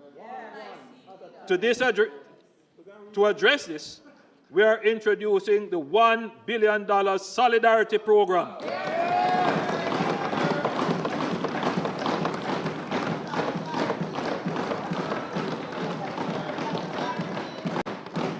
And in its first iteration, we will be providing a one-time cash grant of $20,000 to 50,000 vulnerable individuals.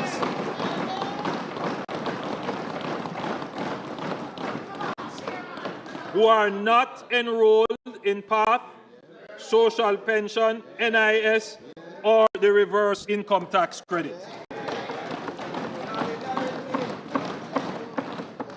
So even Jamaicans who are not attached to anything, the state has compassion for you. The state is concerned about your welfare. The state cares about you. We stand in solidarity with you. So the initiative will support elderly persons in need, youth not engaged in education or employment, micro-businesses affected by disaster, low-income informal workers, medically indigent individuals, and persons with disabilities facing economic hardship. We have to find all of these people who are in the society who are left out and who are suffering. Madam Speaker, we recognize that some of these persons may lack formal identification, and this may be a barrier to them participating in other social support programs. The government will assist them in obtaining birth certificates through Operation Birthright and securing a national identification card to facilitate their inclusion in future opportunities.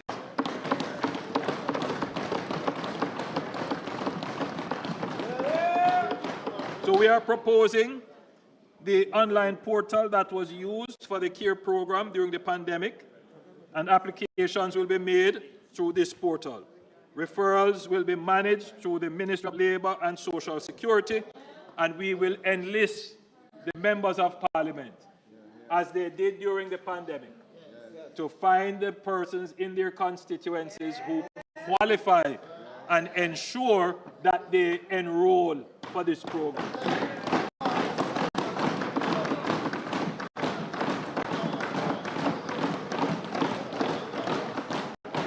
Madam Speaker, so the Solidarity Program would be the first expression of the care, but we want to continue to care for them. So we want them to be identified and registered with the state. So if there are, an elderly person, they don't have not registered on the pension program, bring them onto this. If they could qualify for the PATH program, we start to investigate their case. If they're a young person and they're not attached to any training program, we get them onto a training program.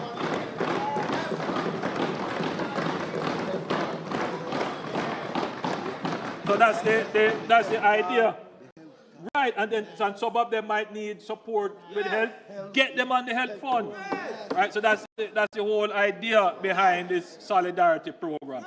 So we will be once you are registered, then we can constantly bring the programs of the state to support you in these issues.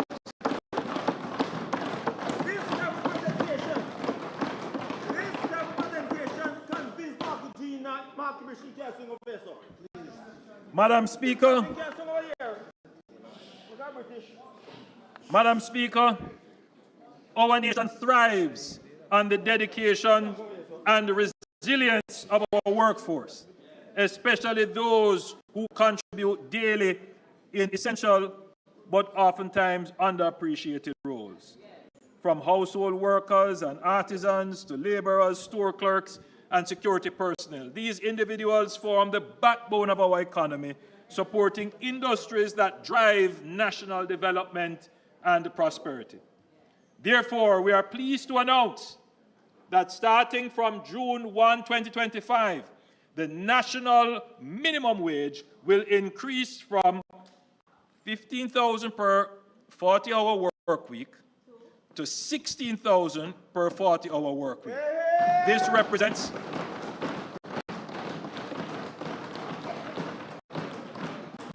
a 6.7% increase, reinforcing our commitment to improving the livelihoods of our lowest paid workers while ensuring economic stability.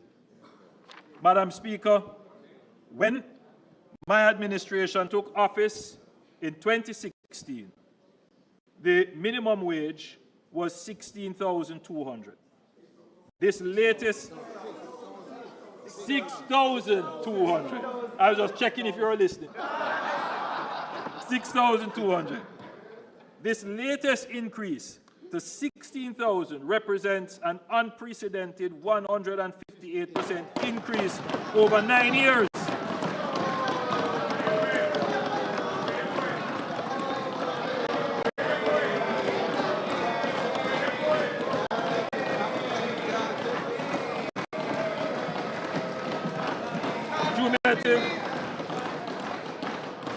Cumulative inflation over that period remains well below this rate, and even in the United States dollars. This adjustment represents significant real growth in earnings for minimum wage workers.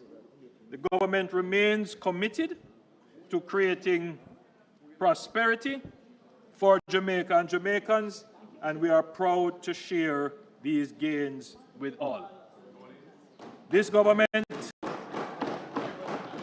remains committed to supporting our hardworking citizens, ensuring fair wages, and improving living standards for all Jamaicans as we move forward together towards a more prosperous future. My fellow Jamaicans, in just a decade, we have transformed Jamaica from the brink of economic collapse into the strongest economy since our independence. We have conquered the challenges of macroeconomic stability and debt reduction. Hard-fought victories that have freed us from the cycle of crisis after crisis. It is now time for us to build on the strong foundation that we have created to focus on generating robust growth that will deliver more opportunities for all Jamaicans to pursue their God-given talent and fulfill their dreams and aspirations. We are ready to move Jamaica to the next chapter, which is about accelerating growth for peace, productivity, and prosperity. It means that the mother working tirelessly to provide for her children can look forward to great opportunities and a better quality of life. It means that the young entrepreneur with big dreams will find the support to turn ideas into success. It means that every citizen, whether in the hills of St. Thomas, the streets of Kingston, or the fields of St. Elizabeth, will feel the impact of a government that is working for them. This next chapter is about building a Jamaica where hard work is rewarded, where dreams are nurtured, and where prosperity is not just for the few, but for all. The next chapter will not unfold overnight. Just as it took years of discipline and sacrifice to secure our economic stability, achieving true economic independence and sustained growth will require continued focus, effort, and an unwavering commitment to national progress. But history has shown that when we Jamaicans come together as one people, our resilience, determination, and spirit knows no bounds. Madam Speaker, this government has never been about empty promises or mere talk. We have an unmatched track record of performance and results.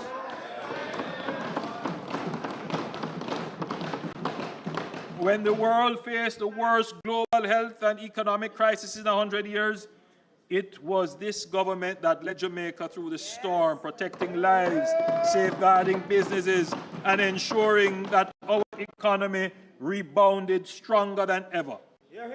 While many nations are still struggling, Jamaica stands strong.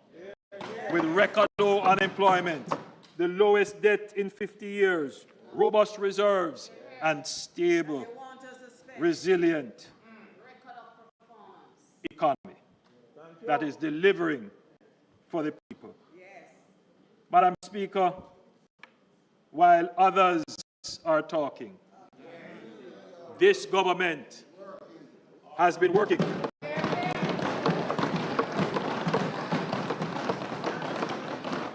because, as Proverbs 14:23 reminds us, all hard work brings a profit, but mere talk leads only to poverty. The Jamaican people know who has delivered for them. The Jamaican people know who has steered this country through crises and into prosperity. Madam Speaker, the Jamaican people also know that the work is not yet done. I call on all Jamaicans at home and abroad to join us in writing Jamaica's next chapter. Let us together aspire for the greatness that is the endowment of our forebears. The greatness we know we have always been capable of, the greatness that has defined us throughout history, and the greatness that will propel us into the future of boundless opportunity. Let us move forward, not just with hope, but with action. Let us not just dream with our eyes closed, but envision and create the future with our eyes open. My fellow Jamaicans, now more than ever, I am convinced that Jamaica's best days are ahead of us.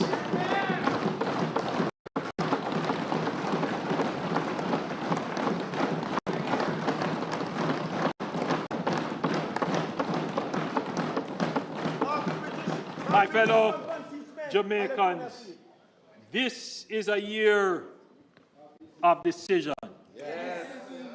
This is a year when you will be called upon to make a choice. For the first time, a prospectus has been placed before you, not a manifesto, not a promise of what we intend to do, but a prospectus, a dissertation of what we have done.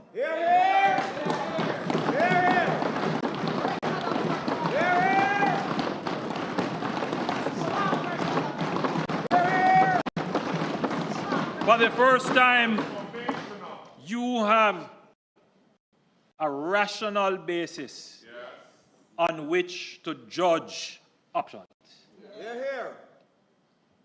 The choice of selecting a government is always an emotional one. Sometimes it can be as emotional as your connection to a football team. But the consequence of supporting the wrong football team cannot compare to the anguish that you will suffer if you support the wrong government.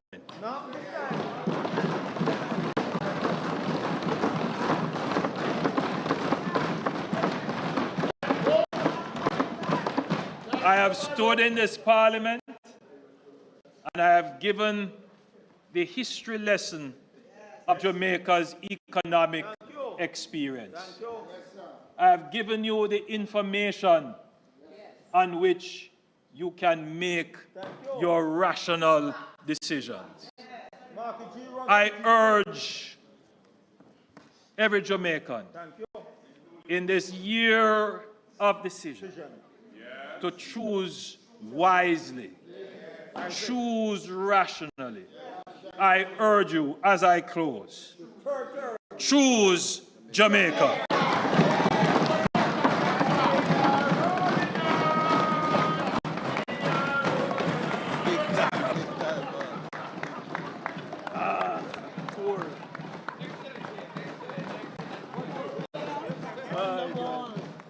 Market here run from teachment. Massive tool. And let Tony. Tony, wake up, man.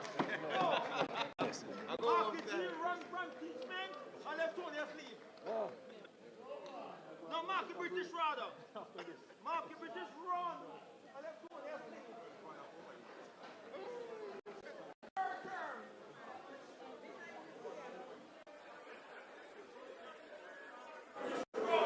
House Leader.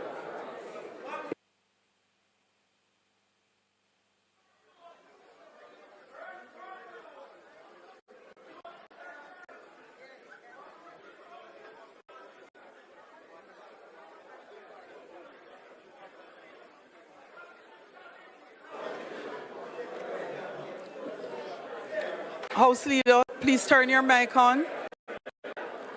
House Leader. House Leader, please turn your mic on. Turn your mic on. Just turn on your mic.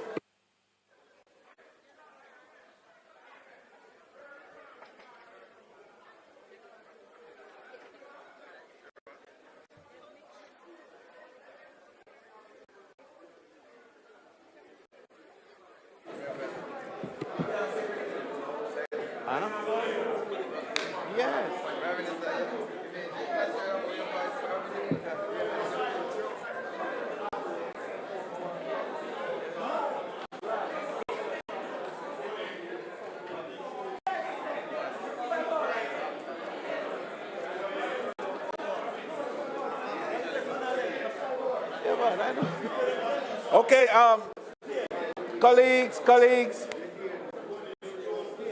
I just want to indicate that a bit of history, in addition to everything else, has been made today, because this was the longest budget presentation by a Prime Minister in this Parliament, to my best knowledge. No, this is 5 hours plus. Yes, no. Do you start at 2:15?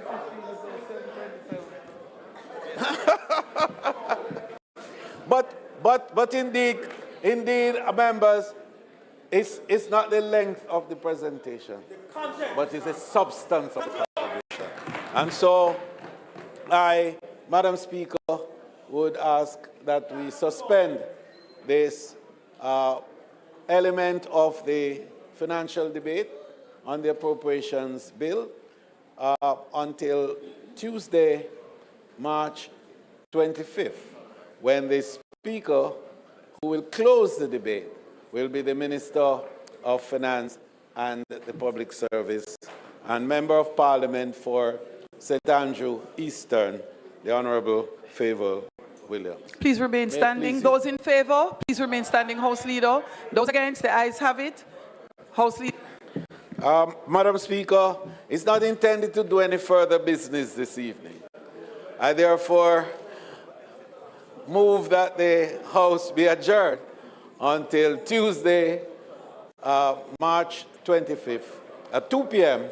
at the George William Gordon House. May it please Question you, is that this House do now adjourn until March 25th at 2 p.m. Those in favour?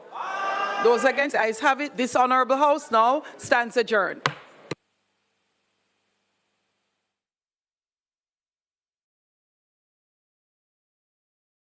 Good management of your tax dollars has enabled me to achieve this and many more. This has really been a life-changing experience for me and my family. And I have so much thanks to give to this country. This is really joy for me. I am glad for this. And I can't say how much I thank Jamaica, because this is all done by Jamaica. Honorable Prime Minister, you are giving us, this family, a chance to enhance our standard of living.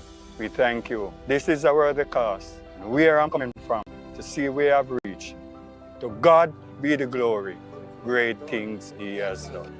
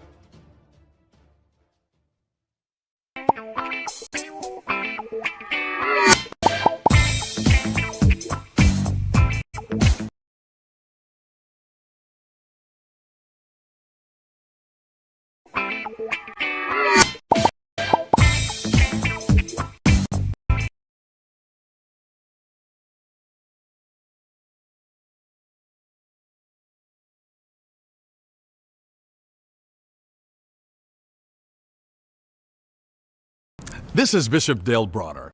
Thank you so much for joining our